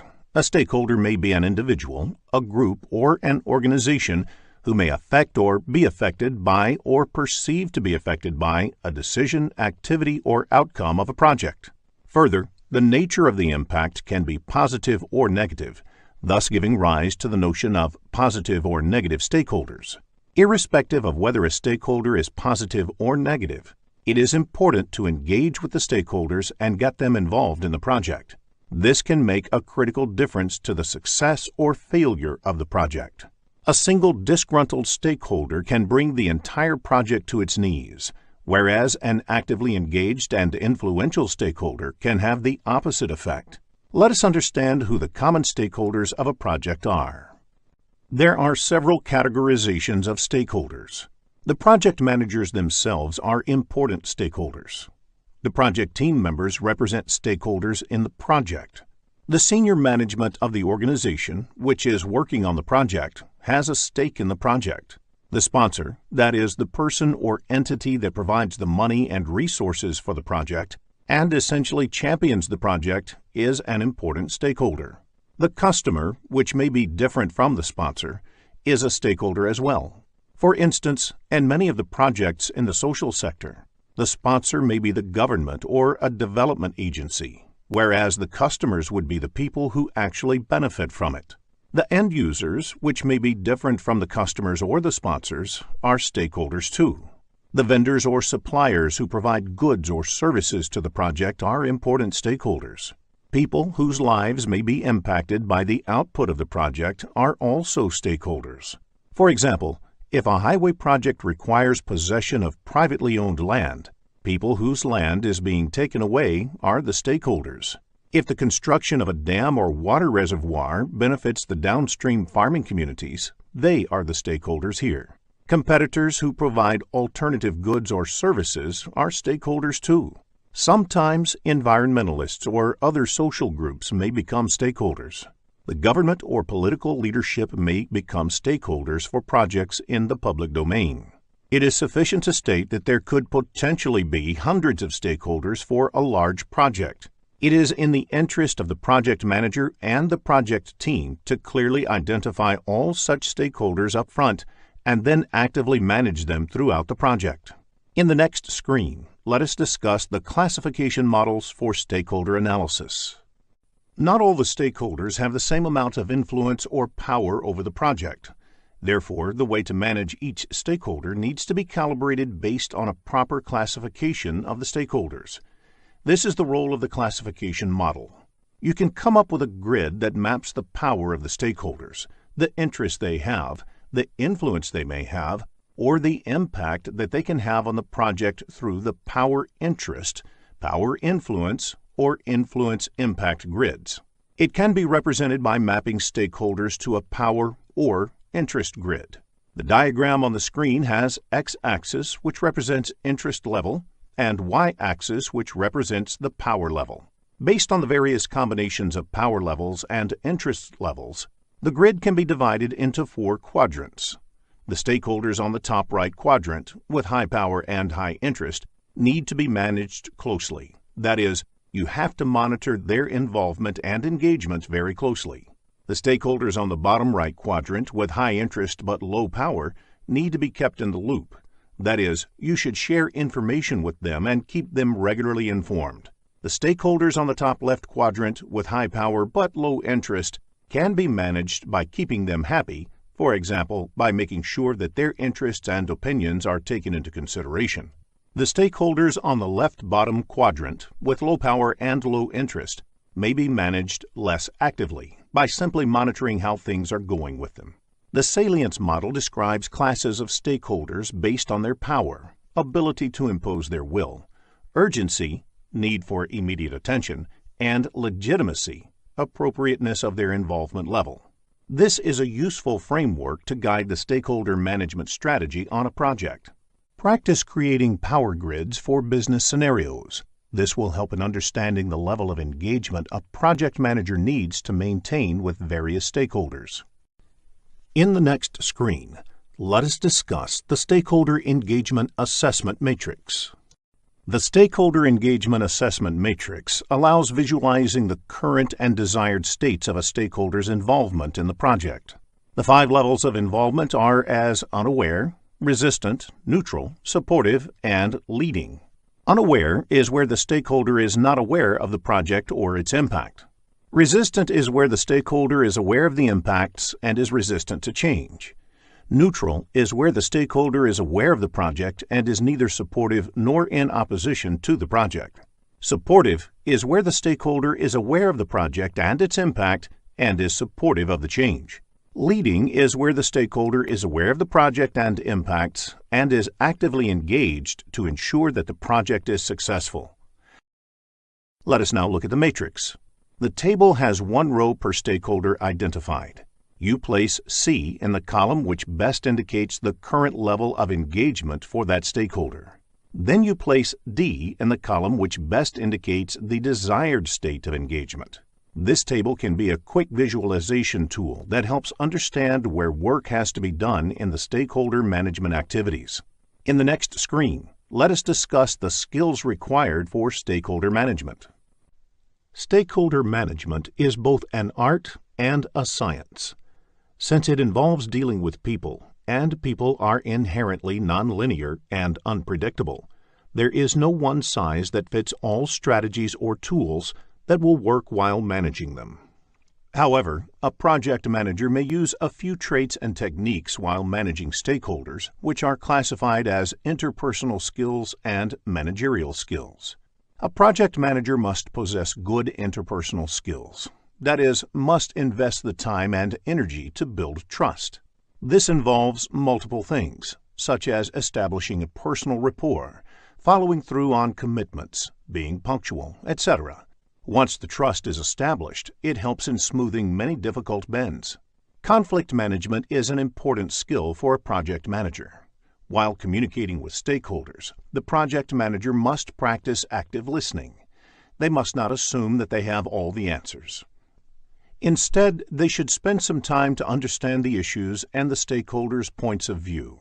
This alone can go a long way in smoothing ruffled feathers and building constructive relationships. Resistance to change is natural. A project manager must know how to convert that into a positive energy in its favor. Managerial skills that may help in accomplishing the project objectives. A project manager must be able to build consensus among the group. While absolute uniformity may not always be possible or desirable, the project manager must use techniques to ensure widespread discussions and arrive at a path that the group can buy into. The project manager must be able to influence people, often without necessarily being in the position of authority. The project manager must be skillful to negotiate agreements. The project manager must be able to understand and modify organizational behavior in order to move the project in a certain direction. Network diagram is extensively used in the project time management knowledge area to plot the activity dependencies. This is a graphical representation of the project activities in the form of a network. There are two ways to draw a network diagram. In Precedence Diagramming Model, PDM, or Activity on Node, AON, boxes represent activities and the arrows indicate the dependency. This type of network can have all four types of relationships between the activities. In Arrow Diagramming Model, ADM, or Activity on Arrow, AOA, the arrows represent activities. The relationships and sequences can be inferred from the direction of the arrows and linkages between the activities. In such types of network, only finish-to-start relationships can be shown. Such diagrams may need to make use of dummy activities to indicate some dependency between the activities. There may be questions in the PMP exam based on the network diagram, so create and work with the diagram. This will make answering network diagram-based questions easy and fun. In the next screen, let us look at a network diagram. A sample network diagram is shown on the screen. Activities A and C can happen in parallel. B and D require both A and C to complete, whereas E requires both B and D to complete. Activity on Arrow network diagram makes use of hammock activities. They are used to show a comprehensive summary activity combining several other activities underneath for control and reporting purposes. In this lesson, we will focus on project scope management. There are 47 processes in project management grouped into 10 knowledge areas and mapped to 5 process groups. In this lesson, we will look at the second knowledge area, that is, project scope management and its processes. Let us begin with the first topic of this lesson, that is, project scope management. Project scope management includes the processes required to ensure that a project comprises all and only the work required to complete the project successfully. The project scope management is concerned about the scope. What is not there in the scope is also clearly identified. In the next screen, let us look at the key activities performed under project scope management. Let us look at a few of the typical activities that happen as part of the project scope management. Constant monitoring is essential to make sure that all the project work is being completed. The gradual, uncontrolled increase in scope of the project is referred as scope creep. It is necessary to define the project scope boundaries and not let people randomly add to the project scope. Gold plating is doing more than what is required as part of the project scope. This has to be avoided in projects. As per the published statistics about projects done globally, less than 40% of projects can be considered successful. Therefore, the focus should be on what is required rather than squandering around with what is not required. 40% might be considered less, but a project is classified as successful only if it meets all its objectives and is done within time and cost budgets. In the next screen, let us understand the differences between product scope and project scope. Project scope management deals with managing both the product scope as well as the project scope. Product scope refers to the features and functions that characterize a product, service, or result. The word product may also include creation of a service. For example, in the banking industry, each of their services is called a product. Likewise, a savings account is one of their products. Mutual fund is another. On the other hand, project scope is the work that needs to be accomplished to deliver the output of the project, which could be a product, service, or result with the specific features and functions. For instance, to deliver a product, you may also need to produce a requirements document or a design document. These are not part of the product scope, but it may very well be part of the project scope. In the next screen, let us discuss a few key terms used in the project scope management. WBS stands for Work Breakdown Structure. It means breaking the project deliverables into smaller and more manageable components called work packages. The last level of work in such subdivision is called work packages, and the whole structure is called WBS. For example, a typical software development project would have various activities, like finalizing requirements, designing the new system, coding, testing, and going live with the new system. Each of these translates into high-level deliverables, which can be further subdivided into smaller activities which are more predictable. WBS Dictionary, like any dictionary, contains the explanation of the terms used in WBS. A typical WBS dictionary has details like the control account, name of the work package, description of the work package, resource assigned, if there are any assumptions or dependencies to complete the work package, the due date to finish the work package, technical dependencies, and so on. WBS Dictionary is useful for the person or group working on the work packages as it further elaborates the decomposed work package. Control account is a level within WBS at which management wishes to exercise control. For example, perform earned value analysis, track performance, etc.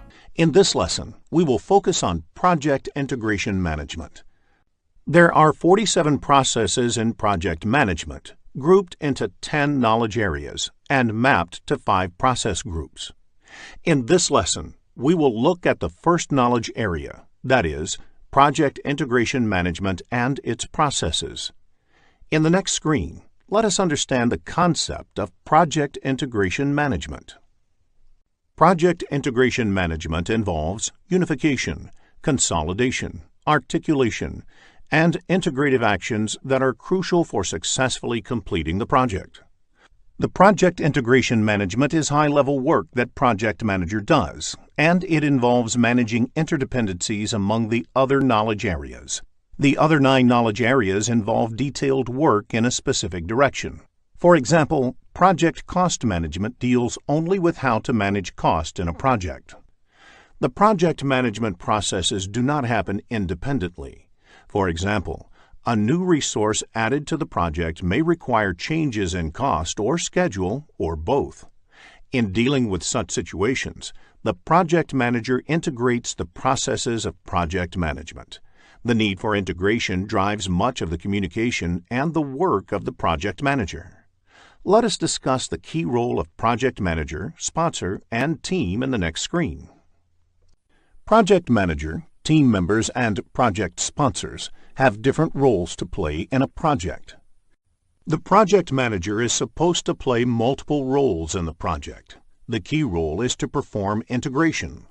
The project manager puts all the pieces of the project together into a cohesive whole. In doing so, the project manager tries to ensure that the project is done faster, cheaper, and utilizes resources optimally while meeting the project objectives. As the project progresses, the team members work on completing the project activities. The role of the project sponsor is to protect project from any unnecessary changes and to ensure that it has the required resources for completion. The project sponsor is the champion for the project within the performing organization, that is, the organization in which the work is being performed. In the next screen, we will cover the project selection methods. An organization can undertake a project under contract with an external organization or take up a project driven by internal business needs. There should be a formal process of selecting project in all organizations to ensure that it is making the best possible use of limited corporate resources. For example, if the organization has an option to take up any one out of the two projects, both of which use the same corporate resources, the organization would naturally select the one which is more profitable. There are two broad ways to select a project. One way is the benefit measurement method, where one project is compared with other competing projects. Another approach is based on mathematical models, wherein you examine the most optimal selection of projects by trying to optimize a goal. For example, maximize operating profits. Such methods may be called constrained optimization methods. There are different methods under both these categories, and you should be familiar with the names of these methods. Broadly, the benefit measurement methods focus on ascertaining the costs and benefits of undertaking the project. The methods under benefit measurement method include murder board, where a panel of experts shoots down a new project idea, peer review, scoring models, economic models, and benefit compared to cost. The constrained optimization methods rely on mathematical modeling techniques to determine the best selection of projects to achieve certain business objectives. The methods of constrained optimization method include linear programming. In reality, you might not have seen these methods to be followed in project selection. Often, personal relationship with the sponsor may be more important than anything else. This is quite normal, and any organization worldwide works this way. However, as a certified project manager, it is important for you to be familiar with more scientific methods of project selection. A typical question on the PMP exam could be, what type of project selection technique is peer review? And the right answer is benefit measurement method. You need to understand the characteristics of various project selection methods to answer scenario-based questions. In the next screen, we will focus on the project selection methods. There are 5 project management processes, which are part of Project Integration Management knowledge area. They are the Develop Project Charter, done in the Initiation Process Group, Develop Project Management Plan, undertaken in the Planning Process Group, Direct and Manage Work Carried Out in the Executing Process Group, Monitor and Control Project and Perform Integrated Change Control, undertaken in the Monitoring and Controlling Process Group, and Close Project or Phase done in the Closing Process Group. Develop Project Charter is an initiating process. A project charter is essentially a document that authorizes a project. Once a project has received a charter, it means that the project manager can start employing the organization's resources for the project activities. Let us look at the key inputs to be considered in preparing the project charter. The first input is the Project Statement of Work. This is created by project sponsor, or the customer describing their needs, project scope, and how the project fits into their strategic goal. If the project is taken up under a contract, the request for proposal, that is, RFP, can be considered as Project Statement of Work. The next input is the business case. This document establishes whether the investment in a project is worth, from a business point of view, the business need for the project, and the cost-benefit analysis. It provides important information to the project manager about the goals of the project and the boundaries in terms of the desired results, cost, etc. If the project is being undertaken as part of a contract or agreement, the agreement provides an important input for the project manager that establishes what must be done in the project. The next input to be considered for project charter is enterprise environmental factors. Any project to be executed within the organization has to deal with the organization culture and existing systems. You can consider this as an organization baggage that comes with the project. This is the reason a project being executed in two different organizations may be done differently. Another factor to be considered is organizational process assets. This is a broad term and includes all the organizational processes, procedures and policies, corporate knowledge base, and historical project information. Every organization develops a set of processes, procedures, and policies that are based on the best practices learned by the organization over time. The historical information includes past project management plans, risks, lessons learned, etc., of similar projects executed. Now, let us look at the tools and techniques used in this process. The first technique is expert judgment. Expert judgment is an invaluable input to the process of formally authorizing a project, because an expert can provide insights into why a project makes business sense or why it does not. From experience, they may be able to shed light about the validity of the business drivers, feasibility, assumptions, and constraints that need to be considered for the project. Facilitation techniques is another technique used. The chartering process is often a collaborative activity involving many influential stakeholders in an organization. Facilitation techniques help bring all these stakeholders together and engage in fruitful discussions in order to arrive at an informed decision whether to go ahead with a project or not. The only output of this project is the project charter. Let us try to understand what the project charter might contain. The project charter usually contains the high-level project requirement, and it should be created by the project sponsor and handed over to the project manager. The project manager can do the groundwork to prepare the project charter, but it must be signed by the project sponsor or somebody in the performing organization who is higher in authority than the project manager. It is important to point out that a project charter is not a project management plan. The detailed risk, schedule, cost analysis, etc. is part of the project management plan and should be done during the project planning phase, when there is more detail on the availability of the project to do so. The charter should be sufficiently high level to accommodate the minor changes that might arise in the project. In this lesson, we will focus on project management processes. Project lifecycle addresses the question, what to do to get the work done. It varies industry-wise. For example, let us look at a typical project lifecycle in a software industry. First, you understand what is required and analyze it as part of the requirement analysis phase. Then, as part of the design phase, you figure out the implementation of it and arrive with the approach. Next, you implement the functionality by writing the code as part of the coding phase. The code is then verified to ensure it works right as part of the testing phase. The tested and verified software is then installed at the customer locations as part of the installation phase. After the installation, the system then moves into operations and support phase.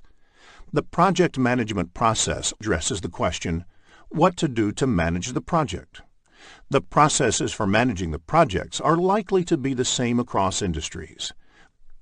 For instance, in the develop schedule process, one needs to develop the project schedule, irrespective of the industry or domain you are working. In the next screen, let us understand the project management process groups. The project management processes are divided into 5 process groups. They are Initiating Process Group, Planning Process Group, Executing Process Group, Monitoring and Controlling Process Group, and Closing Process Group. The initiating process happens at the beginning of the project or a phase. The planning, executing, and monitoring and controlling processes go together. Therefore, you plan, execute, and replan based on the execution result. The project closing processes are performed when the project work or a phase within the project is completed. The typical project management process in the closing phase releases resources back to the resource pool so the team members can be assigned to another project. Note the iteration of processes within the phases is dependent on the scale of the projects. Small projects may have only one iteration, whereas bigger projects may have multiple iterations before they enter a new phase. Project management processes are overlapping activities. Let us look at the interaction between these activities in the next screen. Process groups have overlapping activities that occur throughout the project lifecycle. The output of one process group is generally the input to another or a deliverable of the project. For example, Project Management Plan is an output of Planning Process Group and an input to Execution Process Group. Note that production of the plan is not a one-time activity. As the project progresses, the project management plan may get updated as a result of the monitoring and controlling processes. The updated project management plan once again forms an input to the execution process group. In the next screen, we will discuss the project management process group, knowledge area, and project management process mapping. Given on the screen is the list of the 47 project management processes, 10 knowledge areas, and 5 process groups. The table shows how each of them is interrelated. You can see that the project integration management processes can be mapped back to all 5 process groups, while project scope management processes are mapped back to only planning and monitoring process group. Study the table to identify processes under project management and the knowledge area they belong to. All the 47 processes are described in detail in this tutorial. Each knowledge area is covered in detail as a lesson. It also covers how the processes map to process groups to help you understand the big picture. Further, the inputs and outputs of each of these processes, tools and techniques that are used in these processes, and what exactly happens during these processes are also discussed. Earned value technique is an excellent way to track the project progress against the project plan. It is a method of measuring the project performance objectively and comparing it against the project baseline. Results from an earned value analysis indicate deviation of the project from cost and schedule baselines. Baseline is the initial approved value along with approved changes. Therefore, schedule baseline is the first approved project schedule along with approved changes. There are various terms used in earned value technique. Planned value is the authorized budget assigned to the scheduled work. Earned value is the work performed in terms of budget authorized for that work. Actual cost is the cost incurred in work performed. Budget at completion is the budgeted amount for the total work. Estimate at completion is the expected total cost for the project. Estimate to complete is the expected cost to finish all the remaining project work. Variance at completion is the projected budget surplus or deficit at the end of the project. All the parameters displayed on the screen are measured in terms of cost. You may come across business scenario-based questions on earned value management in the PMP exam, so ensure that you develop a clear understanding of this topic. Let us look at an example of a planned value in the next screen. Planned value is the estimated value of the work planned. This value is measured in terms of currency, say dollar. If the planned value is $340, then the work planned is worth $340. How do you calculate earned value? The solution is add the budget allocated to each of the activities that have been completed at the point of time. The resulting value is the earned value. In the next screen, let us look at the formula used to calculate earned value. In cost variance, negative means the project is over budget. Positive means the project is under budget. Similarly, in schedule variance, negative means the project is behind schedule, whereas positive means the project is ahead of schedule. The value of the next two parameters, Cost Performance Index, CPI, and Schedule Performance Index, SPI, values vary between 0 and 1. For example, a CPI of 0.8 implies that 80 cents of work is obtained for every dollar spent in the project. Similarly, if SPI is 0.9, it implies that project is progressing at only 90% of the speed originally planned. The next parameter is Estimate at Completion, or EAC. There are different ways of calculating the EAC value. The method used depends on how the cost and schedule variances are expected to play for the rest of the project. BAC by CPI is used if you expect that the current cost performance will continue until the end of the project. AC plus BAC minus EV is used if you expect that the rest of the project will be managed at the budgeted rate. AC plus BAC minus EV by the product of CPI and SPI is used if you want to factor in the impact of the cost as well as schedule variances. AC plus ETC is used if you want to re-evaluate the project based on a forecast value for the estimated cost of the remainder of the project. The next parameter is Estimate to Complete, or ETC, which is the cost of project from this point to the end. This is calculated by subtracting the actual cost from the estimate at completion.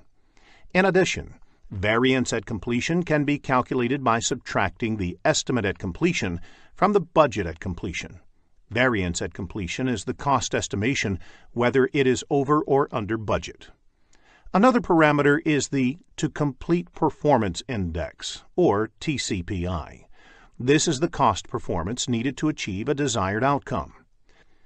For example, if the project needs to be managed to the original budget, BAC, then TCPI, that is, the CPI that must be maintained for the rest of the project, is calculated as BAC minus EV by BAC minus AC. Similarly, if it has to be managed within a revised target, say EAC, then TCPI is calculated as BAC minus EV by EAC minus AC. Before the start of the PMP exam, please make a note of the formulas of earned value technique.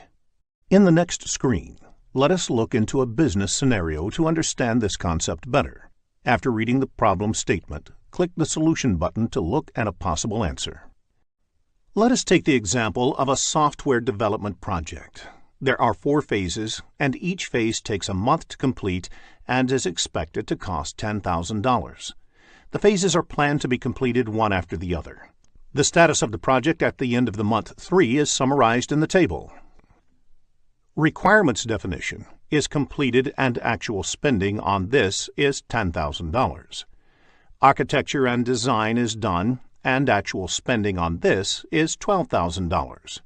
Development and unit testing is only 50% done, though it was supposed to be completed by 3rd month. It has cost $9,000 until date. System testing and go live has not yet started. Note, S indicates start time, F indicates finish time, and PF indicates that it is partly finished at the end of the month. Based on the above information, calculate the CV, SV, CPI, and SPI of the project. Let us look at a solution in the next screen. Before we end this lesson, let us also look at a few definitions that might be useful for your PMP examination. Law of diminishing return. This means the more you put into something, the less you get out of it. For example, doubling the number of resources working on a project will not necessarily have the time. Working capital. The amount of money the company has to invest on the project and the day-to-day company operations. Funding limit reconciliation. The process of comparing the planned expenditure in a given period with the available funding for that period. Large assets purchased by the company lose value over time. This is called depreciation. There are 2 forms of depreciation, straight line and accelerated. Same amount of depreciation is taken every year. For instance, a car with a price tag of $10,000 and useful life of 10 years is depreciated $1,000 per year. At the end of the 10th year, the value of the car is considered zero for all accounting purposes. Accelerated depreciation depreciates faster than the straight-line depreciation. For instance, a car with a price tag of $10,000 depreciates $3,000 the first year, $1,500 the next year, $1,000 the third year, and so on. Critical path is defined as the longest duration path through a network diagram, which determines the shortest time to complete the project. Float can be considered as a buffer time available to complete an activity. Float is calculated once the network diagram is ready. It is also called as slack. There are three kinds of float. The first being the total float, which is the amount of time an activity can be delayed without delaying the project end date or an intermediary milestone. The second type of float is free float, which is the amount of time an activity can be delayed without delaying the early start date of its successor or successors' activities. The last type is independent float, which is the amount of time an activity can be delayed if all the predecessors finish at their latest finish dates and you want to start all the immediate successors at their earliest start dates. The slack of the activities on the critical path is zero, because there is no scope to delay activities on the critical path. Critical path actually represents the project duration. Delaying activities on the critical path is as good as delaying the project duration. Concept-based questions on critical path can be expected in the exam, so it is essential to have a clear understanding of the concept. In the next screen, let us learn how to calculate float. Let us look at an example for critical path. There are 5 activities in this project and 2 paths in the network diagram. Start, 1, 2, 4, 5, end is one path, and start, 1, 3, 5, end is the second path. Since the duration of the path start 1, 2, 4, 5, end is 18 days, which is more than the duration of the path start 1, 3, 5, end, the critical path of the project is start 1, 2, 4, 5, end. Let us take activity 3 as an example. First, calculate the early start and early finish dates. Activity 3 can start only after activity 1. Since the early finish of activity 1 is 3, it becomes the early start of activity 3. Activity 3 cannot start earlier than 3 because activity 1 can be completed only by then. Therefore, early start of activity 3 is 3, since the duration of the activity is 4 days. The early finish of activity 3 is 3 plus 4 equals 7 days. Now, let us calculate the late start and late finish of activity 3. Late start of activity 5 is 14 days. The activity 3 happens just before activity 5, so the late finish of activity 3 is 14 days. To calculate the late start, you can subtract the duration from late finish. Therefore, the late start of activity 3 is 14 minus 4 equals 10. In the next screen, let us focus on schedule compression. If getting your learning started is half the battle, what if you could do that for free? Visit SkillUp by Simplilearn. Click on the link in the description to know more.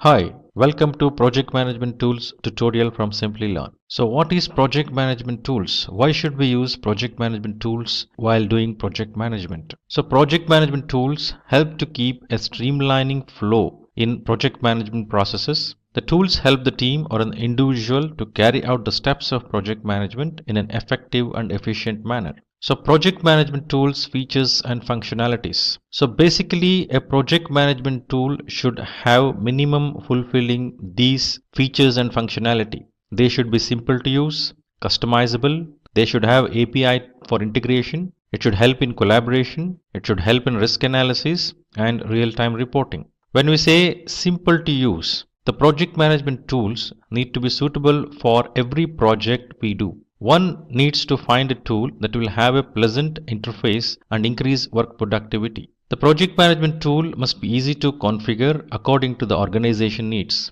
Every project management approach, every project management templates, every artifact needs tailoring and adaptation before adopting as part of the practice. There are business patterns that change every day, so having customizable tool is an added advantage. API or application programming interface enables the sharing of data and application between devices. The tools with API integration allow seamless connectivity amongst the team. The project management tools must allow for collaboration so that the whole team can work together.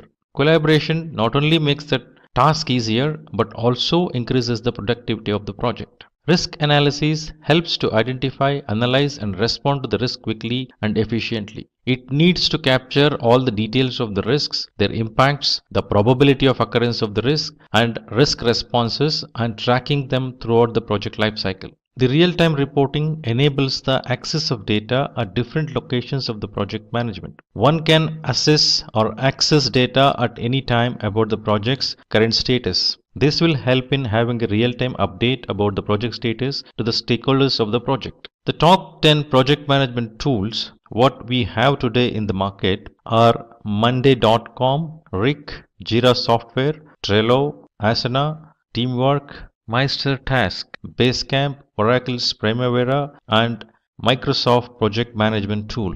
So let us look at these one by one. So Monday.com was released during the year 2012 and it is known for providing features to enable flexible planning and monitoring capabilities. The website where you can find Monday.com access the tool is www.monday.com. So this tool is used by more than 90,000 teams across the globe. Monday.com features and functionality includes it is easy for collaboration, highly customizable, excellent for analytics, integration with Dropbox, Google Drive and Pipedrive is possible. So pricing, the basic version is $25 on monthly basis, so which will provide you 5 GB storage, 1 board per dashboard and it is billed annually. The standard package includes 5 GB storage, 3 boards per dashboard and it is $39 per month which is billed annually. Professional includes unlimited storage, 10 boards per dashboard and it costs $59 per month and it is billed annually. Monday.com is used by the following customers, organizations of Monday.com, that is Carlsberg, Discovery Channel, Adidas, Tom, Philips, etc. Rick is another project management tool which was released in 2006. So this application provides its user with robust features and allows them to collaborate with each other. The website to access the tool is www.rick.com and this is used by over 18,000 organizations across the globe. The features of Rick includes it has collaborative editing, flexible workflow, real-time reporting and efficient work management. The pricing includes 0 to 5 users. It has basic integrations and which is free, whereas professional includes $9.8 per user per month, which has a slabs of 5, 10 and 15 users and Rick Proof free trial. Business version has 5 to 200 users and Rick Proof free trial, whereas $24.80 per user per month. The companies which uses the Rick tools are Airbnb, L'Oreal, TeamViewer, Tiffany & Co, etc. Now let us look at Jira Software. Jira Software was released during year 2002. It is a software development tool used by agile teams, famous for its bug tracking system. The website to access this tool is www.atlassian.com/software/Jira, used by over 65,000 customers. The features of Jira Software includes agile reporting, rich toolkit for developers, bug tracking, mobile applications. So the pricing of Jira Software is as follows. So for forever 2 GB storage and community support, which cost $0, whereas standard is around $7 per user per month, which includes 250 GB storage and 9 to 5 standard support. Premium is $14 per user per month, unlimited storage, and has 24/7 premium support. Jira Software is used by the organizations that is Hitachi, Visa, Dropbox, Nestle, Domino's, Coca-Cola, Samsung, etc. Now let us look at the tool Trello. So this application was released in 2011. It is known for providing flexibility in organizing and prioritizing the tasks with the help of its boards, lists and cards. Website to access the tool is www.trello.com, used by over 50 million people.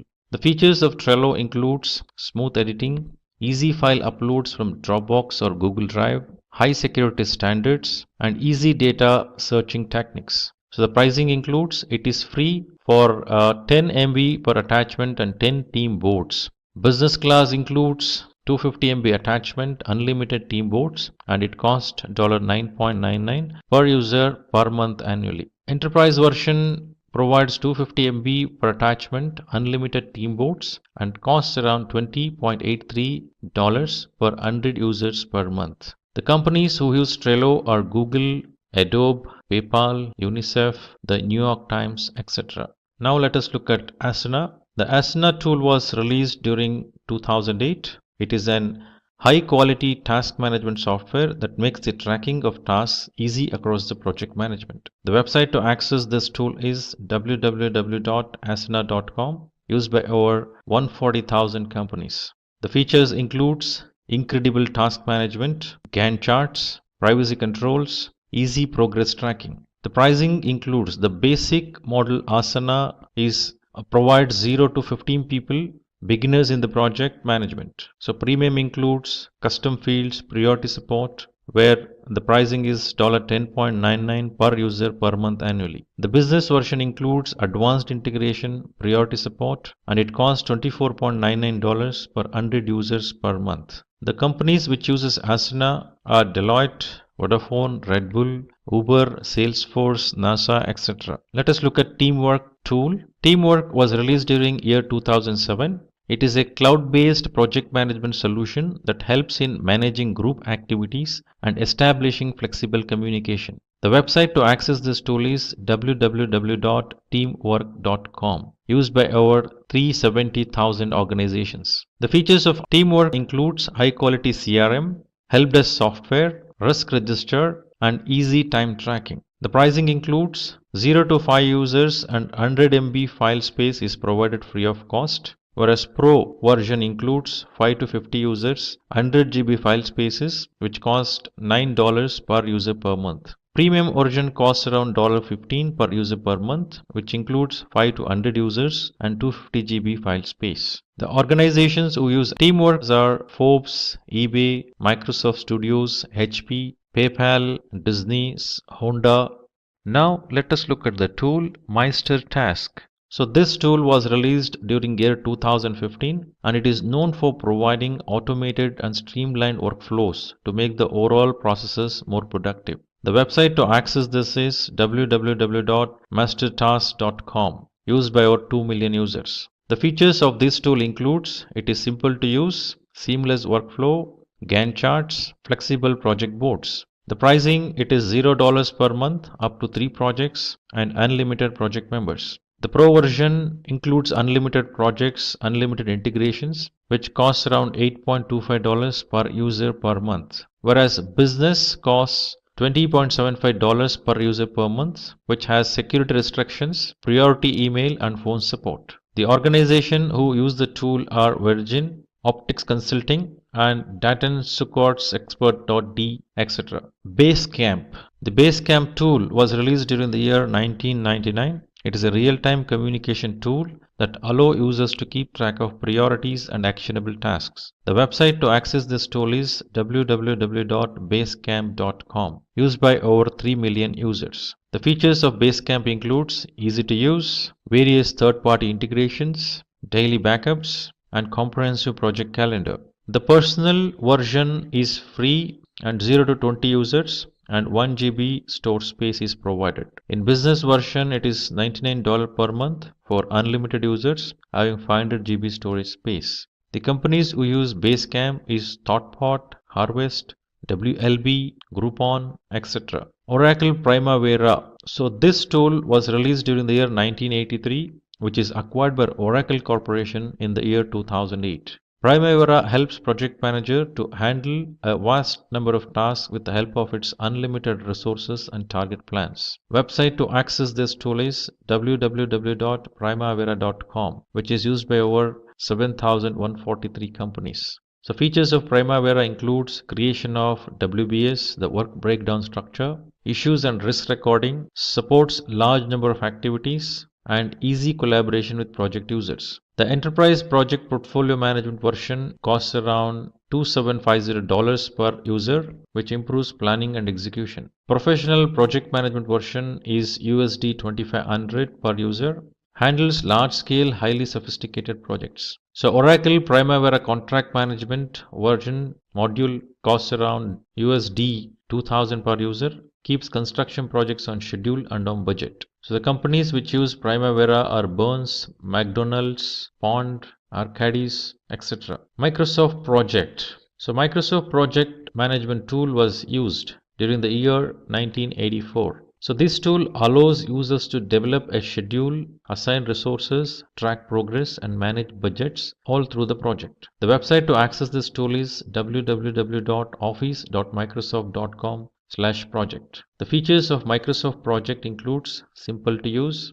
effective monitoring, easy communication, enhanced decision making. So this is a cloud-based solution, and the pricing is Project Plan 1 costs around $10 per user per month on an annual commitment. Managing projects via web browser is the feature. Project Plan 3, which costs around $30 per user per month with annual commitment, which is fully updated project desktop application. Project Plan 5, which costs around $55 per user per month with annual commitment. Evaluating project ideas from anywhere in the organization is possible through this. Project Standard 2019 version costs around $620 per PC per user for those who don't need collaboration tools and advanced features. Project Professional version 2019 costs around $1,030 per PC per user, syncing with Project Online and Project Server. The organization which uses Microsoft projects are Comptel, Airbus, Intel, Volvo, Xerox, etc.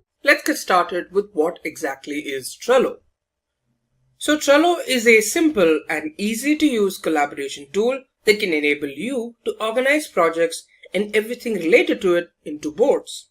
With Trello, you can find all kinds of information, like what's being worked on, who's working on what, and what progress the project is making. Now we'll learn about that in a little bit while we're talking about the Trello demo. Now let's talk about the advantages of Trello. Now first off, Trello can be used immediately after signing up.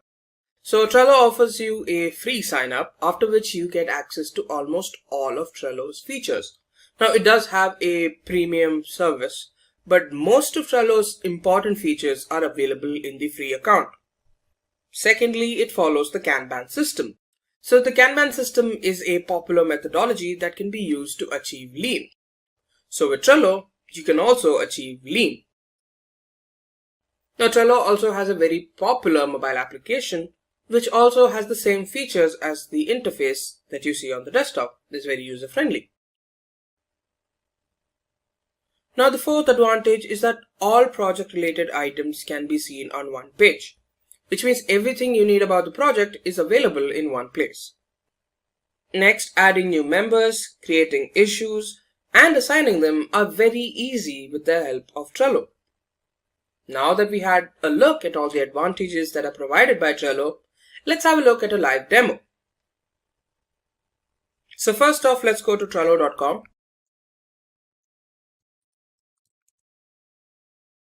So here you can see two options to log in or sign up. So first of all, if you've never used the website before, go to sign up.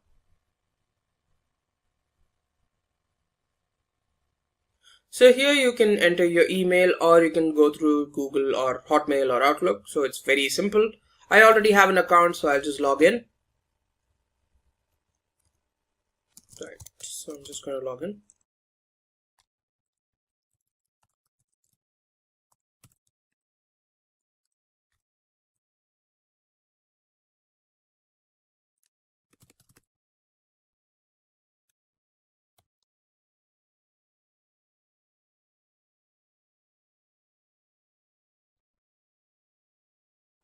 So if you're using Trello for the first time, this is what it would look like. So here you have personal boards, templates, home, and so on. So let's go one by one. Firstly, the most important thing that you need to know about is boards, which is right here. So let's assume you're using this for a team, which means that you need people to share the board along with. So first of all, let's create a team. So here I'm just going to name a company called Company Co. Say we do engineering IT. So let's write a brief team description and continue. So here, say I have 4 members. So I have Bob. I'm adding them here. So depending on what your team is like, you can add those team members. So this is important so that you can connect with them while you're on the board. So this is company.com. So we'll just add them. So the team members that you're going to invite will get an invite email very soon, as soon as you're done by clicking the invite to team button. I'll also add Bill, who also works at my company. And there's technician 1. And there's technician 1 who works at company.com. We'll add anybody who's required later. So invite to team. And there you go. There's some details here about the team and all that. Let's go back to home. And now let's create a new board under Company Co. So the difference here is that for personal boards is that, like the name suggests, it's personal. You can also add the team if you want later on, but here you have the option for creating a team board. So I'll show you how you can create a team board from personal board. So you go to create board. Here you can show as, this is by default selected as no team because it's under personal. Change it to company and you can write business, but anything else like that. And then you create a board. And there you go. The board has been set up. So now, first things first, it's that you can make this team visible, which is either only board members can see it, or since it's a small team, the entire team can see it. So it's up to you how you want it. There's the public option, which everyone can see, which I don't think is necessary, but if you feel like it, you can do that too. First of all, you can even write a description of the board, which is what you want to achieve with this board. For example, this is business or sales or something like that. You can change the background into something more colorful or less colorful, like this. And then there's search cards, which we haven't added anything so far, so there's nothing to search.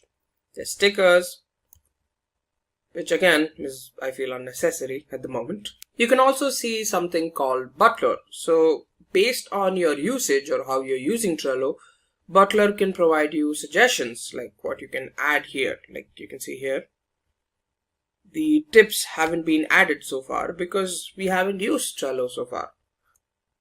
So based on your usage, it'll give you suggestions. Now let's go back.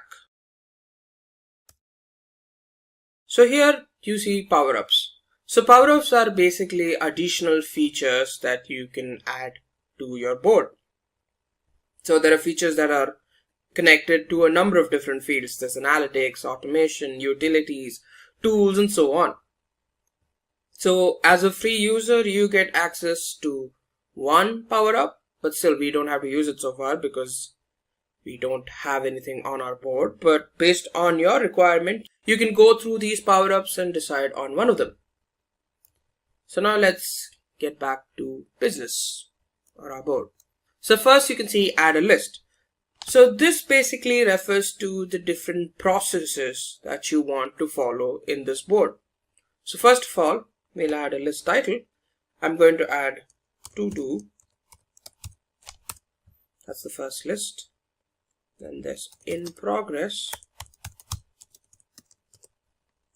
on hold, and completed. So here we have 4 lists which represent the processes in this business. So if you want, you can even add another list depending on your requirement. So in these lists, there are things called cards, so which are like subtopics. So first of all, let's add a very simple title. For example, deliver product company A. It's again very simple. Deliver product to company B. Like this, so on and so forth if you want it. So here, this is a card. So this card can be moved from each stage to another as it progresses. So this is in the to-do stage since we've not started with anything. So once you click on a card, so this pop-up shows up. So here you can add a description like conversed with company A,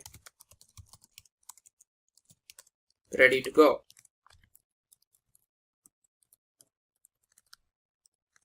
Just some details that you want to add. You save. Now one thing you can see, add to card. So there are a number of different things you can add to this card. So members, now I have 4 team members. I can add Bob here. I want Bob in on this. I want Bob to see the activities as it happens. I want Bill to also see as things proceed. Right, so the Bob and Bill are in on this right now. Next you have labels. So depending on what you want to use this for example, I want to use this to represent that it's important or immediate. Put it as red, save. So I can select this label to indicate that this is now very important. So depending on your company's, style, or depending on your requirements, you can add the labels. Then you have a checklist. So different steps can be focused on with this checklist. For example, I'm just going to write steps. So we're delivering a product, for example. So let's just use steps. Requirement gathering. I'm just going to write the software lifecycle steps: analysis, design, implementation, testing, deployment, and maintenance. So yeah, we have all the steps. So one thing is that once each of these steps are done, you tick it, so a percentage increases. So until you're done with 100%, you can just keep ticking. Finally, it will show 100% and you're done. So another thing is a due date. So this is basically by when you want it completed. So this is basically a reminder that we need to complete it or before a particular date is done. So I'm not adding a due date as of now, but that's up to you. Next, you have something called attachment. So say for example, all your requirements have been gathered into one PDF. So where all the requirements that are required by the company are shown in that PDF. You can attach it here so that everyone has access to it. Then a cover can also be added to your card, which is just basically beautifying it. So we can find one. So for example, this. And there you go. There's a pretty good looking cover here. Now we have all the information. So let's get started. So to officially mark the beginning of the project, we'll just go and put this to in progress. So at the same time, you can do the same thing with this card as well about company B. So let's just focus on company A now. So say the steps have already started, requirement gathering is done, designing is done, implementation is also done. So depending on the person, the technician, so the technician could respond that, we've already started. So before that, we need to add the technician. He's already on this, but if you had to add him, you search for members and you have board members who's already in the board. You can add the technician. Now you can also, add activity details like technician 1.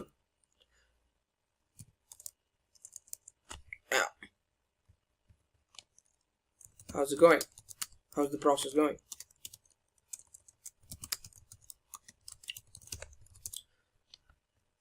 Now he could respond here with it's fine. So each time one of us, adds the other or says something to the other, they get notifications so that, they get to respond as well. They get to know what's happening. Now say for example, the technician is not able to complete the project, or complete his work. So it's put on hold. So here I could say, so testing isn't done. So we can say tech, why the delay or what's going on? And he would give an appropriate response.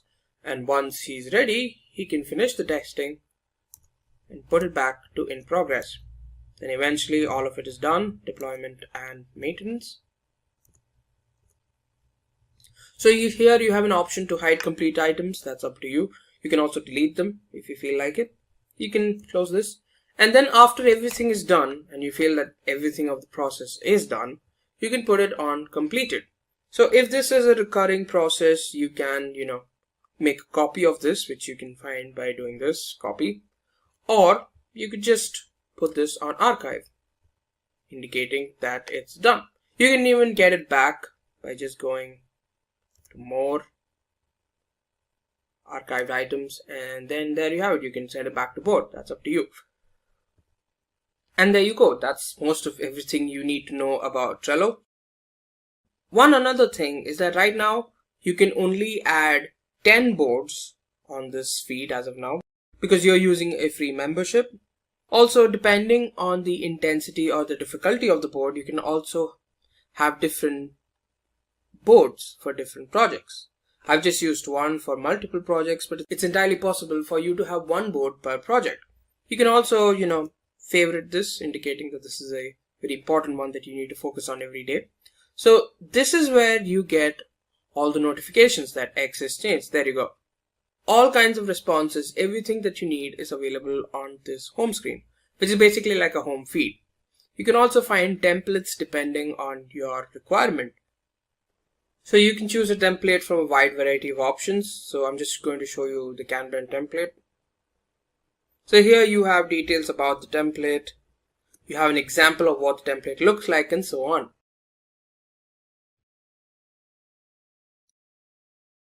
And there you go. That's everything you need to know about Trello. In this session, we will be talking about Agile Project Management and several other things related to it. Let's get started with what is Agile Project Management. Agile Project Management, as the name suggests, is a flexible approach to building a project. In Agile Project Management, the project is broken down into several stages or sprints. Agile does not work on the principle of delivering the final product at the end of the project. It works on delivering sections of a project or mini projects. The process of project management in the case of Agile is Agile based. So there won't be any central control of project manager as it was there in the traditional way of working. Before we move forward, let's have a look at the Agile development cycle. Agile methodologies consist of several small cycles or sprints. At the end of each stage, we get a mini project. There's a product backlog that explains new features, changes in the existing features, and several other improvements in the project. Then we have a sprint backlog, which has a list of tasks that are to be completed during each sprint. The sprint consists of planning, designing, execution, testing, and deployment stages. And at the end of each sprint, a mini project is delivered. With every sprint, new features are added to the product, which plays a significant role in the overall project growth. After all the sprints and early validation in the development, the final deliverable has a fewer chances of failure. Let's now have a look at some reasons why industries have started moving towards Agile project management. The first reason is high product quality. When we talk about high product quality, we refer to the build of the product as per stakeholders' demands. Testing is performed at short intervals of time wherever needed to ensure high quality of the product. Then another reason is customer satisfaction. Whatever is done in the project is known by the customer. The deliveries don't take longer durations as they used to take in the case of traditional ways. The changes may be provided by the customer in the execution phase of the project. Third reason is reduced risk. Since the project is divided into sprints, so if the risk affects one sprint, it doesn't mean whole of the project will be at risk. The process of risk analysis continues to take place with all the other processes. Another significant reason for Agile project management is better and faster return on investment. The project is now developed in several sprints and each sprint has its own version. Therefore, the project becomes market ready after a few sprints only. Since the projects can now be released with ease and in shorter duration, this helps the organization to stay ahead in competition with respect to other organizations which have still not moved to Agile methodology. Now we shall check the principles of Agile project management. There are 10 principles for successful Agile project management. The first principle is the satisfaction of the customer by delivering the project fast and with least number of errors. The next principle refers to decreasing the amount of time between the phase of planning and delivery. The third principle states that the team of managers and developers work together and increase the productivity of their work. The next principle states that the changes requested by the stakeholders can be taken into consideration and worked upon during the development phase as well. The fifth principle pays attention to the factor of coordination among the team members. Then the sixth principle refers to the process of monitoring and tracking the progress of the project at the end of each sprint and making amendments wherever needed. Moving on, the next principle states that there must be a feeling of trust and support towards the team to complete the project's objectives. The next principle emphasizes on face-to-face conversations with the development team. The face-to-face conversation helps in both solving problems and easy knowledge sharing. Then the ninth principle emphasizes on finding solutions and maximizing the amount of work done with simplicity. This ensures timely completion of tasks by all the team members. The last principle states that Scrum tools like Monday.com or Zoho Sprints must be used to simplify the complicated codes, which further helps in saving time. We shall now see the steps in Agile project management. The goal of Agile methodology is to produce shorter development life cycles and more frequent product releases than traditional waterfall project management. So we will now check 6 steps in Agile project methodology. The first step in the process is project planning. Project planning includes feasibility study, development of scope, breaking the project into executable tasks or sprints, and then estimating the amount of time needed to complete those sprints. The second step is the step of roadmap creation. A roadmap is a plan of action that shows how a project shall evolve over time. A list of all the features that the final product should have is created, and the steps to achieve those features are taken. The next important step is release planning. Since we are doing the project keeping in mind the Agile project methodology, the project will complete in sprints. That means there will be the release of features at the end of each cycle. And unlike the traditional waterfall model, the development cycles will be smaller. The fourth step in Agile project management is sprint planning. The sprints are made keeping in mind what all is to be accomplished in that particular step. At the beginning of each sprint, the goal of that sprint is decided and steps to achieve that goal are taken. The next step in the process emphasizes on daily meetings. There are short meetings every day to discuss if the team was able to finish the task for each sprint and check if there are any amendments that are required. Each team member talks about what they achieved in the last sprint and what are they going to work on in the next sprint. The last step is the step of sprint review and retrospective. There are 2 meetings after each sprint. First meeting is for the sprint review. This meeting is with the stakeholders to show them the finished product. This helps both sides to build a relationship and discuss if there are any issues in the end product. The second meeting is for having a sprint retrospective. This meeting involves the stakeholders to discuss what went well and what went wrong during the sprint. Sprint retrospective takes place after the sprint review and before the next sprint planning. Now when we know the steps needed for Agile project methodology, we must understand some Agile project management frameworks. There are several frameworks available today. Here, we will be discussing some of the most popular frameworks. The first framework we will discuss is the Kanban framework. Kanban framework is a well-known framework for implementing Agile software development.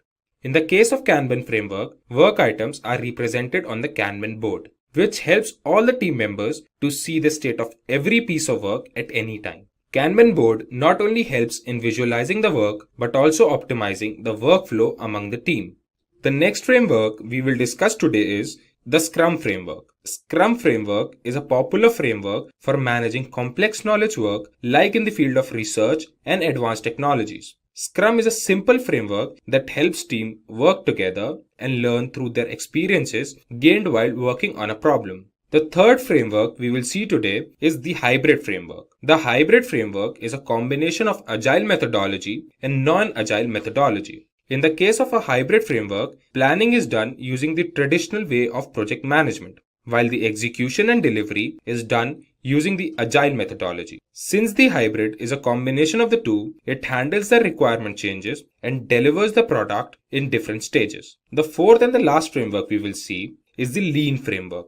The Lean framework works on the principle of providing maximum customer value and creating zero waste. It focuses on optimizing the flow of products all through the value stream. This helps in eliminating waste all through the process and create processes that requires less human efforts. This also simplifies the process of information management and makes it more accurate. Finally, let's have a look at some companies that have opted for agile project management. Today, around 22% of the organizations worldwide have all their teams working on the principle of agile project methodology. Let's have a look at some of the most prominent companies in the world that use agile project management. In the list, we have IBM, Cisco, AT&T, Microsoft, Philips, and Samsung. Welcome to Simplilearn's PMP 6th edition training tutorial. So now imagining the world where you have a project being done and you are the project manager, and how best a project can be conducted. So to make a project successful, it is required to follow a best practice. So if you have a certification, just imagine having a certification that lets the world know that you know what you are doing in project management. So PMP certification gives you all. So what is PMP certification? So the PMP, the Project Management Professional Certification, is a certification of PMI, the Project Management Institute, which is at USA. So is an internationally recognized credential for project managers. See, the certification indicates that the certified professional has a sufficient experience, education, skills and competency. Reason being, before going for PMP certification, it asks for specific prerequisites which involves experience in project management as well as formal education of project management and demonstrated skills. So that being a prerequisite for project management professional certifications, it is very essential that one need to understand what it takes to become eligible for PMP examination. So that we will go through in the subsequent slides. So the moment one has the PMP certification, that itself indicates the prerequisites to take up a PMP certification is accomplished already before going for certification, and then the individual will go for a certification and become certified professional. So that way it concludes, it also indicates that person who holds the PMP certification has sufficient experience, education, skills and competency. Moreover, there are more than 100,000 PMP certification holders across the globe. So PMP certified individuals earn 25% more than non-certified individuals. So now PMP certification also has the advantages which are given here, like helps the project manager to practice the project management better, create the results better, demonstrate the project management capability better. So this also helps project manager to show the commitment towards the project management profession, and having PMP certification provides the recognition across the globe, which helps in getting better salary compared with people, the professionals who are not certified, and also helps in increasing the network, project management network, who actually practices project management, the fellow practice project managers who are practicing the project management. So there are certain vocabularies, jargons which are used specifically while doing the project management. PMP helps to understand those.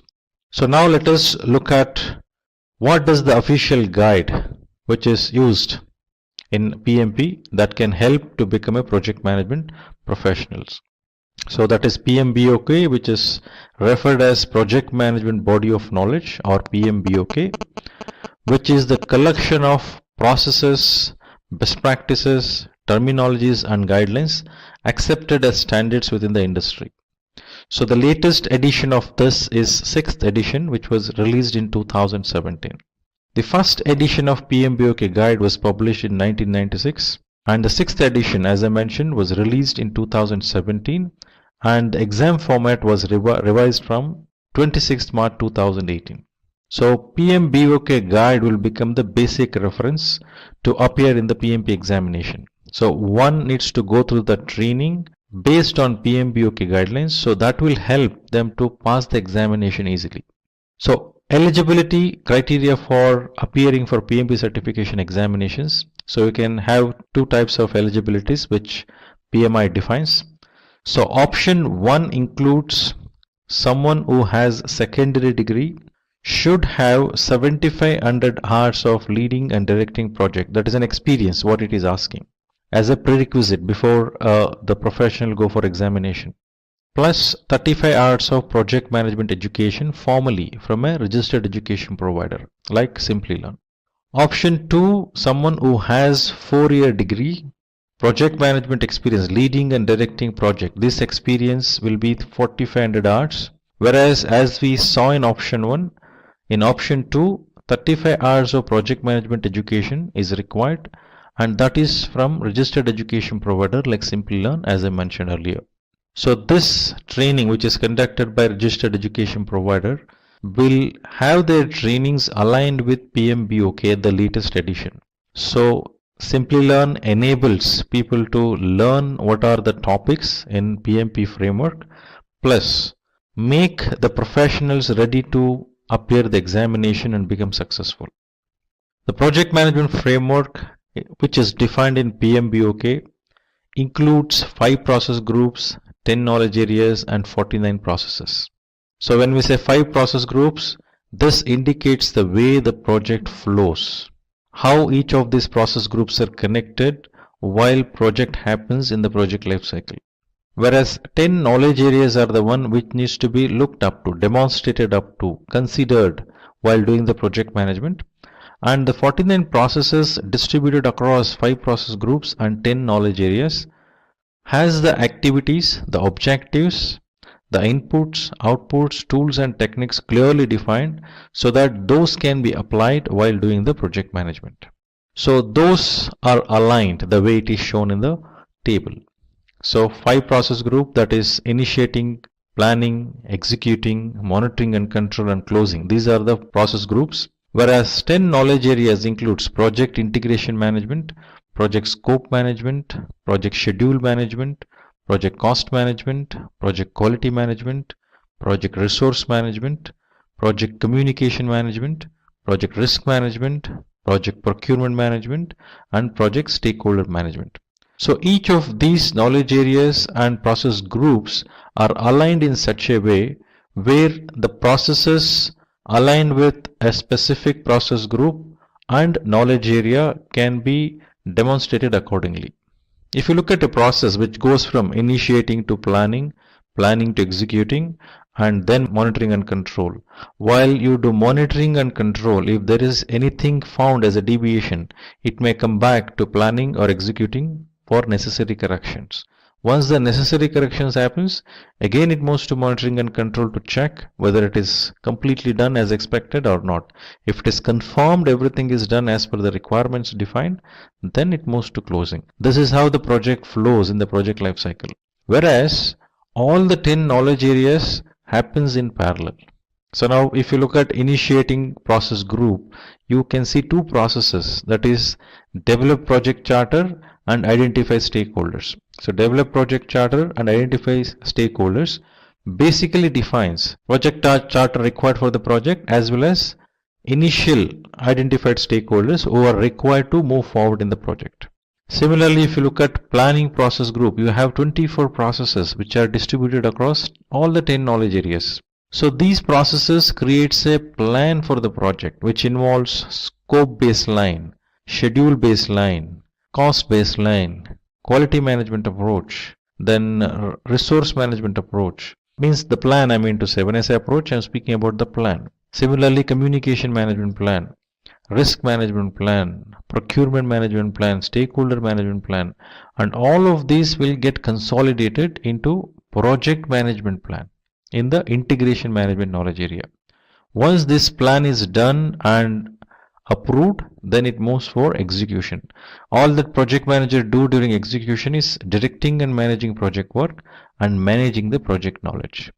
At the same time, project manager would take responsibility of managing quality, acquiring resources, developing team, managing team, then communications which are planned as per the communication management plan.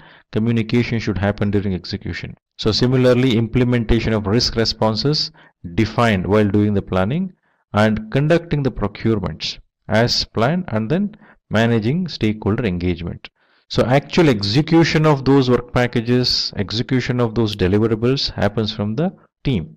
Now, as those deliverables happens, the delivered products are checked, monitored and controlled. You can see validate scope, control scope. Likewise, for each knowledge areas, there is a control process which checks is that happened in execution as it was planned in planning process group. So then that is consolidated here for monitoring and controlling the project work in entirety, integrated. Similarly, performing integrated change control. Any deviations found in any of these checks which is being done in the control. Now that deviations needs to be corrected. So change will be raised. So request for change will be raised and that will be approved and controlled and necessary directions are given, approvals are given, and that moves towards execution for implementation. Once it is implemented, again validation happens. Once control checks if everything is okay, then it moves to the closure. Now activities in closure, a project or a phase involves just an activities of closure. The products or services or results which are created from the project does not go to closure until those are validated, checked, confirmed and signed off. Only then it goes to closing project or phase, and necessary formalities which are required to be completed before conclusion will happen in closing project or phase. This is how the project flows. Second point which you should keep in mind is a project manager is also called as an integrator. So main focus, the umbrella view, the bird's eye view project manager should have from project integration management. So this layer, project integration management, where project manager should have an umbrella view, total view about entire project, what is happening. So bigger picture, only when project manager has a bigger picture, project manager can come to the lower levels and see are they progressing the way it is supposed to. So then go back, look at the bird's eye view again and see is it going in the right direction, which is very essential. So further, I guess we will look at each of these process groups and what happens in each of the process groups. Similarly in knowledge areas. So let us move forward. Now project management process groups. So these process groups details the necessary requirement that need to be satisfied to ensure that project resources are used efficiently, and these represents the chronological phases that all projects go through during the project life cycle. So starting from initiating stage, it moves to planning. Once the plan is ready, then it moves to execution. As the execution happens, validation, checks happens in monitoring and control. And as you find some deviation in monitoring and control, for correction of the deviation, it comes back to execution. Or if any necessary changes needs to be done in planning also while doing these corrections, then it may move to plan, then execution, and then monitoring and control. So this loop continues until the confirmation, yes, it is delivered as per the plan, and then it moves to closure. So that's how the project flows, and the project life cycle would be like that.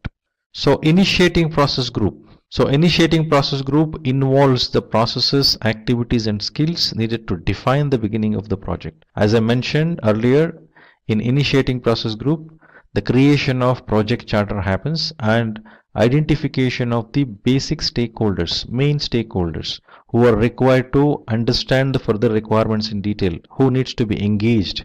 So those are identified. So setting up permits, authorization and initial work orders which should be in place and are important for effective and logical progress of the project and success across all project phases. So this clearly sets up the phases for the work to be completed, initializing teams and having a well thought out budget, which is very important. So this gives that view in totality, but it may not give you the full granular details, but it sets the directions, provides that insight.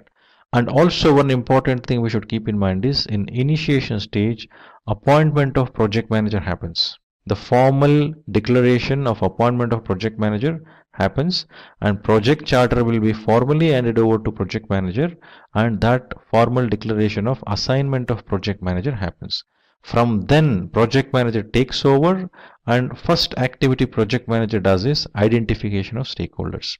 So next process group is planning process group, where we have around 24 processes to define the project scope, cost, schedule, quality, resource, risk, then procurement, stakeholder engagement. So comprehensive plan if it is waterfall approach, or basic skeleton plan which is required if it is agile approach. So it also clarifies the goals and expectations while putting in place the infrastructure to achieve the goals, keeping in timeline and budgetary constraints. The end-to-end view of the project is provided in planning. So this acts as a basic reference while the execution and monitoring and control happens. So based on the planning, the way it is done, execution will happen.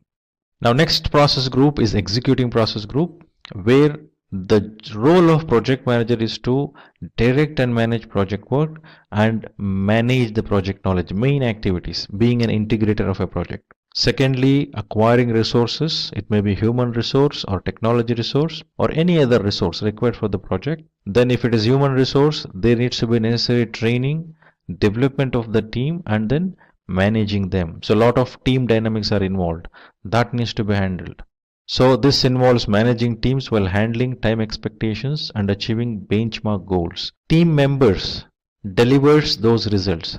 Team members does all the activities and then creates that results. So team concerns needs to be addressed, because as you see the people together, the team members together, it is quite obvious conflict may occur. So conflict resolution should happen. The engagement with the team member should happen.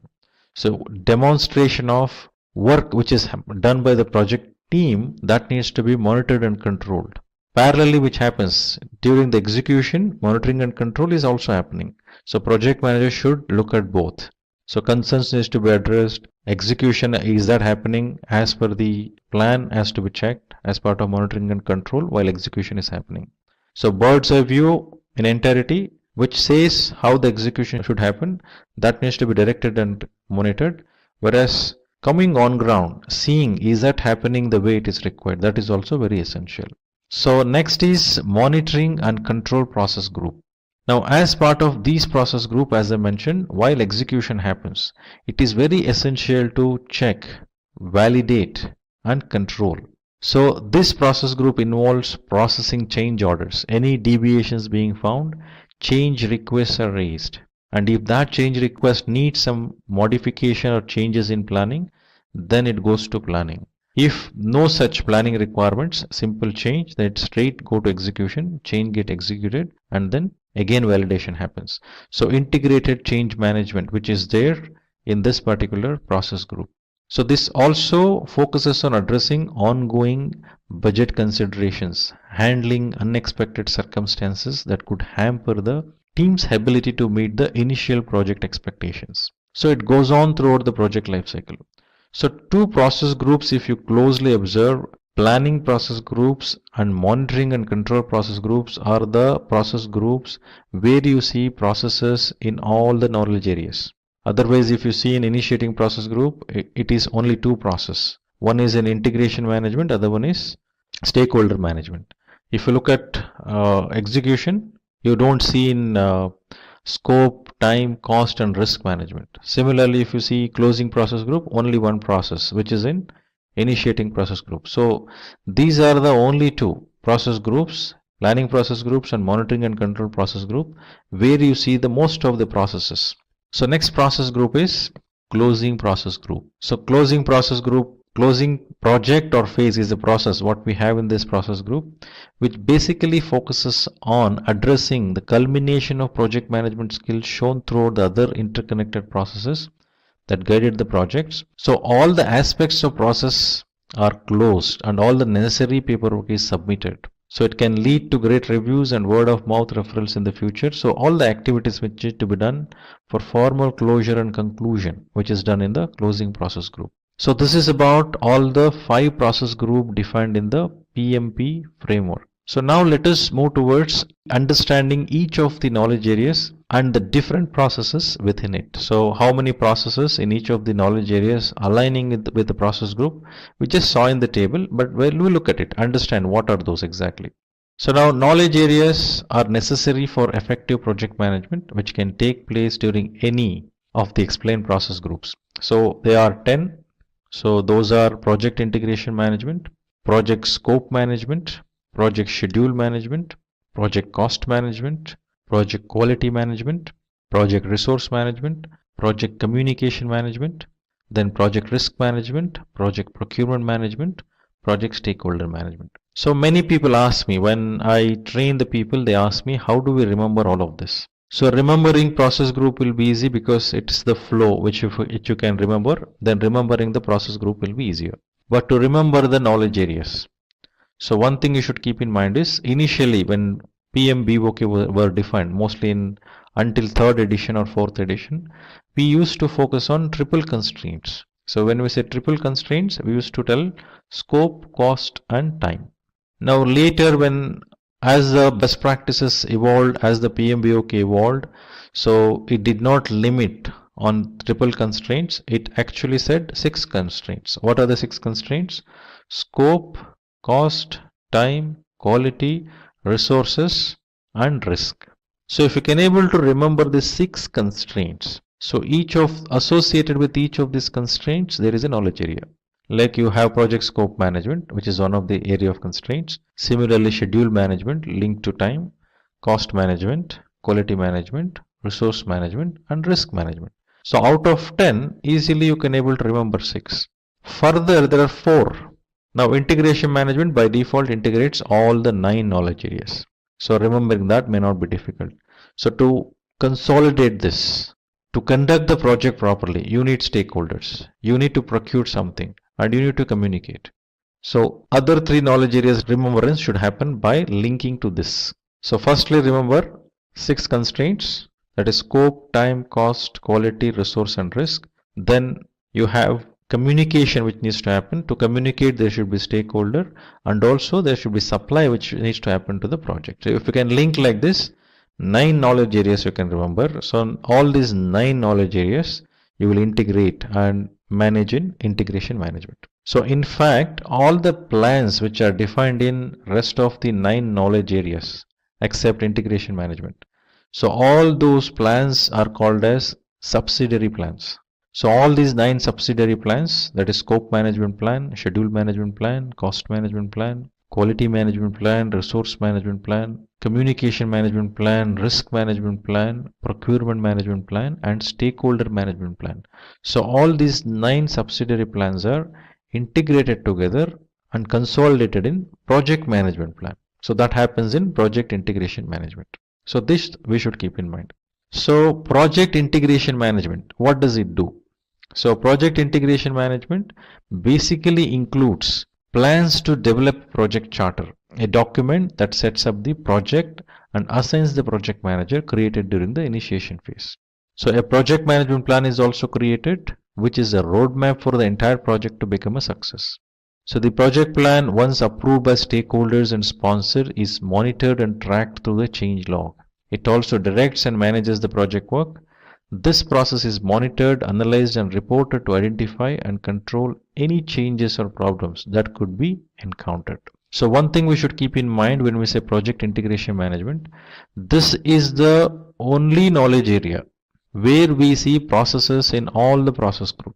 So we have process in initiating process group, we have processes in planning, we have process in execution process group, we have processes in monitoring and control process group and also in closing process group. So project integration management is only knowledge area where it has a processes in all the process groups, which we don't see in any other knowledge area.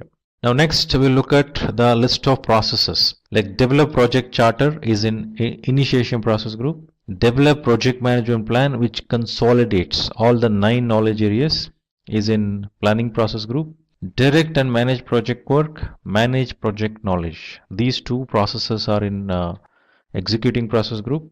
Monitor and control project work, perform integrated change control. These 2 processes are in monitoring and control process group. So close project or phase is in the closing process group. So now we will move to project scope management. So when we use the term scope refers to the boundary within which we need to do something. So first thing we should keep in mind when we say project scope, 2 things. One is the scope of that product, service or results which we are creating, which comes out as a product or a service or result out of a project which comes out.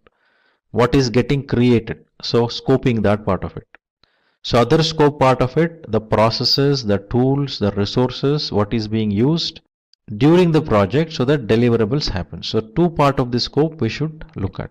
So project scope management involves those areas, deals with the work of the project, and involves plan scope management, an important part of project management plan.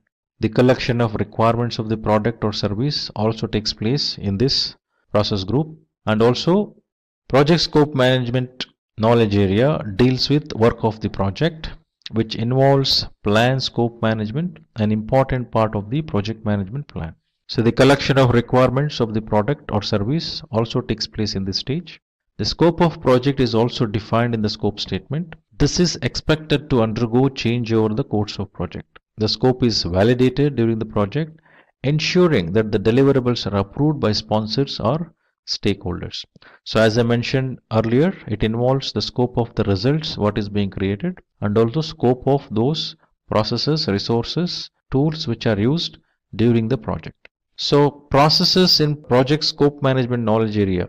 So plan scope management, which is in planning process group, collect requirements, define scope, create WBS. Even these three processes are in planning process group. In total, 4 processes in planning process group. Whereas validate scope and control scope, these 2 processes are in monitoring and control process group. So when you say plan scope management, it's about defining how to collect the requirements, how to manage those, entire scope management planning. And requirements management plan also has to be defined. Then requirements are collected from the stakeholders who are being identified, and then scope will be defined. Now, very important thing here is about work breakdown structure. So we have a product or a service or a result which we are working on to create as a result of the project. So how will you understand all the parts of it? That needs breaking down that particular product or services or results which we are going to create into multiple pieces in a structure which would look like a tree, so that you will get a necessary insight towards what is being delivered. So firstly, product breakdown structure is made, and for each of the layers of this product breakdown structure, you will be assigning an activities, assigning resources, effort estimation, cost estimation, sequencing those. All this will be done later. Basic thing needed is work breakdown structure for that. So to create WBS, the technique called decomposition is used, and this approach is top-down approach. Next, validate scope and control scope. As WBS provides the structure of various things which needs to be delivered, referring to that, as the execution happens, validation should happen, whether it is delivered accordingly or not. And is that scope management is being done according to the plan, control scope will be checking that. So next is the project schedule management. When we say schedule, it's quite obvious for us to understand when what needs to be done. So what needs to be done is already told in scope, and when are we going to do that? For that you need to have a specific schedule, the timeline. So the project will have various different activities, tasks, which is assigned to the particular WBS element. So these activities will have a specific start date, end date, and this will have a specific output which is coming out as part of those actions which happens. So the project is divided into tasks, each with their own start dates and deadlines and budgets. So these are revised as the project moves forward, depending on how the project is progressing. A schedule for the project and determining who is responsible for that. So helps us to understand which resource is required at what point in time. Similarly, the cash flow requirement can also be understood by having a defined schedule. So the tasks are placed in a sensible order, and the dependencies between each of them are noted. Once sequenced, the resources required for the tasks are estimated and assigned. The time required for each of these tasks are also determined. Now when we say this, we are required to understand and visualize while doing a project, the WBS structure is defined and in what sequence each of these elements are delivered and what timeline, start time, end time, and how each of these are connected to other WBS element, in what sequence, what activities required, what resource required, what effort required, what competency skill required. So all these are put in. So since we schedule and sequence it, we know when is that required. So this requires working with other knowledge area very closely. When I say WBS element, it's quite obvious. It comes from scope management. When I say allocation of resources, obviously it has to work with resource management to create a resource calendars. If I say cost management, to understand the flow, money flow, cash flow. So budget should be there for the project. So cash flow, when what amount is required. To understand that cost is linked to schedule. So all these knowledge areas should work very closely with coordinating with each other, interfacing with each other.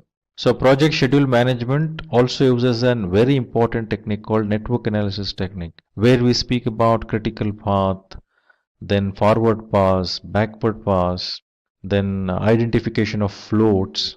So when I say critical path refers to the longest path in the established network diagram of a project, and that will be the minimum time required for project to complete. So this critical path needs to be closely monitored as the execution of the project happens, because any delay in this critical path will delay the project itself. So that's about some summary about schedule management. Now let us look at the processes which are involved in schedule management. So plan schedule management, define activities, sequence activities, estimate activity durations, develop schedule. So all these 5 processes are in planning process group. So schedule management, how it has to be done, needs to be clearly planned as part of plan schedule management. Then when to define activities, it is quite obvious. We need to know what needs to be delivered. So WBS element helps us. When the scope baseline is provided as an input here, so taking that, activities are defined. Then the sequencing happens. Then when we say estimate activity durations, so we speak about 2 terms like effort and duration. If I want to deliver something, let me assume to deliver X for a person it requires 1 day, or for a person it requires 10 days if we say. So to create that working piece of a product, it takes 10 man days, we will say. That is an effort. Now if I have 100 pieces of such needs to be created, how many man days I need? So 10 into 100 piece. 10 days into 100 piece, so 1000 man days. Now how many resources I have? I may have around 25 resources. Now 1000 divided by 25. It will be around, I guess, 400 man days. No, I think 1000 divided by, it's about 40. So 40 man days of effort. Means that is duration, whereas effort is 1000 man days. 40 days will become duration. So likewise, looking at how many resources we have, how many, what is that effort is actually required, is involved, and then what is the duration within which we need to complete it. Either you look at how many resources I have, based on that I will look at the duration, or I will look at the target date. Mainly target date is given by customers, as we discussed, when the project needs to be completed. Accordingly, we are required to acquire the resources. So this itself is showing us these knowledge areas now work very closely. Now without scope you cannot define activities. Now without understanding the activities you don't know what is the effort. So now once you understood the effort, you know what resource, what competency, when. So you need to work with resource management. So to have those resources onboarded or acquired, you need to have money, cost. So what cost it takes. So likewise it goes one by one elaborating. That's why you see 24 processes in the planning process group distributed across all the 10 knowledge areas. So this is about schedule management. Now I look at the cost management, project cost management. So when we say cost, it is quite obvious. It's all about money. What money? The expenditure, the outgoing money. So project incurs cost. If any individuals, I keep getting these questions in a lot of trainings. So is checking the revenues, the invoice raising and collection of payment, is that a job of a project manager?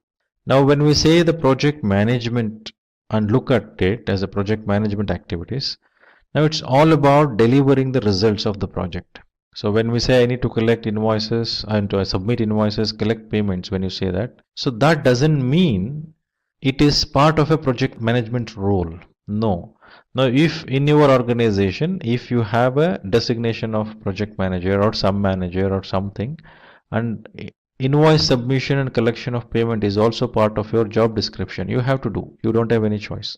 So designation is totally different when compared with the meaning of the role called project manager. So any other things which are associated with your designation in the organization. It may be project manager also, designation possible.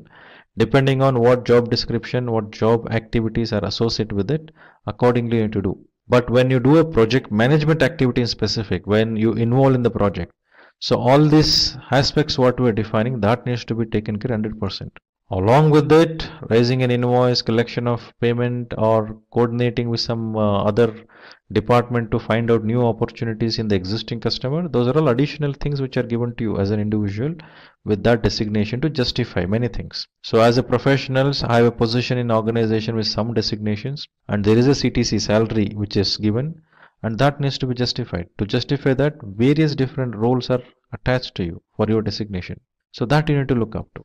Accordingly, you need to deal with.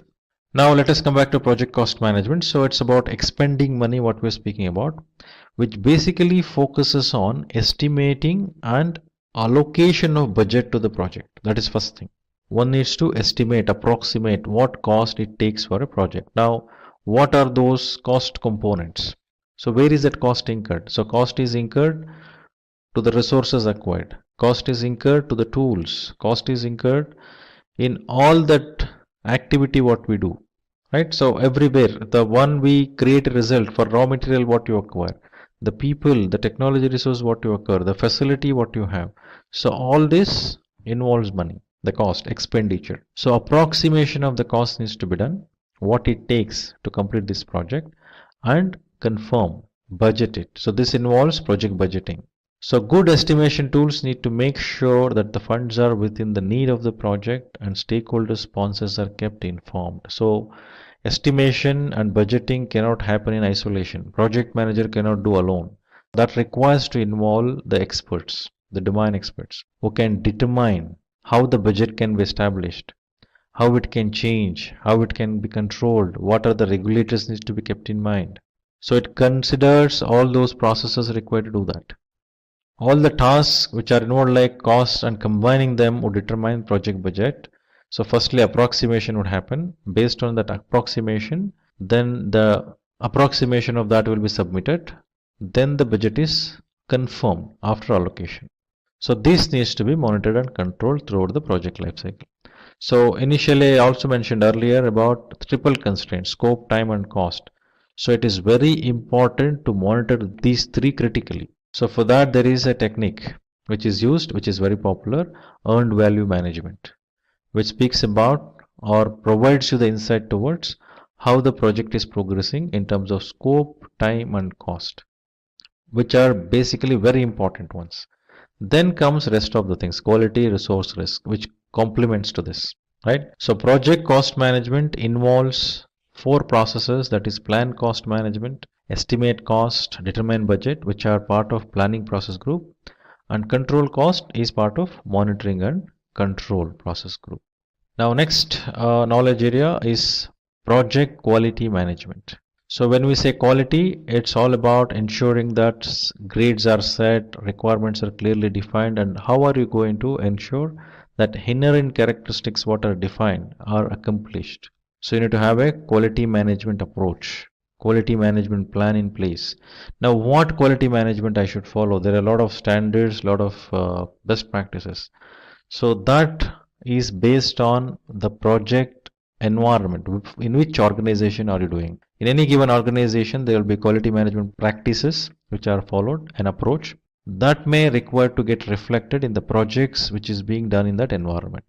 Or if project has a specific requirement, that specific quality management standard or practice needs to be followed, then that needs to be defined. Accordingly, the quality management should happen. So quality management is a part of entire project management plan, which speaks about quality specifications, products or service, the artifacts which are used as part of the project.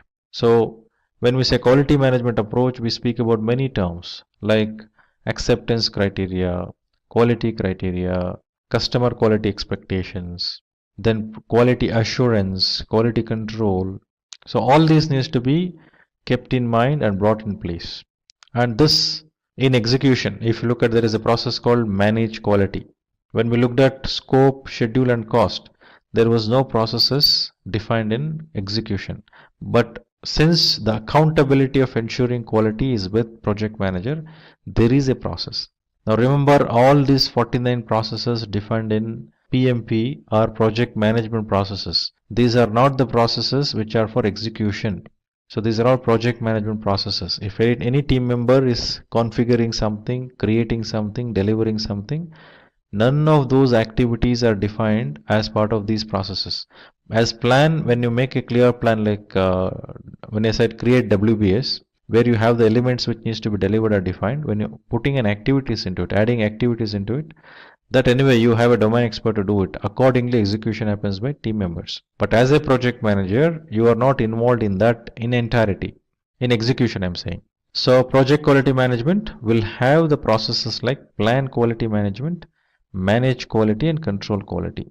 So plan quality management is part of planning process group, manage quality is part of executing process group, whereas control quality is part of monitoring and controlling process group. So the next knowledge area to look at is project resource management.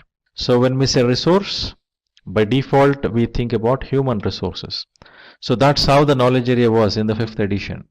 So it was called as project human resource management. But as the discussions happen, as the realization happened, it is not about just human resource, many resources involves, technology resources, facility resources.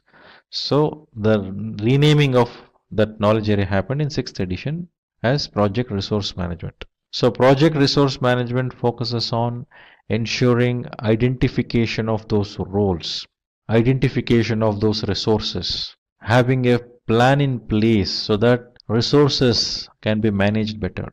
So predominantly when we say resource, it's quite obvious we think about human resources. So which is very, very unpredictable kind of resource. Whereas when it comes to technology resource, it is predictable. The nature, the behavior, the configuration, everything is predictable.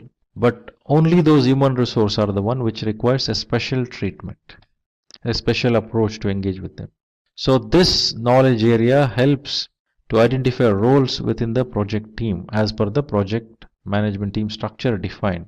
So there should be project management team structure defined. And what needs to be delivered from which are the roles, which also include how they fit into overall structure of the project.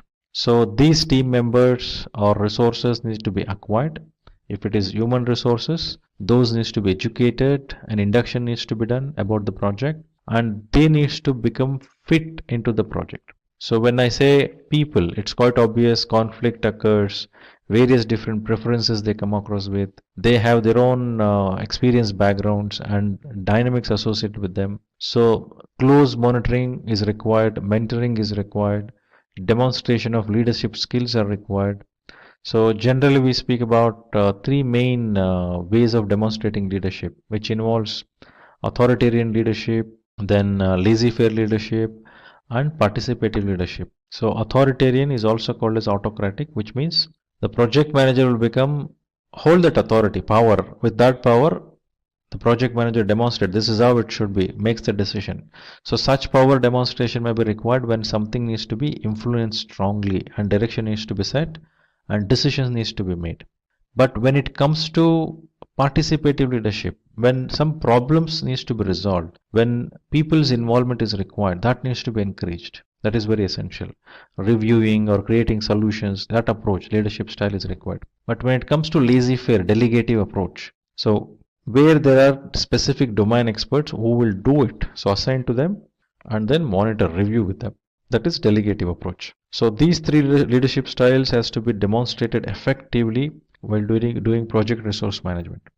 So team will have their own dynamics, so that needs to be understood and accordingly dealt with. So this knowledge area has around 6 processes, that is plan resource management, estimate activity resources, acquire resources, develop team, manage team, and control resources. So plan resource management and estimate activity resources are part of planning process group.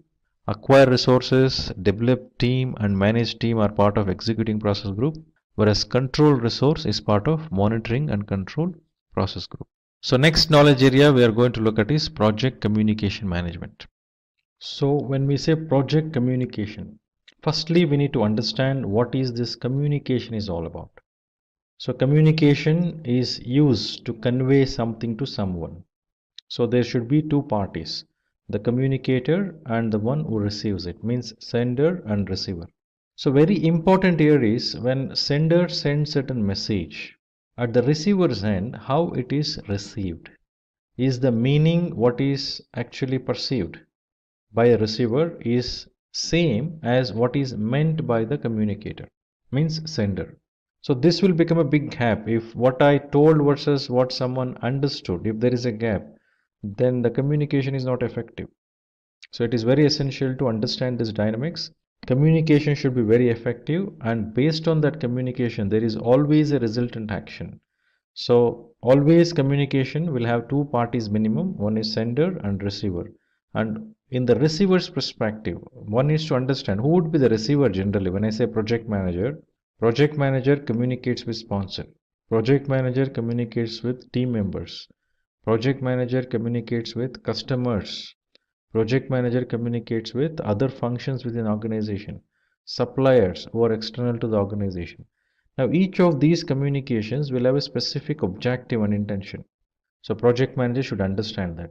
And what sorts of vocabularies, jargons which needs to be used while communicating, the words, the communication methods which needs to be used, the communication channel, the language, the syntax.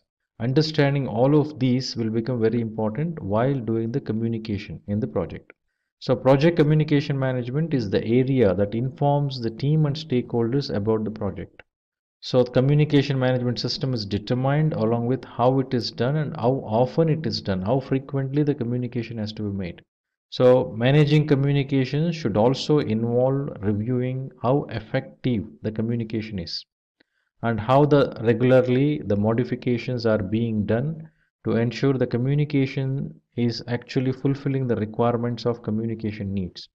That needs to be discussed regularly and looked at. Is that helping? So it is very essential as the stakeholders are identified that communication requirement should also identified. And what communication? Why is that communication? How often, how frequently the communication has to be made? What channel, what template which has to be used, and what language. So all these needs to be understood, signed off. So when you go and inform or send a message to the sponsor, it will have specific objective of that communication. Similarly, when you send it to team member, specific objective. Here in these two aspects, the frequency will change, the language will change, the stakeholders to whom the communication is made changes, and impact it has to create in that communication will also change. So that needs to be understood. The project manager should be very sensitive about it. So communication management plays very important role, whereas 90% of the time project manager will be spending his effort and time in communicating. If that is not effective, it is difficult to become successful in project management. Now let us look at the processes in project communication management. So there are three processes, that is plan communication management, manage communications, and monitor communications. So plan communication management is part of planning process group, manage communication is part of executing process group, monitor communication is part of monitoring and control process groups. The next knowledge area is project risk management. So when we use the term risk, it's all about an uncertainty, what we're speaking about. So every assignment we take up, every initiative we do, everything involves risk. Similarly, project also involves risk. So risk, which is termed as an uncertainty of certain occurrence, are both positive as well as negative. The positive risk we call it as opportunities, whereas negative risk we call it as threats. So each of these risks has to be treated certain way. So before you treat or decide on certain treatment of the risks identified, risks needs to be analyzed. So qualitative analysis, quantitative analysis has to be done, and risk responses has to be planned. So the project risk management is the knowledge area which will identify how the risks are itemized, categorized, and prioritized in the risk register. Similarly, risks are prioritized and qualitatively and quantitatively analyzed. So based on their impact on the project, the necessary response plan will be defined. So risk has to be controlled by reviewing the risk register regularly and removing the risks that no longer impact the project. Now, the risk once identified, mainly risks are identified, some set of risks are already identified, captured in project charter, whereas in detail risks are identified during the planning, associated with many different aspects of the project. The risk related to scope, schedule, time, cost, quality, resources, maybe procurement, stakeholders. So risks are categorized accordingly and identified. Now, this is not the list which is made, it is not an exhaustive list which is made in one go. So, this acts as a basic list. As the project progresses, all these identified risks needs to be evaluated on continual basis, and also new risks needs to be identified regularly, so that what are the kinds of risks which comes up are understood, and then response plans are accordingly taken. So, this helps in managing the risks effectively and efficiently. The processes involved in risk management knowledge area are: plan risk management, identify risk, perform qualitative risk analysis, perform quantitative risk analysis, and plan risk response, which are part of planning process group. Whereas implement risk response will be part of executing process group, and monitor risks, this will be part of monitoring and control process group. So when we say identify risk, this is when you identify the risk here and captured in the risk register. And as I mentioned earlier, this is not a list which is exhaustive. So at the moment, whatever the risks are being identified, so these risks are analyzed now as part of this planning, qualitatively as well as quantitatively. But the analysis of the risk, assessing those risks, should continue throughout the project life cycle, because the impact level of the risk would vary as it progresses throughout the project life cycle. Now, as we have a risk response plans defined, and for some it is already implemented, some you cannot implement, you need to make yourself ready to tackle the scenario of issues when it occurs, when risk occurs. You need to handle those. So have that capability built, or having some contingency plans. Any of such actions are taken, and project should be ready. Means when risk occurs, the impact occurred, and I'm just okay with it, that will not work. So project will get impacted. It may escalate the cost. It may delay the project closure. Many things it will happen. So proper analysis and then actions in time. Right risk response plans can be implemented. So for positive risk, for opportunities, generally acceptance or exploit or taking advantage of that would be the kind of response we will see. For the negative risk, the threats, the kind of responses what we would see is like avoid or have a contingency plan or mitigate the risk in terms of having some measures implemented. Transfer risk is another thought which is done. So if someone says avoid risk, that behavior is called as risk averse behavior, someone who don't even take risks. So if I take up this, I have the risk of so much, so I will not even take up that, such behaviors. So those are the kinds of risk responses may come across, which needs to be implemented as part of executing process group. Then whatever the plan, whatever the implementation which has happened, that needs to be monitored as part of monitoring and control. So next knowledge area for us is project procurement management. So when we say procurement, so every project involves procuring something. So a main decision which happens here is make or buy decision. So should I make it myself? Should I create myself within the organization, or should I do something or purchase something? So make or buy decision. So when I decide I'm going to buy certain things from outside, because we cannot make everything as part of our organization, because the direction of the business is totally different. If I am a bank and I am doing an IT project, I need not go and sit and start configuring a server. So I need not hire people who configure and then they come and sit here and I start managing them. So my entire focus of banking services, which I need to focus on, will go for toss. I should not do that. So instead I'll give to an experts. So procurement of an IT services from an IT service provider I will do. So to giving it to the experts rather than doing myself, which helps me to have that expertise coming to me.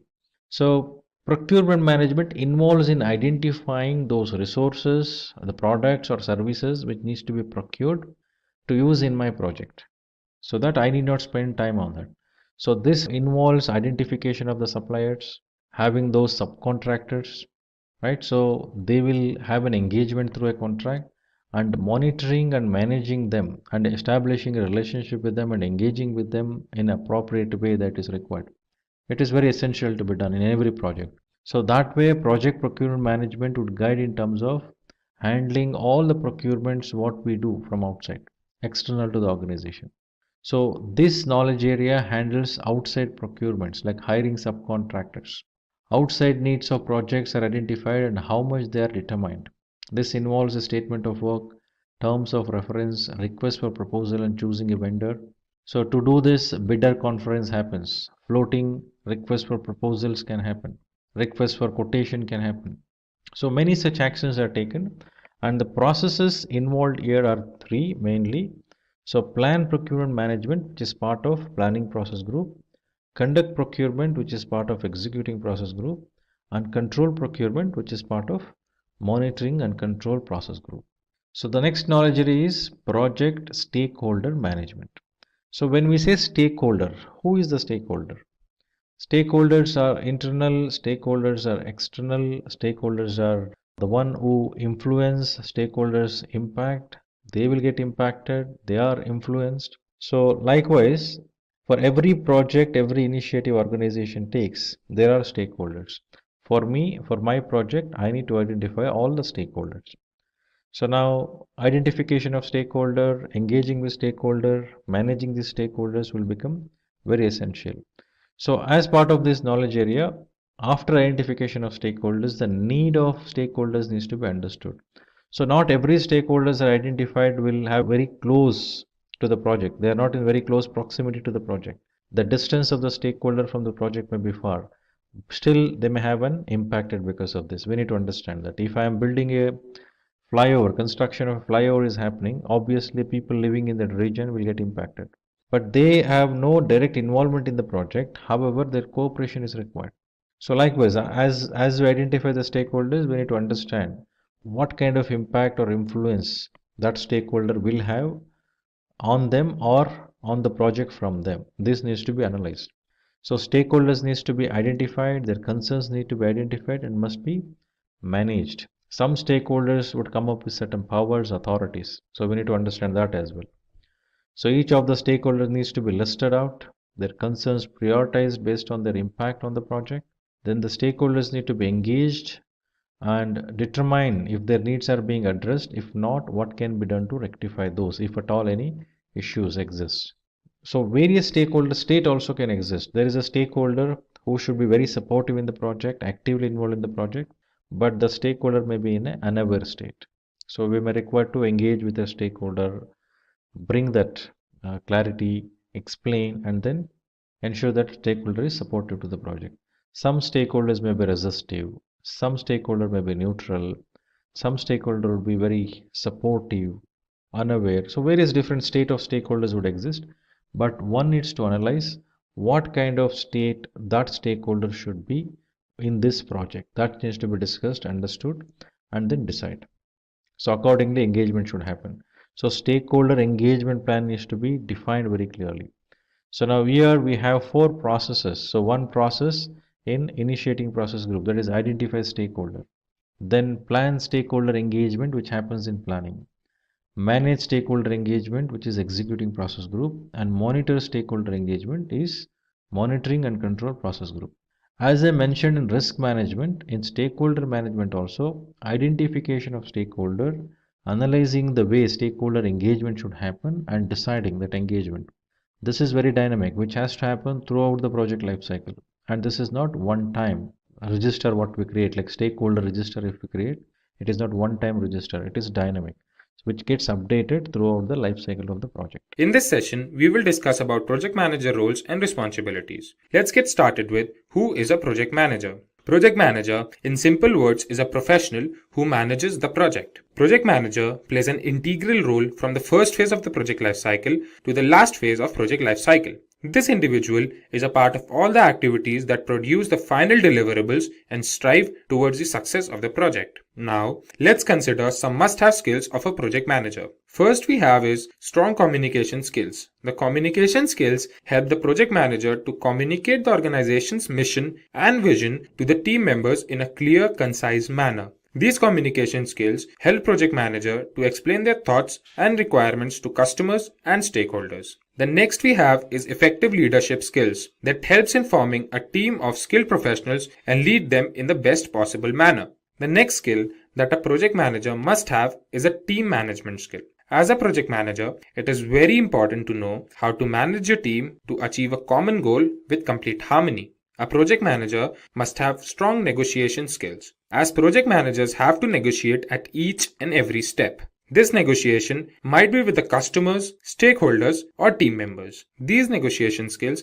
become of utmost importance when project members get into a fight or an argument. Then we have critical thinking. This is what makes a project manager more effective and efficient in project management. This thinking capability is needed to take difficult steps, talk to stakeholders, and resolve several issues throughout the course of the project. The last skill that a project manager must have is risk management skill. Handling a project is an important step, but what is equally important is risk management. This is the process required to identify, analyze, and respond to the risk factors throughout the project lifecycle. Now, when we know who a project manager is, we must have a look at the roles and responsibilities of a project manager. The first and the foremost role of a project manager is to set up a project scope, check its feasibility, and determine the resources that are needed to satisfy the project scope. Second role that a project manager has is the development of a project plan according to the project scope. The plan is needed to encourage the team to hard work with all their dedication. Next, a project manager is supposed to set deadlines for the project deliverables. He or she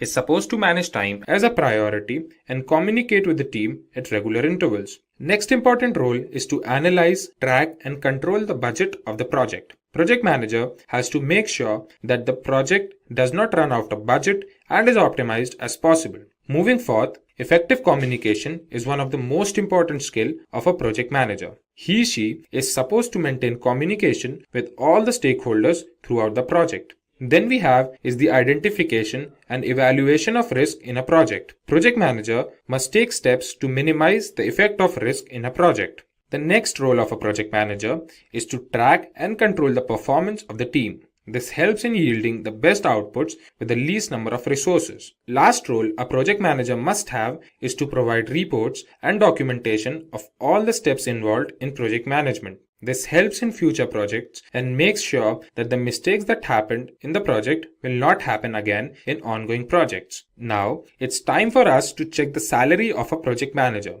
The data shows that an average salary of a project manager in India is approximately 14 lakh rupees per annum, while the average salary of a project manager in United States is $83,215 per year. The next important thing we must learn is how can we get a project manager's job. There are 4 important steps that one must fulfill to become a project manager. The first step is to have a bachelor's degree. It is important for a person to be a graduate. One can hold a bachelor's degree in any area of interest like marketing, computer science, or even engineering. This entirely depends on the type of project manager one wants to be. The second important step is gaining project management experience. This means that a person must have experience in leading and directing projects. Project management experience helps in taking different project management certifications, which further help in having a good paying job. The third essential step is to learn project management tools. There are different project management tools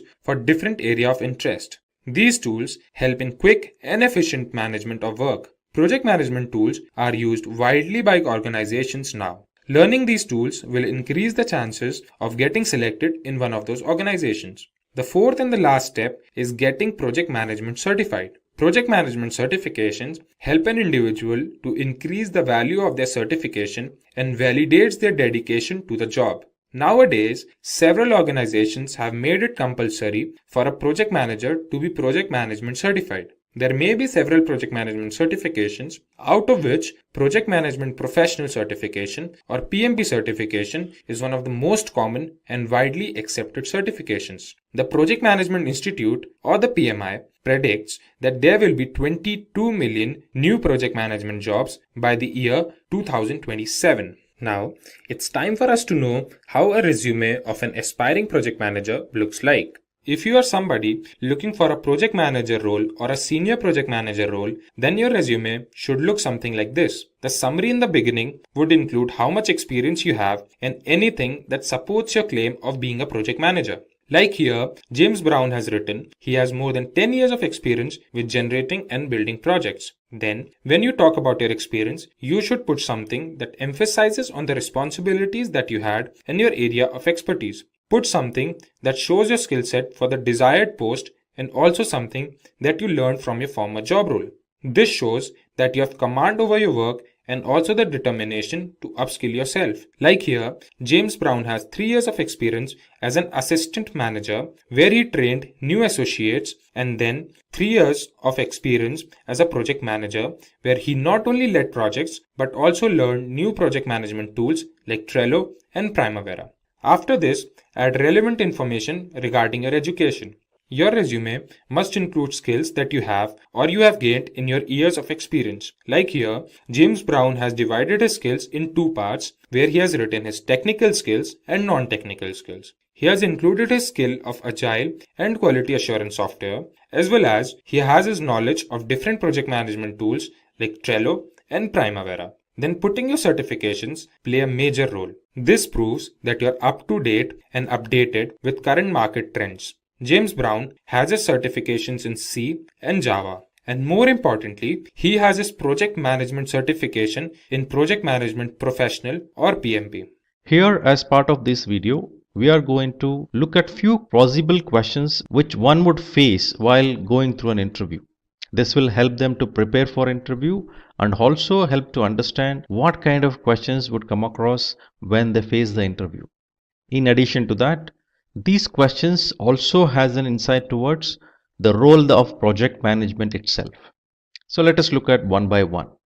Question number 1. How do you define a project?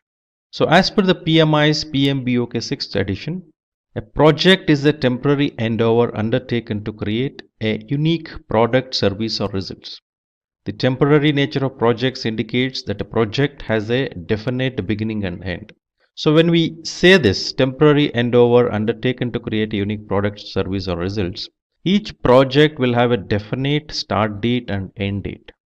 Once the project team is formed, once the project objectives are achieved, so the team which is formed, the human resources which are onboarded to a project, so those are disseminated, sent back to their respective functions or departments, and project will be concluded as complete. So project can be simple or complex and may be managed by a single person or a group of them. So every project will have a life cycle. So from beginning to end, it starts and end where it acquires lot of resources, where it will divide the project life cycle into multiple stages or phases, where project is being done and deliverables will happen through the milestones during that life cycle. So projects are often broken into small tasks to utilize team strengths and increase productivity. Question number 2. What is a project charter? So project charter is a short document that explains the entire project. So this will become a basic document which will be given to a project manager so that a project manager can understand what is a project management is all about. So this document would include the objectives of the project, how will they be carried out, who are the stakeholders, identification of risks, advantages of the project and the budget. So project charter plays an integral while planning the project, as a plan is something that is used in all the phases of project life cycle. It is very essential because it provides all the necessary insights a project manager is needed while taking up the project. After getting the project charter, the first job a project manager is supposed to do is to identify the stakeholders. Even though project charter will have a basic list of stakeholders, so project manager has to contact those stakeholders establish the list of stakeholders for the project, understand the requirements in detail, and further move towards planning. What is meant by scope of the project? So project scope is most essential part of project planning that helps in determining the list of specific project goals or deliverables. So when we say this, project will have a definite, unique deliverable which has to be created. So this will have a specific description of the specification as well as the features, functionalities of the deliverable. So to accomplish that features functionality of that output, what we're going to create as a result of a project, within a project, lot of activities are done. The processes, the tools, the resources which are utilized for the project all falls under this scope. So when we say the term scope, it is very important for us to understand the scope of a project versus scope of the product. The scope of the project involves all those processes, resources and activities what we do to accomplish the result, whereas product scope is the one which we speak about the result itself, the features, functionalities of that result itself. So one needs to understand the difference between this project scope and product scope and define accordingly. So this will help in identification of the project's output and why that output is created and how this particular product or services or results will help organization or business to accomplish their objectives. This should be the basic understanding a project manager should have. So it includes everything that is to be achieved by the project, which means all those results what needs to be achieved, all those value which has to be created by the results. So we need to keep in mind the result itself is not the ultimate objective of an organization. It is not. Instead, the result will help organization to accomplish their objectives.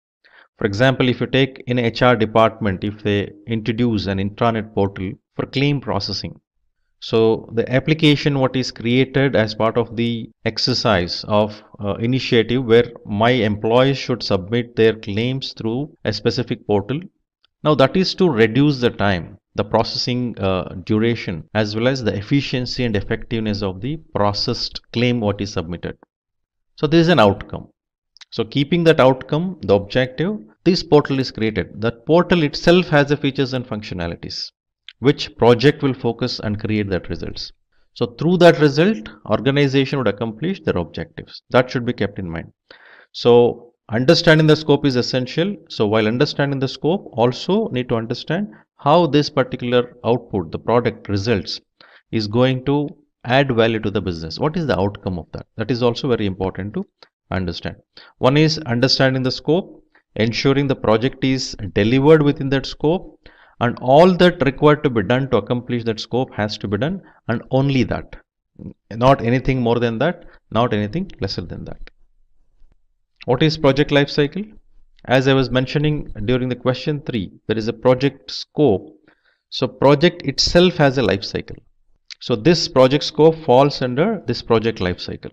So project life cycle refers to the beginning and end of the project.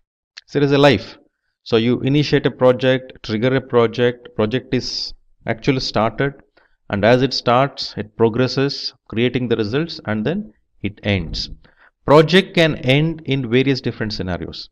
One is by accomplishing the objective of the project, the ultimate results, the deliverable it creates, and then ends.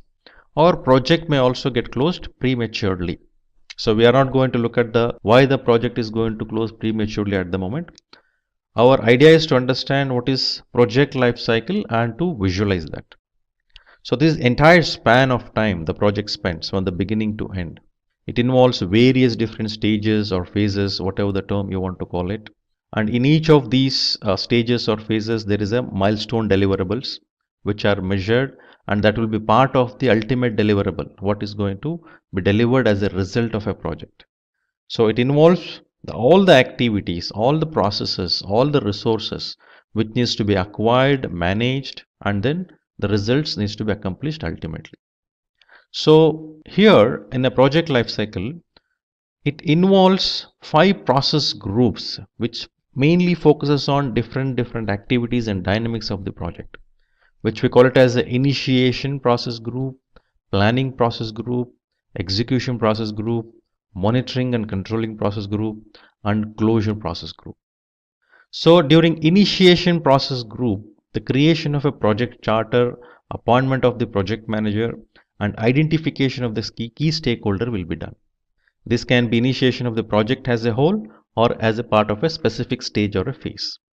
Now all these process group what I mentioned, initiation, planning, execution, monitoring, closure, all of these process groups can be looked at their involvement in the entire project life cycle. At the same time, it can also be seen as part of a single phase. So each of the process groups are applicable, like initiation of a project if I say, similarly initiation of a stage or a phase. So the planning process group involves the process of creating the plan for achieving the project's objectives. So this would create the detailed plan for entire project or a skeleton plan for a project if it is a agile or rolling wave project. If that approach is taken like rolling wave or progressive elaboration or agile approaches, then the skeleton of the project plan is created. If waterfall approach is taken, it's quite obvious the comprehensive, the detailed project plan will be created. Project management plan is also involved in this. Now, in addition to this, as we progress in the project, for each stage or a phase, there needs to be a plan which is detailed further compared to the project plan itself, which will become ultimately part of big plan of a project. The execution process groups involves the project management processes for identification, allocation, and management of resources required for executing the project deliverables. So here the actual execution happens. Being a project manager, the focus should be on managing the project. So many a time I have seen project manager is going and doing tasks, looking at the task level, transaction level, which was not project management thought. So one needs to ensure the project management is not about deliverables in terms of doing the tasks. It's about getting the deliverables from the team. So active involvement in terms of acquiring the resources, checking whether the accomplishment of results has happened needs to be done throughout the project lifecycle. So it's all about directing and manage project works and at the same time managing the knowledge which is acquired during the project lifecycle. The monitoring and controlling process groups involves the process for project manager to monitoring and controlling the project. Now this involves reviewing, this involves creation of reports, this involves concluding yes, project has delivered or not delivered, identification of the deviations and initiating with a change request for necessary corrections. So monitoring and control will be done throughout the project life cycle, and only with an effective monitoring and control we can see the success in a project. So the closure process group involves the process which is required for formally closing the project, where everything including what went wrong and what went right all through the project is summed up. So here, especially in the closing process group, we will not focus on acceptance of the deliverable. Instead, we'll focus on sign off, capturing lessons learned, all the formalities which needs to be completed as part of a closure. Then where are we going to accept the deliverables? This happens in monitoring and controlling. So while doing the monitoring and controlling, we will validate against what is planned, comparing with what is being delivered. So when we compare both, one would understand what is delivered versus what actually was planned. So their acceptance happens. Once the acceptance happens there, only then the project moves towards closure. Project or phase, either of that. So when we say closure process group, it involves the process for a closure of that phase, whether accomplishment of all the objectives, all the deliverables of that phase is done or not is checked if it is a phase. If it is a project, in the project perspective, if everything is complete is checked, and then it moves to closing process group, where the lessons learned, the formal sign off, everything will be done as part of this closing process group. What is the importance of process groups? So process groups are set of processes that are applicable to various stages of the project, as I mentioned earlier. Each of the processes has a defined set of inputs and produce defined outputs by applying a set of tools and techniques on the input. The initiation process groups involves the processes needed to initiate the project, that is, develop project charter and identify stakeholders, the two processes. The project charter will be handed over to the project manager and formal declaration of appointment of the project manager will be done. Further, project manager has to identify the key stakeholders and take forward the project as per the direction set in the project charter. So in this group, in this process group, initiation process group, it is a formal declaration of appointment of project manager to the project. But one needs to remember, should not get confused, in real time, we see an individual who is about to become a project manager for a project sits and create a project charter. We have seen that in reality. So does it mean that what is told here is wrong compared to what is practiced? That is not the idea. Many organization thinks if we involve the project manager to be project manager of a project while creating the project charter itself, the level of information, the detail that person will have about a project will be more compared to a person who will become a project manager after handing over the project charter. So there is a difference. The person takes the project charter and become aware of the project. That is one scenario. The person actively involved in creating a project charter and then become a project manager. That is better scenario where the person will be more informed. But ultimately the accountability of a project charter lies with the sponsor. Formal declaration of appointment of project manager, confirmation of that happens only when project charter is approved and handed over to the person who is to be project manager. So that's where actual initiation of project happens. Then project manager can move ahead and start identifying the stakeholders and start collecting the details of the stakeholders, their requirements. And stakeholders cannot give all the requirements coming to their mind. They need to restrict to those project detailing what needs to be provided. The planning process group defines the detailed plan of the project, which involves the planning for scope, time, cost, quality, resource, risk, procurement, stakeholders, communication, and integration of all these subsidiary plans.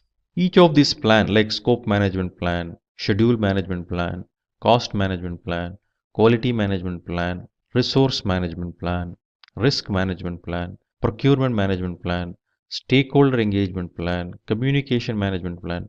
So all these plans are called as subsidiary plans. So all these plans are integrated and detailed project management plan will be created. So this involves various tools and techniques like expert judgment, meetings, analogous estimation, parametric estimation, decomposition, PERT, critical path method, depending on the specific area which is being focused on while planning. For example, expert judgment is a common technique used across all the areas like scope, time, cost, quality, all of these 9 areas, knowledge areas which I was mentioning. Expert judgment meetings are mostly seen as a technique used during each of these planning. Whereas when it comes to critical path method, so critical path method is about scheduling. So we will see that technique only mostly in schedule management. Similarly, if I speak about decomposition, we see that in scope management. So likewise, there are specific techniques which are specific to a specific knowledge areas, which we need to identify as we go through the entire framework itself. Similarly, there are common techniques used across the knowledge areas, which if we can identify that common techniques which are used across knowledge areas, it is easy for us to remember and recall those. Similarly, specific techniques for a specific knowledge area. The execution process group involves the processes to direct and manage the project works. The active involvement of the members of the team is seen performing their tasks to execute the project works. Although the project plan is finalized, there may be changes in requirements that come from the stakeholders which are considered for further modifications. So actual involvement of team delivering something, acquiring the team, onboarding the supplier, identification of them, doing the bidder conference, engaging with stakeholders, all this action should happen. So because the main focus of execution process group in project management perspective is directing and managing project work and managing the project knowledge, which is very, very important. The monitoring and controlling process group refers to tracking and reviewing the progress and performance of the project. The process of monitoring and controlling is continually performed throughout the project lifecycle. So here, I think as I mentioned earlier as well, so it is very essential for us to understand whether project has delivered all those required deliverables or not. Are the deliverables are fulfilling all the features and functionality which are defined during the planning? That validation should happen. Any deviations are found, change requests are raised, and these change requests are approved. Once it is approved, then it comes to integrated change control process through which changes are executed. Then the closing process group involves assembling a report of all procedures throughout the project lifecycle. The closing process group marks the formal closure of the project and completion of its deliverables. Now let us move to the next question. So question number 6, name 10 knowledge areas as mentioned in the PMBOK. So the 10 knowledge areas are project integration management, project scope management, project schedule management, project cost management, project quality management, project resource management, project communications management, project risk management, project procurement management, and project stakeholder management. The project integration management basically focuses on unification and integration of all the project to manage it in an integrated way. A project manager is also called as an integrator, which means a project manager should have an end-to-end visibility of the project. So all the rest of the 9 knowledge areas, the plan which is created as part of all the next 9 knowledge areas, those are consolidated and a comprehensive project management plan will be created in project integration management. So this is the only knowledge area where we see the processes in all the process groups. Whereas in the rest of the knowledge areas, if you see, we don't see any processes in initiating process group except stakeholder management. So integration management has one process. Similarly, stakeholder management has one process in initiation process group. Similarly, in closing process group, only integration management has a process. No other knowledge areas has any processes. So this is the only knowledge area where we find processes in all the process groups, which means it is very important to look at a project in an end-to-end view perspective. A full view of a project should be known to the project management. Only the project manager can become successful in doing the project management. The next knowledge area, project scope management, which focuses on ensuring collecting requirements, defining scope, creating work breakdown structures, and scope baseline. So scope management focuses on ensuring the necessary scope is defined and provided so that during execution projects are delivered accordingly, and monitoring controlling of the scope, the validation of the scope will be based on what is defined in the planning, what is planned as part of scope management. Similar to scope management, in schedule management, once that work breakdown structure is created, it is very essential to understand what it takes in terms of efforts, what it takes in terms of duration, and in what sequence project deliverables are completed, in what sequence activities are done. So schedule management focuses on that. The important technique what we use when it comes to schedule management is critical path method. So in a given project, when we establish a network diagram, so we may see multiple paths from beginning to end of the project. So some paths will be the longest path, which is called as critical path, and that will be the minimum time which is required to complete the project. So schedule management plan provides us a detailed schedule of a project along with sequencing and duration, and at the same time that is considered as a scheduled baseline. Then the cost management. So when we say cost, it is very essential for us to understand it is an outgoing money, outgoing monetary value. So projects incurs cost. When I say project incurs cost, there needs an investment from the organization who is actually doing this project.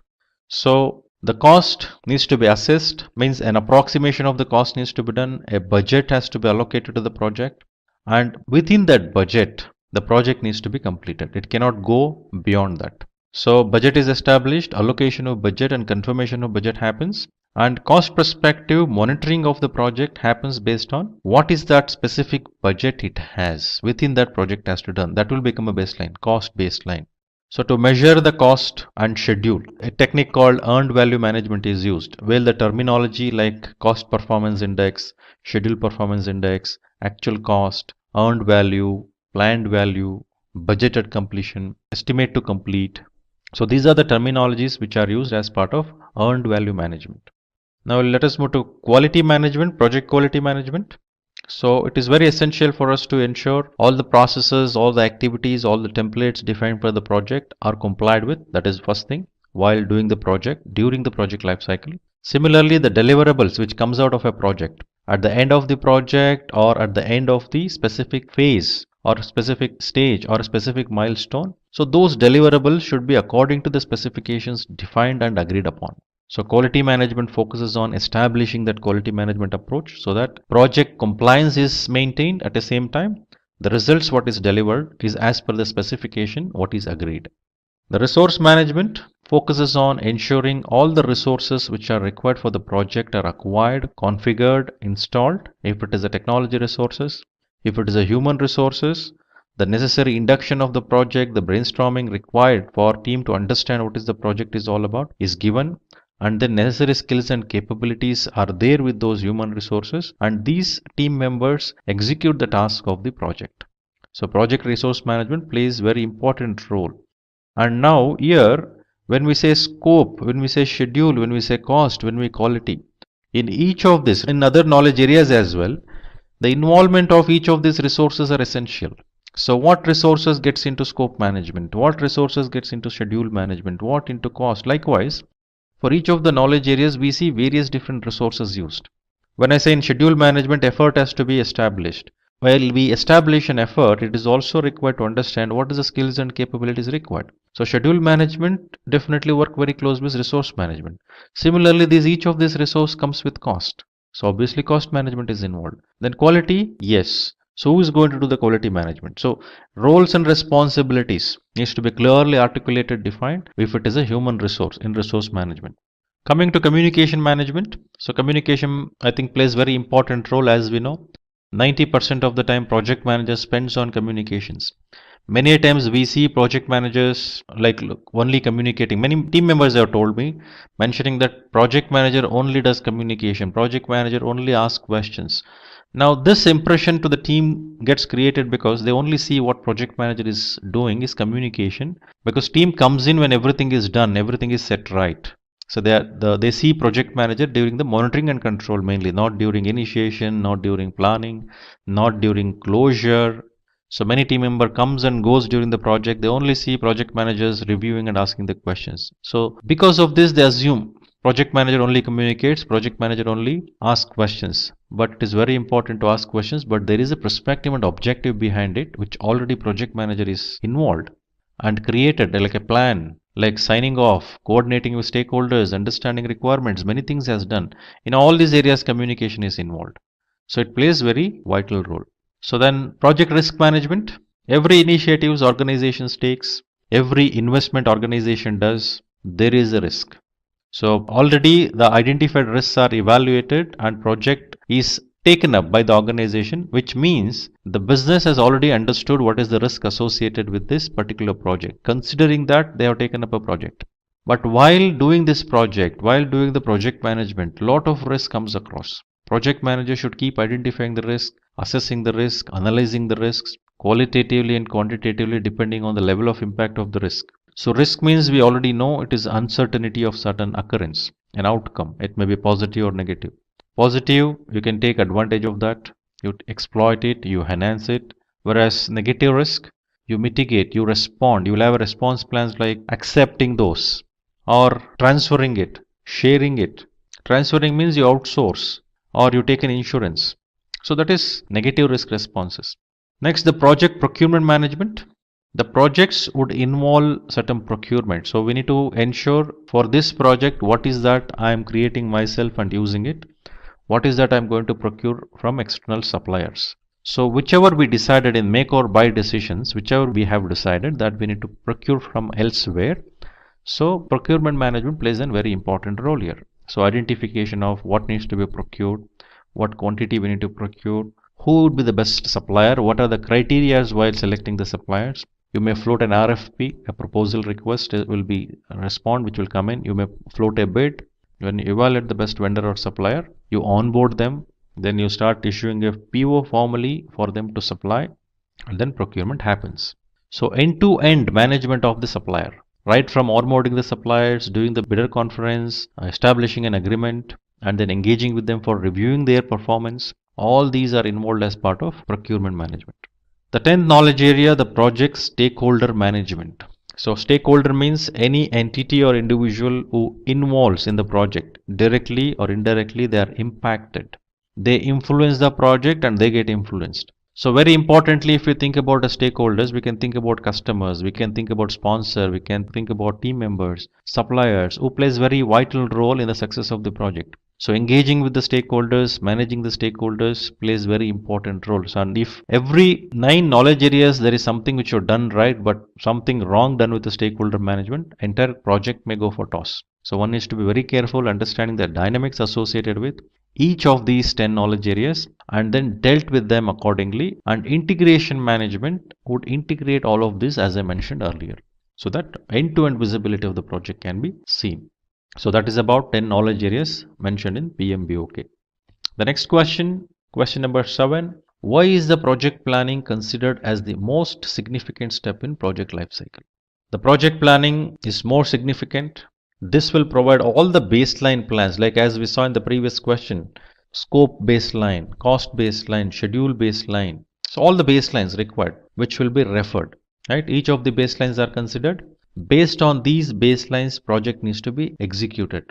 Now, any deviations to this baseline plans need to have a formal approval for necessary corrections. So already we know there are 9 types of subsidiary plans for all the 9 knowledge areas: scope, schedule, cost, quality, resource, risk, procurement, communication, and stakeholder.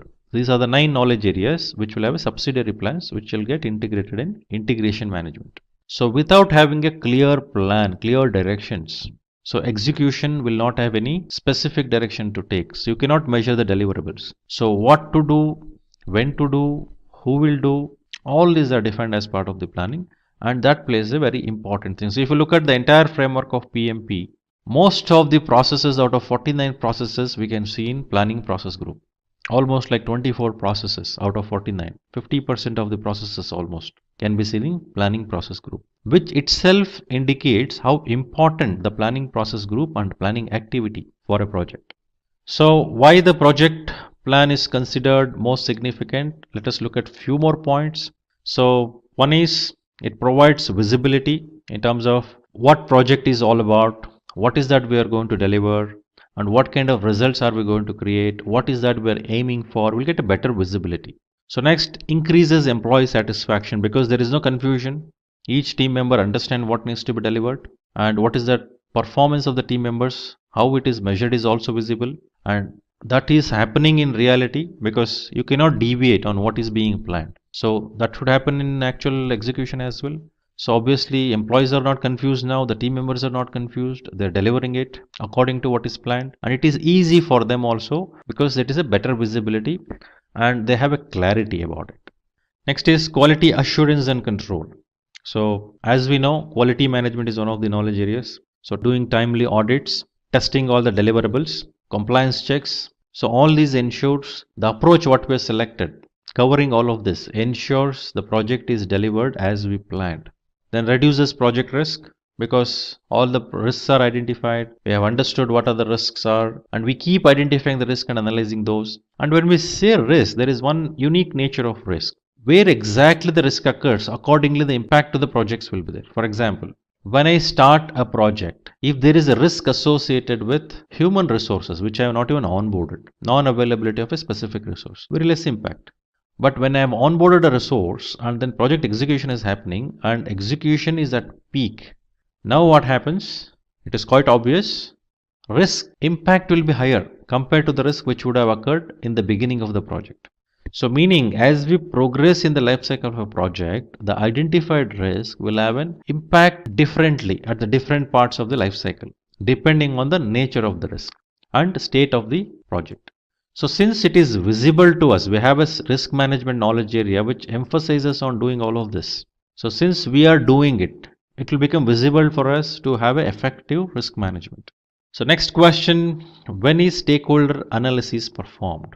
Already we know stakeholder means an entity or individuals who involve directly or indirectly, who get influenced, who will get impacted, are all called as stakeholders. Understanding who are those stakeholders who are basically straight in terms of having impact or impacted.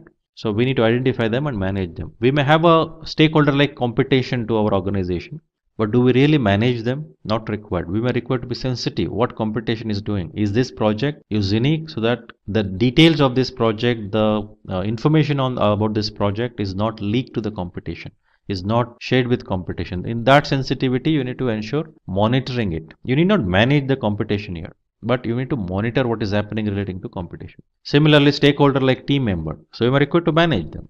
You cannot just keep monitoring. You need to manage them so that there can be the results which is required to be created has created.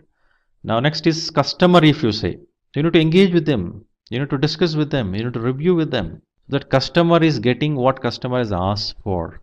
Right? So stakeholder may be anyone who is affected because of project. Stakeholder analysis plays an important role to identify and analyze their needs, right? So the analysis is generally performed whenever there is a need of any clarifications over quantitative and qualitative data. The clarification helps in understanding the interest of the stakeholders, which plays a vital role in the success of the project, as I mentioned earlier.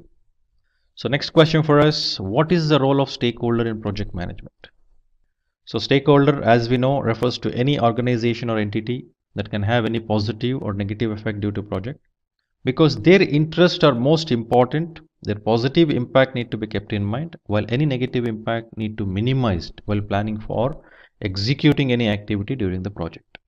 So it is very important to understand the stakeholder perspective view.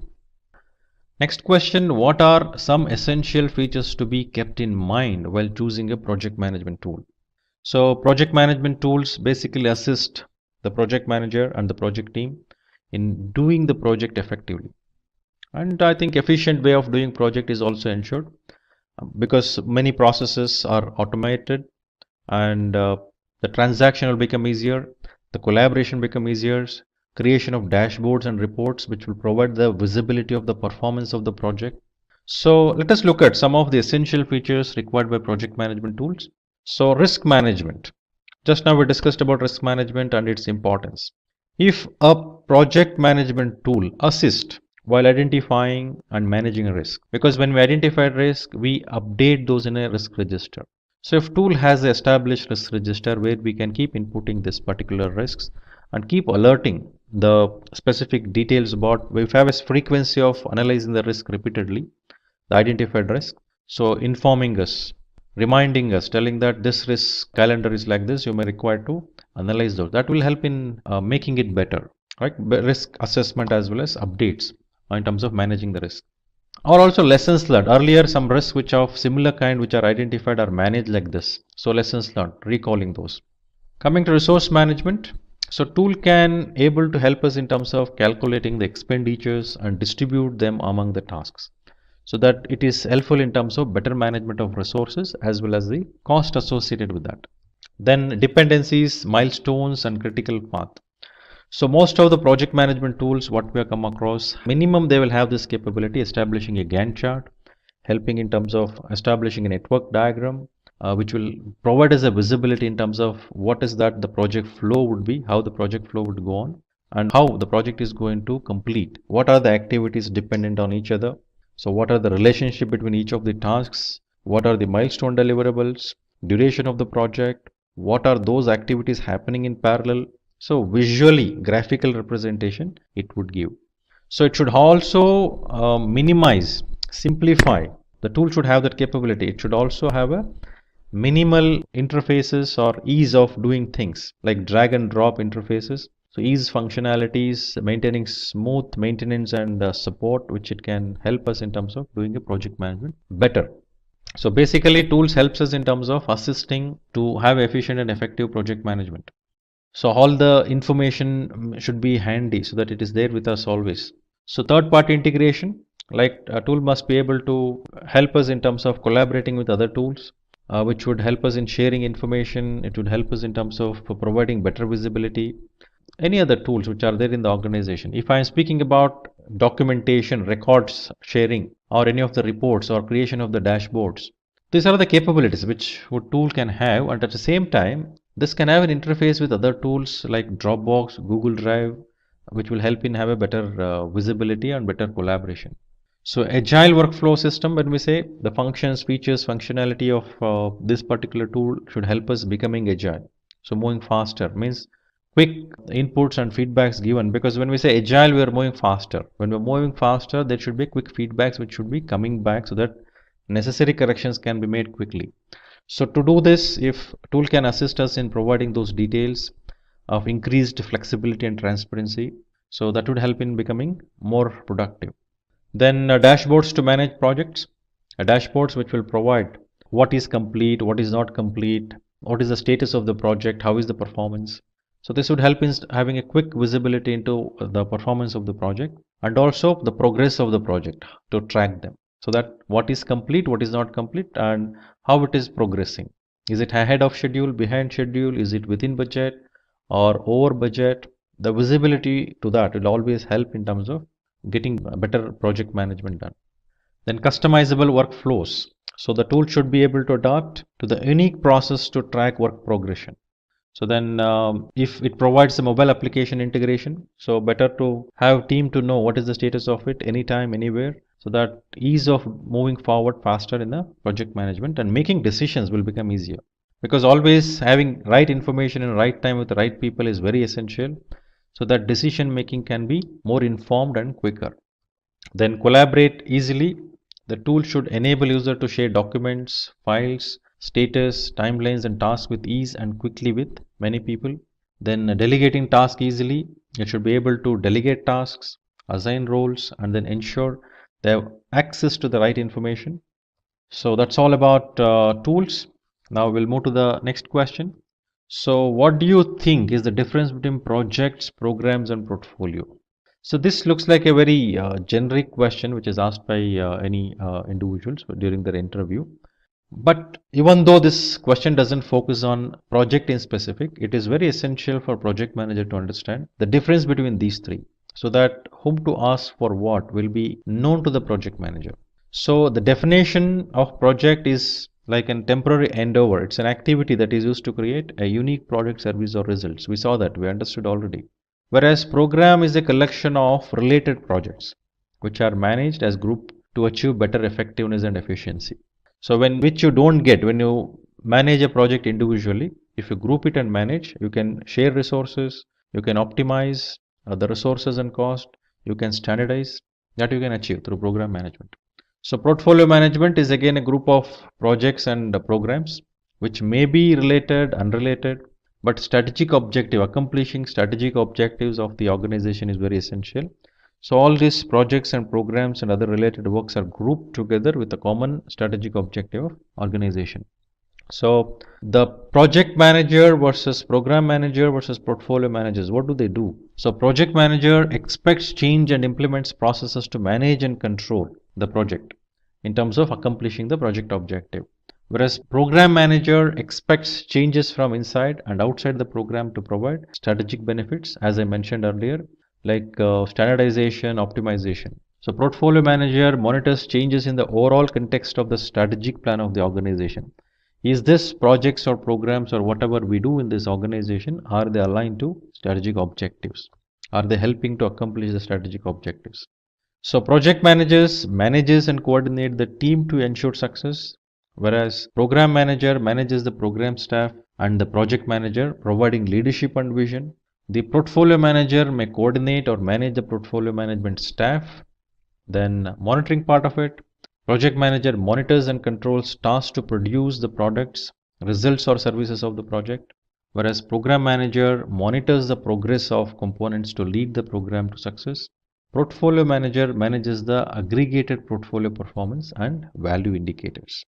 So planning part of it, project manager develops, monitors and controls project plans throughout the project lifecycle, whereas program manager develops the program plan and performs high-level planning to guide component-level planning, whereas portfolio managers perform plannings at a portfolio level.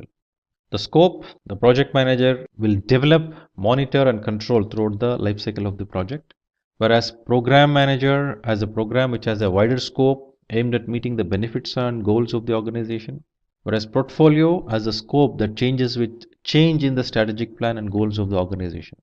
So why the strategic goals or plans would change, the directions would change, that has various different reasons, maybe a business scenario, market conditions, etc. The success of the project is based on time taken to finish the project, the budget within which it is completed, the scope, the customer satisfaction, the quality defines the success. Whereas the program success is measured in terms of benefits it delivered as it expected from a program. Then the portfolio success is the aggregated performance of all its components, programs and projects. Question number 12. What are the skills a project manager must possess? Typically, a project manager would require to have effective communication skills. So communication skills help in terms of establishing better relationship because it plays a vital role there. What do we communicate? When do we communicate? How do we communicate matters, because it's not about just verbal communication or written communication. There is non-verbal communication through body languages, through expressions, which individuals do the communication. So it is very essential to have a right method and right approach towards communication. So the project manager should possess that skill. Good leadership skills. So many times the term leadership is confused with the position of a leader. No, so leadership is basically a capability of an individual. So if a specific individual having that capability can influence people, can inspire, can motivate. Project manager having a leadership skills, it's very essential. It is a must required skill. Only then project manager can make the people listen to him. People will respect him because the behavior will be guided through that capability. Strong team management skill, which requires an engagement, which requires a communication and leadership skills, work very closely with this team management skills. So understanding the team dynamics, ensuring the right education, right skilled individuals are in place and they're monitored and managed, which is very important. So there should be a little bit of mentoring which needs to be done to the people regularly so that team gets what is expected out of them and they do accordingly. Then effective negotiation skills, lot of scenarios which comes in terms of negotiating in various different scenarios. Negotiate to ensure things are being in place or in the interest of both the parties involved in the negotiation. It is very important to involve and make a right discussion, right set of discussion so that stakeholders are benefited. Now, who are these roles we are speaking about who would involve in negotiation? We can think of customers while establishing an agreement. We can think of teams while having some conflict resolutions, which you take, team will have a conflict you may require to resolve. So suppliers related issues which needs to be resolved. So negotiation is very important, but always negotiations would be in the interest of both the involved parties. Then critical thinking. So critical thinking in the sense not just seeing what is there, it's about how to set it right, how to take it forward in the right direction. So what could cause, visualizing things is very important. Risk management skills, it's quite obvious. The most ignored area which I have seen throughout is the risk management. So I don't know what is the reason risk is ignored. Many of the projects what I have seen, almost like 80 to 85%, people don't even look at the risks. So it is very essential to look at the risk and manage the risk. Only then project can become successful. So question 13, what will be involved in project scope management?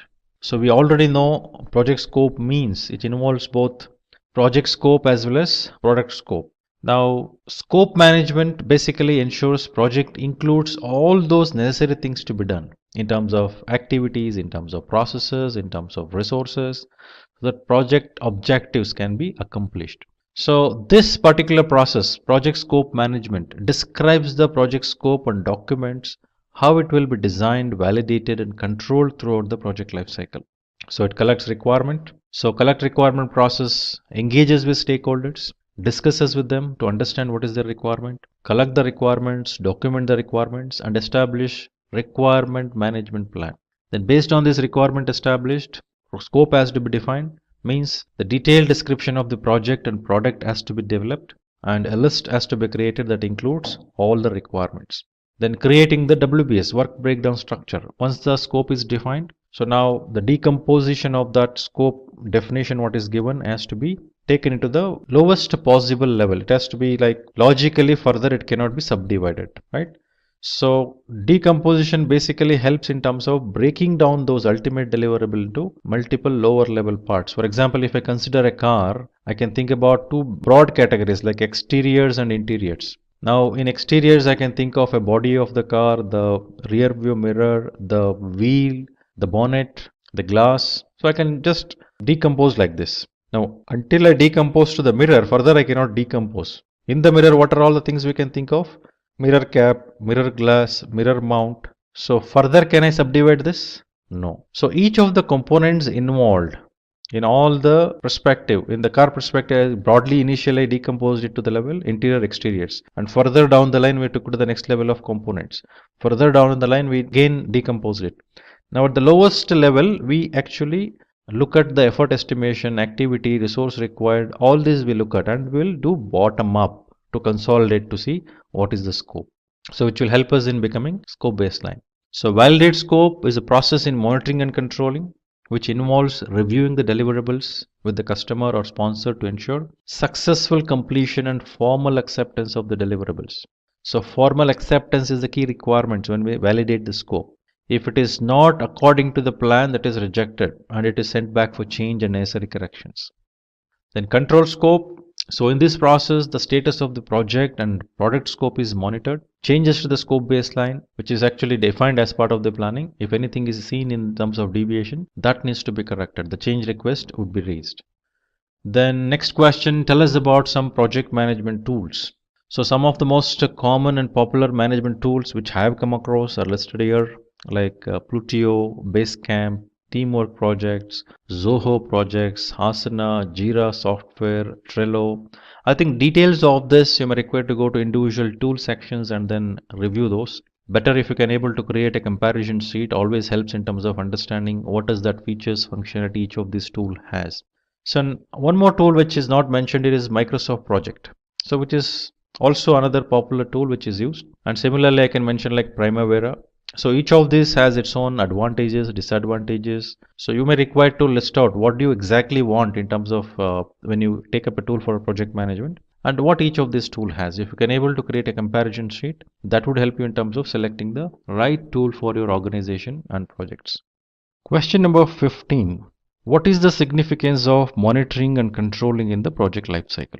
So as we know, monitoring and controlling is a process group. So this involves tracking the project's performance alongside the planned project management activities. This also focuses on comparing actual and planned performance.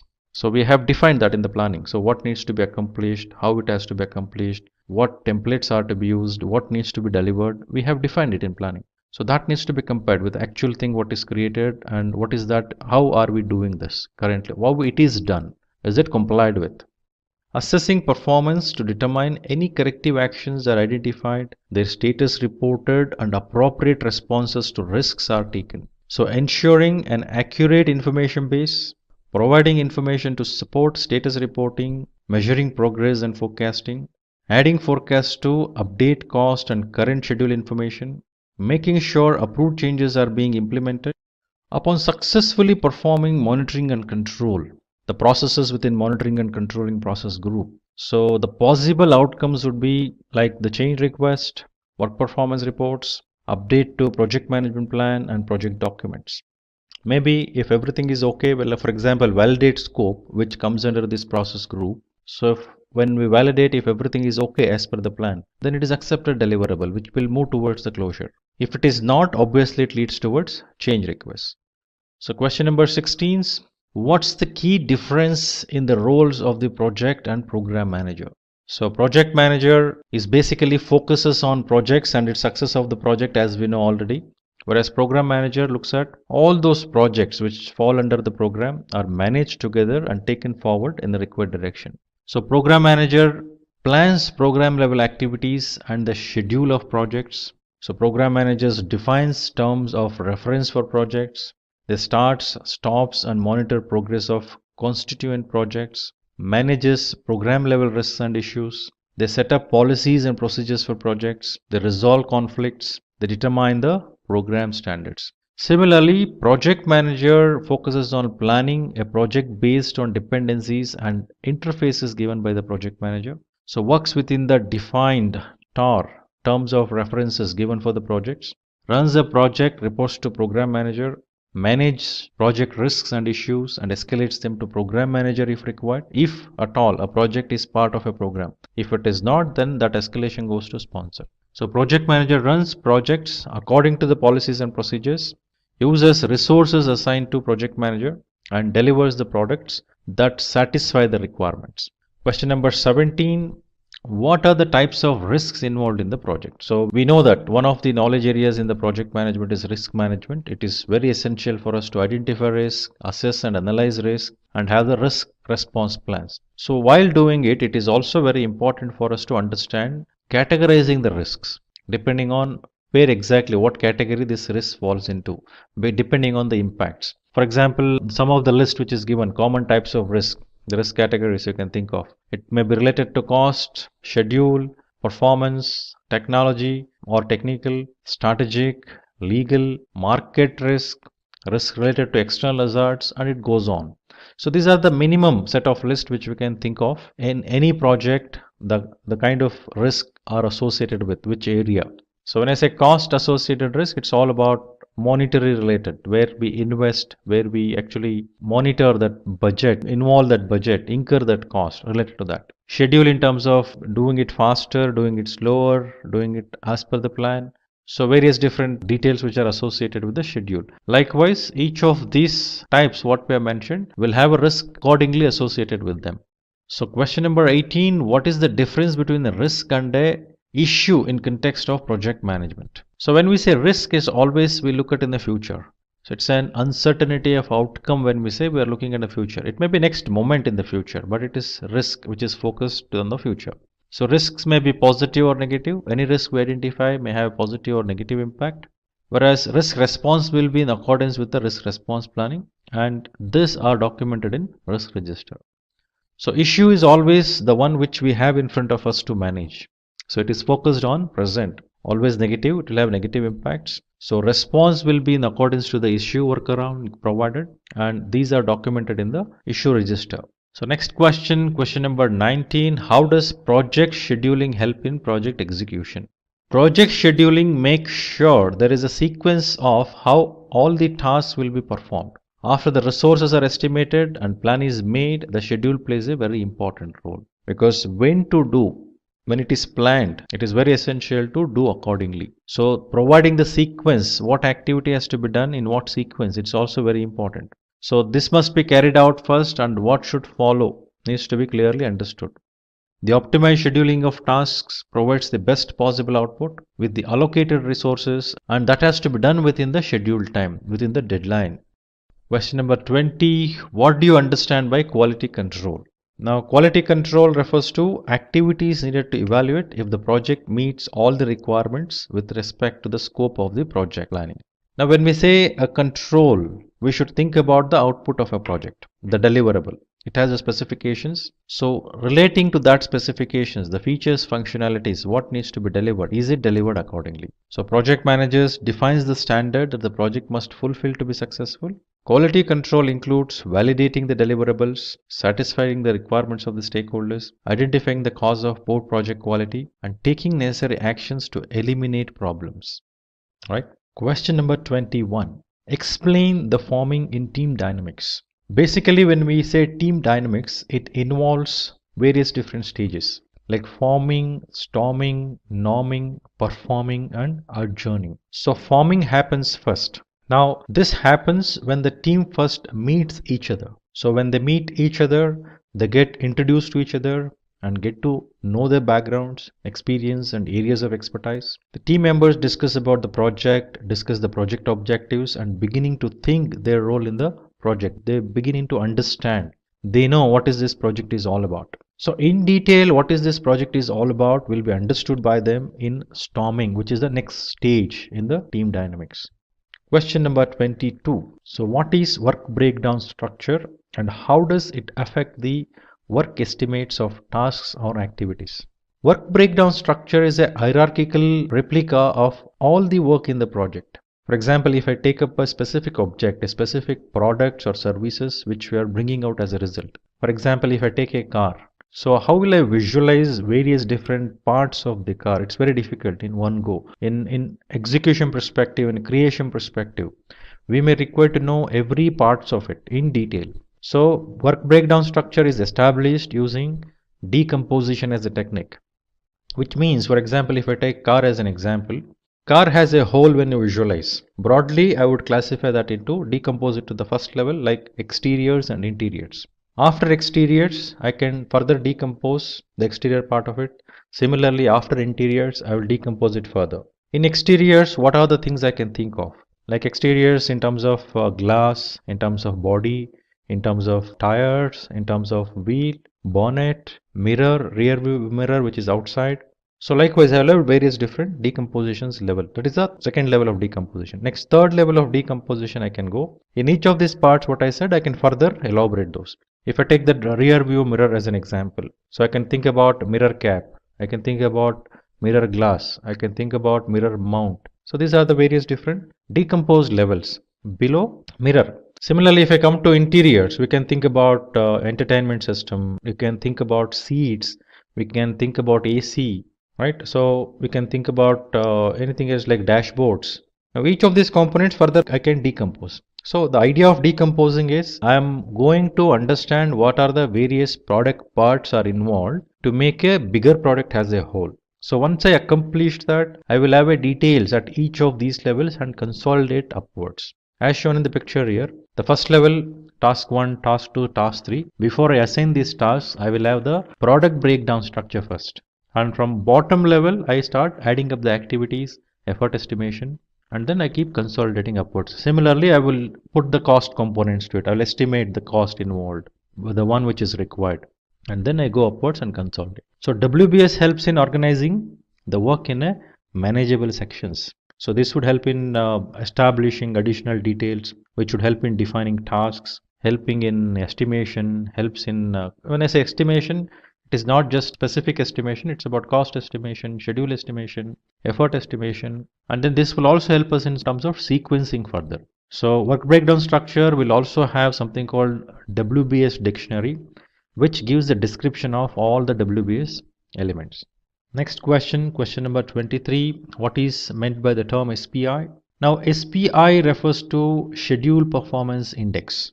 So Schedule Performance Index is a measure of schedule efficiency expressed as a ratio of earned value to the planned value. So when I say earned value is the actual work which is completed. The value, the budgeted value for the actual work which is completed. And planned value is the budgeted value of the work which is supposed to be accomplished as per the plan. Now this will help us in understanding how the project is progressing in schedule perspective. If SPI is lesser than 1 means it is behind schedule. SPI is more than 1, it is ahead of schedule. If SPI is 1, it is as per the plan. Schedule is as per the plan. Question number 24. What is the significance of agile project management? So when we say agile, the terminology itself refers to quick response, flexible, moving faster. So while we do agile project management, it is very essential to look at the various dynamics around. So it may be a quick response what you need to give, right? So predominantly agile methodologies are today adopted in various types of industries. So currently we see more and more in IT and software industry, then product development, marketing campaigns, even in constructing companies. Some of the reasons that encourage industries to take up agile methodologies are high product quality, high customer satisfaction, reduced risk, better and faster ROI. Now let us look at the question number 25. What is the significance of agile project management? So the agile project management frameworks involves continuous planning and testing. So there are various different frameworks, each of them having their own unique qualities. So it is very essential for us to understand what are those various different agile frameworks and how they are going to contribute to become agile. So the most popular agile frameworks, some thoughts which actually depicts and supports organization to become agile are, one of that is Kanban framework. So Kanban framework is used to implement agile software development and requires real-time communication. So work items are represented on a Kanban board, allowing team members to see the state of each work at any time. So this means on the board, so work in progress, work which has to be done and who has to do it, all these details are captured in the Kanban board. Now very important point here is when these are captured, it's very essential to understand it is a visual board. So when it is a visual board, it's quite obvious. Anyone who has actually have a task against them, they don't hesitate. They need to complete it. It forces them. Since it is a visualized system, it works on their consciousness. So it is also called as pull system. So because people pull the work from that list, whatever is given, and then accomplish it. So this will also help in tracking the progression of a project, how it is progressing. So how the project is progressing, how the tasks are being completed, how quickly they are completed. So it is easily visible and that makes things to move smoother and faster. So Scrum framework. So Scrum framework helps in dealing with complex problems and making it possible to deliver high quality products. At the same time, it helps in managing complex advanced work with little emphasis on software development. So it uses the terminologies like sprint, product backlog, sprint backlog, daily scrum, retrospective meeting. So three roles predominantly we come across, that is product owner, Scrum Master, and then self-organizing team. So next framework is hybrid framework, which you can think of. So it is the combination of agile methods with non-agile methods. Hybrid can handle requirement changes and it can deliver products in stages. So in hybrid model, planning is done using a waterfall approach, while the agile approach handles execution and delivery. So lean framework. So the lean framework works on the concept of maximizing customer value with fewer resources and zero waste. Hence, lean focuses on the flow of products and services instead of focusing on separate technologies. Companies can act upon with changing customer needs and requirements. So very important points to observe here. Zero waste means in the flow, the way the processes are connected to each other, in that flow, we should identify what are those which acts as a bottlenecks resulting in waste. So we should eliminate such bottlenecks. So these elimination of bottlenecks helps in reduction of waste, at the same time increasing the value to the customers. So in the downstream, from the point where bottleneck you have, the entire capacity will get limited to the downstream capacity I'm speaking about will get limited to the bottleneck where that particular issue exists. Right, that needs to be resolved. Elimination of waste should happen. So waste is a result of anything which is a non-value adding activity. Right, so we need to identify as per the lean perspective. So the defects are not allowed to move forward to the downstream. That is the whole idea behind it. So next question 26. Why does a project manager need to be proactive? Okay, so we always have this question coming around. Proactiveness versus reactiveness. When should we be proactive? When should we be reactive? That we need to understand. Now, more proactive in nature, the project manager or any manager who is more proactive will basically visualize the future. So they act today so that tomorrow something negative impact will not happen. So a proactive project manager is actively able to determine the several communication needs of the stakeholders. So a proactive project manager is able to identify the risks in the early stage of the project. It is very essential. So what is that going to happen in future? That needs to be visualized, act today so that occurrences can be handled better or eliminated. Question number 27. What does a critical path method imply? So firstly, let us understand what is critical path means. So critical path is basically a longest path in a given project network diagram. So that would be the minimum time required for a project to complete. So any delay in any of the activities or tasks in critical path delays the project duration. So in critical path method, so it is a crucial tool for determining the progress of the project to ensure that project is on schedule. So as I mentioned, any delay in any of the activities or tasks in the critical path delays the project itself. So monitoring on these activities in a critical path will become more important so that project can happen as per the plan, as per the date what is given. So critical path method helps in determining the essential or critical path by finding out the longest stretch of dependent tasks. So that each dependencies, each flow from left to right, from beginning to end has to be visualized and monitored very closely so that project finish date is not delayed. It happens according to the plan. So next question, defined planned value, actual cost and earned value. So when we say planned value is the approved value of the work that needs to be completed within a given period. It serves as a baseline and needs to be calculated before work can be started. It is also known as budgeted cost of work schedule. So formula to calculate planned value is planned percentage of work completed into project budget. Assume your project budget is 10,000, whatsoever the currency is. Let us assume 10,000 is my project budget. So my project duration is 5 months. Each month I have a plan to complete the work worth of 2,000. So which means that 2,000 is my planned value. The work which is supposed to be accomplished within the end of that first month is work worth of 2,000. So if I do the work which is lesser than work worth of maybe lesser than 2,000, I am behind schedule. If I complete the work worth more than 2,000, then I am ahead of schedule. So planned value will become that reference, the 2,000 what I mentioned as a planned value. The work worth of 2,000 I am supposed to complete before the end of the month 1. If I say any work which is completed according to the budgeted value, I will make this planned value as a reference to decide whether I am behind schedule or ahead of schedule. Actual cost. Actual cost refer to the value of total expenses that you have incurred for the work done till date. For example, in the previous discussion relating to the planned value, at the end of month 1, the planned value was 2000. So that is the work worth which we're supposed to complete. Now let us assume we have completed a work where the work worth relating to that actual work completed is around 1800. Means I'm behind schedule for sure. But at the same time, to complete the work worth of 1800, how much I incurred actually?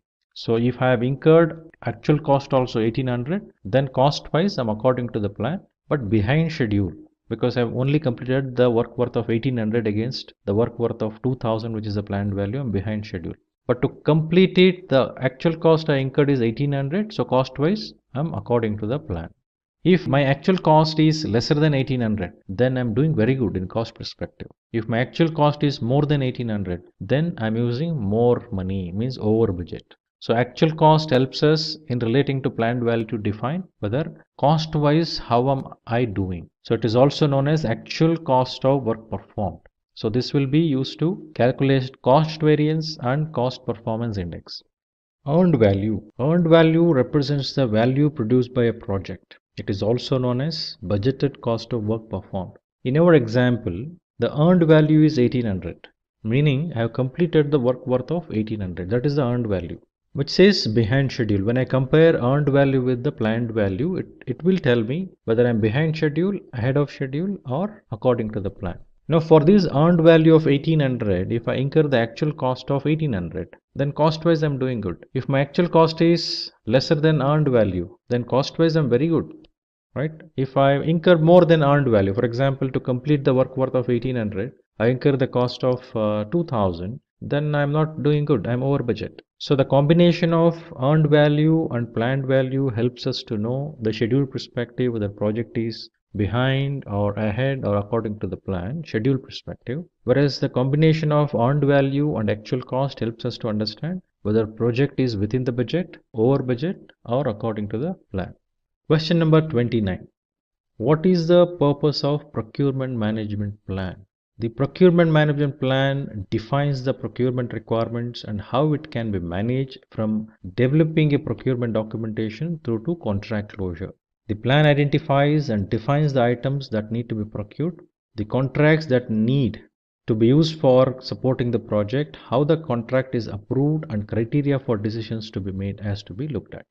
The plan also includes other items including considerations for procurement risks and procurement risk management, deciding how cost needs to be determined, standard procurement documentation usage, and constraints to procurement.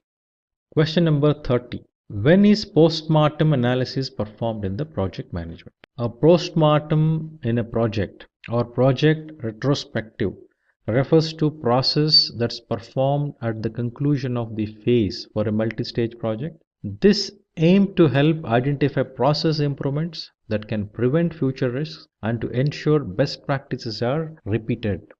Postmortems involve a combination of quantitative and qualitative data. It also includes qualitative data like end user, stakeholder, and team satisfaction, potential for reuse, and the quality of end deliverable that is perceived. Question number 31. What is the purpose of risk register? A risk register is basically a tool that is used to document risks and the actions to handle each of those risks. The management of risk is an ongoing process that has the project team raising risks with the risk manager or a project manager who then logs the risks and determines an appropriate course of action to handle the risk. The risk register also needs to be reviewed regularly to ensure the appropriate actions are performed. It could be reviewed in every project team meeting or at the end of each phase of the project life cycle. Question number 32. When do we use a Gantt chart? So as we are discussing about critical paths, network diagram, critical path method. So by using a project tools, we first establish a Gantt chart. So Gantt chart is basically a visual view of tasks scheduled over a period. A Gantt chart is useful for outlining all the tasks involved in the project along with their order shown against the time scales. So since it gives the pictorial representation, it helps us in understanding what tasks will be completed after which tasks and how the dependencies of each task can be easily understood. It provides an overview of a project, its associated tasks, and then when they need to be finished are clearly understood. A Gantt chart is helpful because it provides a detailed view of all tasks and ensures one can create a workable schedule and the right people are assigned to right task.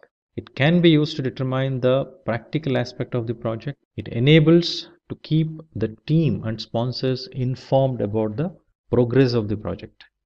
Question number 33. What is the significance of the critical path method? So critical path method or CPM is a tool that is used to schedule project activities. So CPM is used to create a model that includes tasks required to complete the project, dependencies between the tasks, the durations required to complete an activity. The critical path is the longest path in all the available paths in the project, and the duration of the critical path will be the minimum time required by the project to complete. Question number 34. What are some tools required for arriving at improvement in processes? So process improvement comprises a set of actions implemented by a company to enhance performance, cost reduction, increasing profits, etc. So some of the tools some organization can use to implement a successful process improvement strategy can be comparing and baselining a project. So with this, we can get an overview of how the process is performing in comparison with other similar processes. Flow charting, which helps them segregating the processes, activities, events, etc. Value stream mapping, it helps clearly understand the workflow and helps organizations identify waste. Cause and effect analysis, these help organizations determine the root cause of any problem. Hypothesis testing, which helps in testing to determine whether a hypothesis would be favorable to the organization or not. Question 35. How do you work with 3-point estimation method? So the 3-point estimation method is also called as PERT estimation, which is a tool that can be used to help increase the accuracy of cost and time estimates. There are 3 parts with the different estimates, that is optimistic, pessimistic and most likely. The optimistic estimate is the amount of time required to complete the project, assuming everything in the project goes according to the plan. Pessimistic estimation is the estimation considering the worst case scenario and is an estimation given in everything goes wrong. That is the assumption. So most likely estimation, so this is most likely to happen and falls under the pessimistic and optimistic estimates. It falls in between that, pessimistic and optimistic. So the formula to calculate 3-point estimate would be pessimistic plus optimistic plus 4 most likely divided by 6 will provide the 3-point estimation. What do you understand by the term RAID? RAID log is a project management tool that tracks risks, actions, issues and decisions. It provides a simple way to organize the information. So the main advantages of RAID log is to enable you to think in an organized and strategic way. The RAID log has all the questions that could be asked by stakeholders. The data is easily accessible and acts as a measure for how well the plans are being carried out. The RAID logs makes the process of decision making more consistent. It provides a place where all decisions made can be compared. Question number 37. What are some techniques used for defining scope? So here are some tools and techniques to define scope, that is expert judgment, which requires to bring in experts on domain. Product analysis, which needs to break down the final deliverable into smaller components to ensure all the steps are being taken. Alternative generation. So in alternative generation, it's need to brainstorm for the best and most effective way to create it for the product. Facilitated workshops, which allow different people with different ideas to find common ground for a project. Question number 38. What is waterfall model? Waterfall model is a project management approach in which a project is completed in several phases. A big plan is executed linearly, expecting there would not be any changes in the plan. Waterfall model is in contrast to agile model, does not respond well to frequent changes. Any changes which comes in between while following the waterfall methodologies, making that changes will be difficult and bit complex. Question 39. On what basis would you decide if a particular risk should be avoided or mitigated? The risks which are having high impact negative to the business are avoided by the organizations usually. So avoiding is the first decision what organization makes for sure. But however, there may be some discussions which are made before the decision of being made relating to avoiding that risk. Instead, having some workaround for that risk, or making certain arrangement so that impact of the risk can be reduced, or bringing down the probability of occurrence of the risks. Considering something which will have higher negative impact, they may not be worthwhile to take up. So in that case, I think avoiding is the best decision. Once the organizations consider to take up after identifying and analyzing the risks, then organization would work on risk response plan for all the risks which are identified. So what is EVM? The earned value management. So earned value management is a project management technique that is used to measure the project progress. If you recall the terminologies like earned value, planned value, actual cost, scheduled performance index, cost performance index, these are the terminologies which comes as part of earned value management. It calculates the project performance and progress by combining constraints like time, scope and costs. So question 41. What is the difference in product life cycle and project life cycle? So project life cycle refers to the sequence of stages or phases the project undergoes from the time it is initiated till it is closed. So this project life cycle involves 5 process groups, which is initiating process group, planning process group, executing process group, monitoring and controlling process group, closure process group, which should be there throughout the project life cycle, along with the 10 knowledge areas and 49 processes. Product life cycle includes all that phases that define the growth of a product. So creation of the product till expiry of the product. So within the product life cycle, we may have multiple project life cycles. So one project life cycle for introduction of product, one project life cycle for modifying or updating the existing product, one project life cycle may be for improvement, one project life cycle may be for removing the product from the production. So in product life cycle, there are 4 phases, that is market introduction, market growth, market maturity, and decline and saturation stage. Question 42.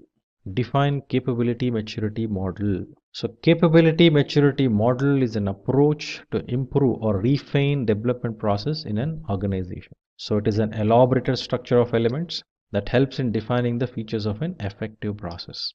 Next question 43. What do you know about triple constraint, the triangle in project management? So basically the triple constraint refers to scope, schedule and cost, right? So it helps in actually analyzing the project status, the way project is progressing, and these are the 3 critical considerations mainly which needs to be made. So further to these triple constraints, scope, time and cost, quality, resource and risks are also considered as a constraints. So any change in any of the constraints would have an impact on other constraints. Question 44. What is a decision support system? Decision support system is an information system used in decision-making activities in an organization or a business. It analyzes data sets and extracts information that may be used to solve complex problems and take decisions. How many types of DSS are there? So there are several types of DSS, that is data driven, model driven, knowledge driven and document driven. Question 46. What are some general metrics that are used to calculate if a project is progressing on track? So if a project is progressing on track, it is very essential to consider the productivity, which means units of input, units of output, actual cost, that is total cost per time period to time period, cost variance, which refers to budgeted cost of work versus actual cost of work, schedule variance, which is the difference between budgeted cost of work performed and budget cost of work scheduled, cost performance index, which is earned value to actual cost. Question 47. What is meant by a milestone in a project? A project milestone provides a way to observe, measure and monitor the performance progress of the project. These represents intermediate stages that needs to be fulfilled before getting to the final objective or goal. Milestones can provide a basis on which progress can be monitored. They can also prove for explanation while reporting on project status. It can be used to provide course corrections and learning experiences. It can also be used to maintain accountability and motivate staff. Question 48. How can you estimate the activity time of a project? The activity time or duration refers to the process of evaluating the number of work periods required to finish individual activities with the resources available. These help Achieve the project objectives on set dates and delivery schedules decided by project management team and key stakeholders. Here are some tools and techniques to calculate activity durations. So those are expert judgment, analogous estimation, PERT method, 3-point estimates, parametric estimating, alternative analysis, published estimating data, vendor bid analysis, etc. Question 49. What do you think about CSF, critical success factor, in a project management? So CSF or critical success factor are found in the project management plan and can define what can be defined as success for the project. Some characteristics of critical success factor involve, for example, time. Was the project completed within the given time period? Cost. Did it stay within the budgeted cost? Quality. Did it meet the specification level? Stakeholder. Was the result accepted by the end user? Project changes. Were scope changes are minimal and are agreed upon? Performing organization. Did it affect the corporate culture? Commitment is required from team members, clients, top management, and all stakeholders, which is very essential, and it is one of the main critical success factors. Goals must be specific, measurable, attainable, relevant, and time bound. There must be process for quick identification and resolution of conflict. Good project leadership is to be established. Risk management policies have to be established. There must be proper project planning that needs to be done. Then best practices need to be applied at all stages. Proper communications must take place to ensure information is passed across. Question number 50. What do you understand by the term SOW? So SOW or statement of work is a document that includes and defines each aspects of the project. It is a foundation for the project plan. So before planning and executing, the SOW lays down the entire landscape of the project. So it consists of introduction, the purpose of the project, the scope of the project, when it is done, where it is done, the tasks, milestones, deliverables, schedule, standards, success. How are you going to determine the success? Means, how do you know the project is success? What is that you're going to measure or consider for measurement? Requirements, then any other things which needs to be considered as part of SOW as part of that specific project, and then closing. So SOW can be of 3 categories, which will have design details, level of effort, time and materials, which defines an hourly service and the materials required to perform the tasks, which may be performance based, focuses on purpose of the project, resources, and quality expected from the output. Question 51. What is a fishbone diagram and when is it used? So fishbone diagram, which is also called as Ishikawa diagram, is a visualization tool that used to categorize potential causes, that is problems, for an issue to identify the root causes. So fishbone diagram is used in product development and troubleshooting processes. It helps in team brainstorming for potential causes and then represents them in a diagram based on their degree of importance. So when this diagram is used, it helps us in identifying the possible causes of an issue, to develop a product that can address issue with current market offerings, to several areas of weakness or bottlenecks in the business process, to handle recurring issues or employees burnout, to ensure any correction will resolve the issue.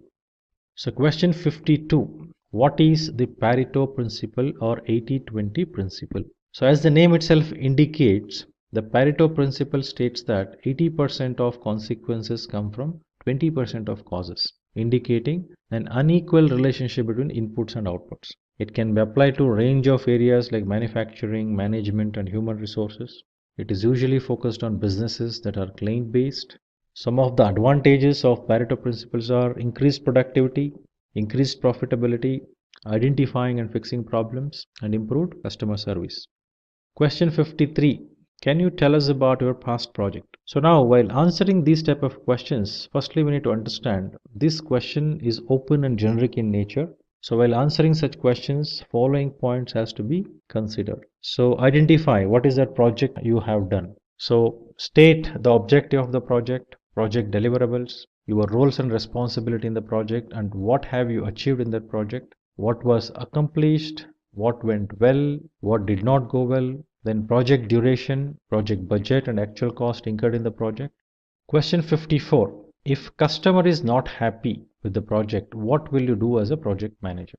So in any given project, customer satisfaction is very important to ensure success of a project. In the scenario where customer expresses their dissatisfaction, one has to ensure understanding the reason for dissatisfaction. So are all the requirement fulfilled or not? Project manager has to confirm that first. Was customer involved in all decision making activities, etc.? To confirm that his customer is informed about everything.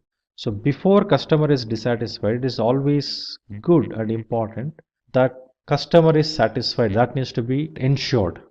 So it is very important to be customer to understand, and customer's pulse is understood, and handling the customers accordingly. So allowing customer to become a dissatisfied customer is not a choice to have. So one needs to ensure customer is not at all dissatisfied in the first place. Beyond your control, if customer is still dissatisfied, better you work on it to understand why the customer is dissatisfied, what is the cause of it, and address it. Question 55. What are the different kinds of project you have worked upon? So these type of questions are again generic in nature. While answering those questions, please ensure you speak about various different domains of the project which you have, and that should have variation in different domains of the project. What were the deliverables of those projects? Project's nature and complexity, unique challenges in each different type of projects, then project duration, budget, and actual cost.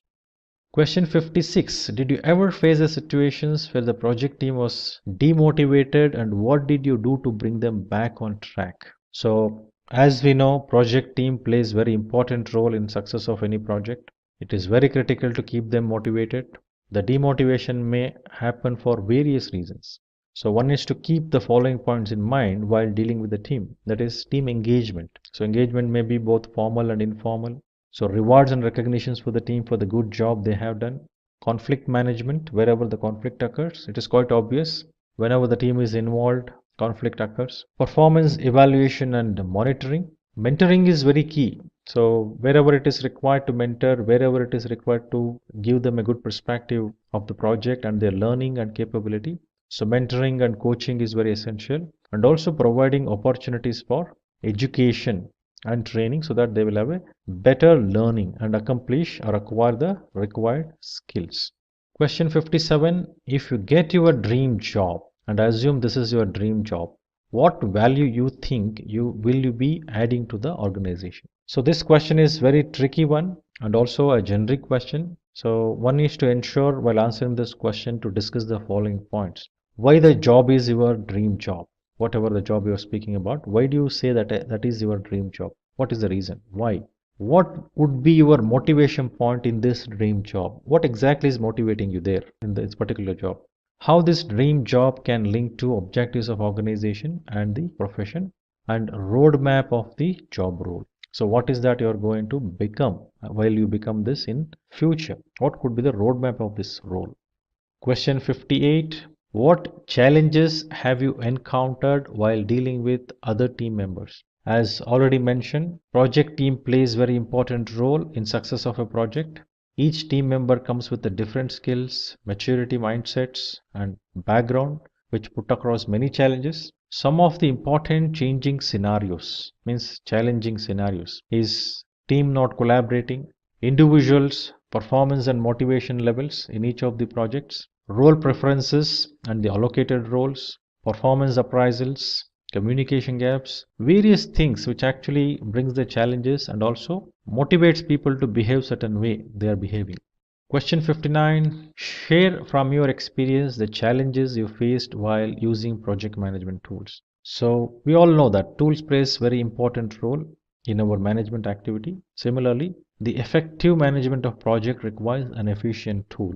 Every tool has its own uniqueness and has its own advantages and disadvantages. So some of the challenges one would face while using the tools would be selection of right tools for the given project, tools features and functionalities, customization of tools, the dashboards and reports, team's ability to work with tool, their skills and capabilities matters.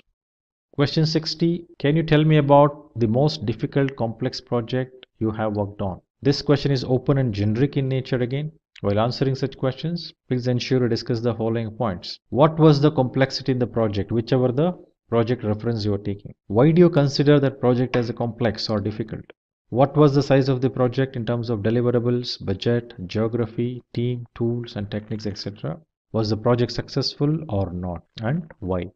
Question 61. When do you know the project is off track? So it is very essential for every project manager to ensure project is going as per the plan. So there should not be any deviations from the actual plan. So every project will have a set plans based on which project have to be completed successfully. Due to various different scenarios, project go off track. Recognizing and correcting those is very critical and crucial. So one needs to follow a specific approach to ensure project will not go off track. So but we need to understand whether project is going off track or not. So one of the key thing which we need to know is SPI and CPI. So SPI is the schedule performance index, the CPI the cost performance index. So when SPI is lesser than 1, which means project is behind schedule. When SPI is 1, then it's as per the schedule. If SPI is greater than 1, which means project is ahead of schedule. Similarly for CPI, if CPI is lesser than 1, project is over budget. CPI is more than 1, project is under budget. If CPI is 1, project budget is as per the plan. So similarly, the results of audits and testing done as part of quality management also reveals the details related to compliance and off specifications which needs to be corrected if they are not expected. Next question, have you managed remote teams and outsourced resources? So these questions come from the scenario where you have to manage the team not reporting to you directly and they are managed by different individuals. While having such resources, the dynamics will be different. So while managing such resources, one has to ensure the engaging with them is different than the way the individuals are engaged, the internal teams. So it is required to engage with that team more often. The performance of the team members has to be well known to the reporting manager and that needs to be communicated regularly. The next question, if you could go to the past and do one thing differently as a project manager, what would you do and why? So every project manager who has managed several projects earlier will think of doing better which they have done already. So this is because of the experience they had while doing the project and the insights they have today compared to the day they did that project. So while answering this question, following points has to be kept in mind. What went well and what did not go well? Why do you think they happened and what would have been the better solution? Why do you think it could have been done better? Why did you not do it earlier the way you're thinking the right way of doing it today? So what was the cause? Were you not informed about it? Or there was some force which was working on you to take it in that way? What made you to do that way? So why are you thinking that this is the better way to do it? What are the reasons that you need to mention? So next question, as a project manager, what is the most common challenge that you face? So obviously when you say take up a project as a project manager, every project manager will come across various different challenges. Every project will have various challenges to deal with. Project managers has to prepare themselves to handle those. They should not shy away from those. So typical challenges which project manager would come across would be the scope perspective not clearly defined. So not having proper sign off between customer and project organization. Then the deadline dates or schedules which are given are not realistic, low budget allocated, low cost allocated, capabilities and skills of the team, then project environment, etc. And with that, we have come to an end of this PMP Phil course. I hope it was informative and interesting. If you have any questions about the topics covered in this video, please ask away in the comment section below. Our team will be happy to solve all your queries.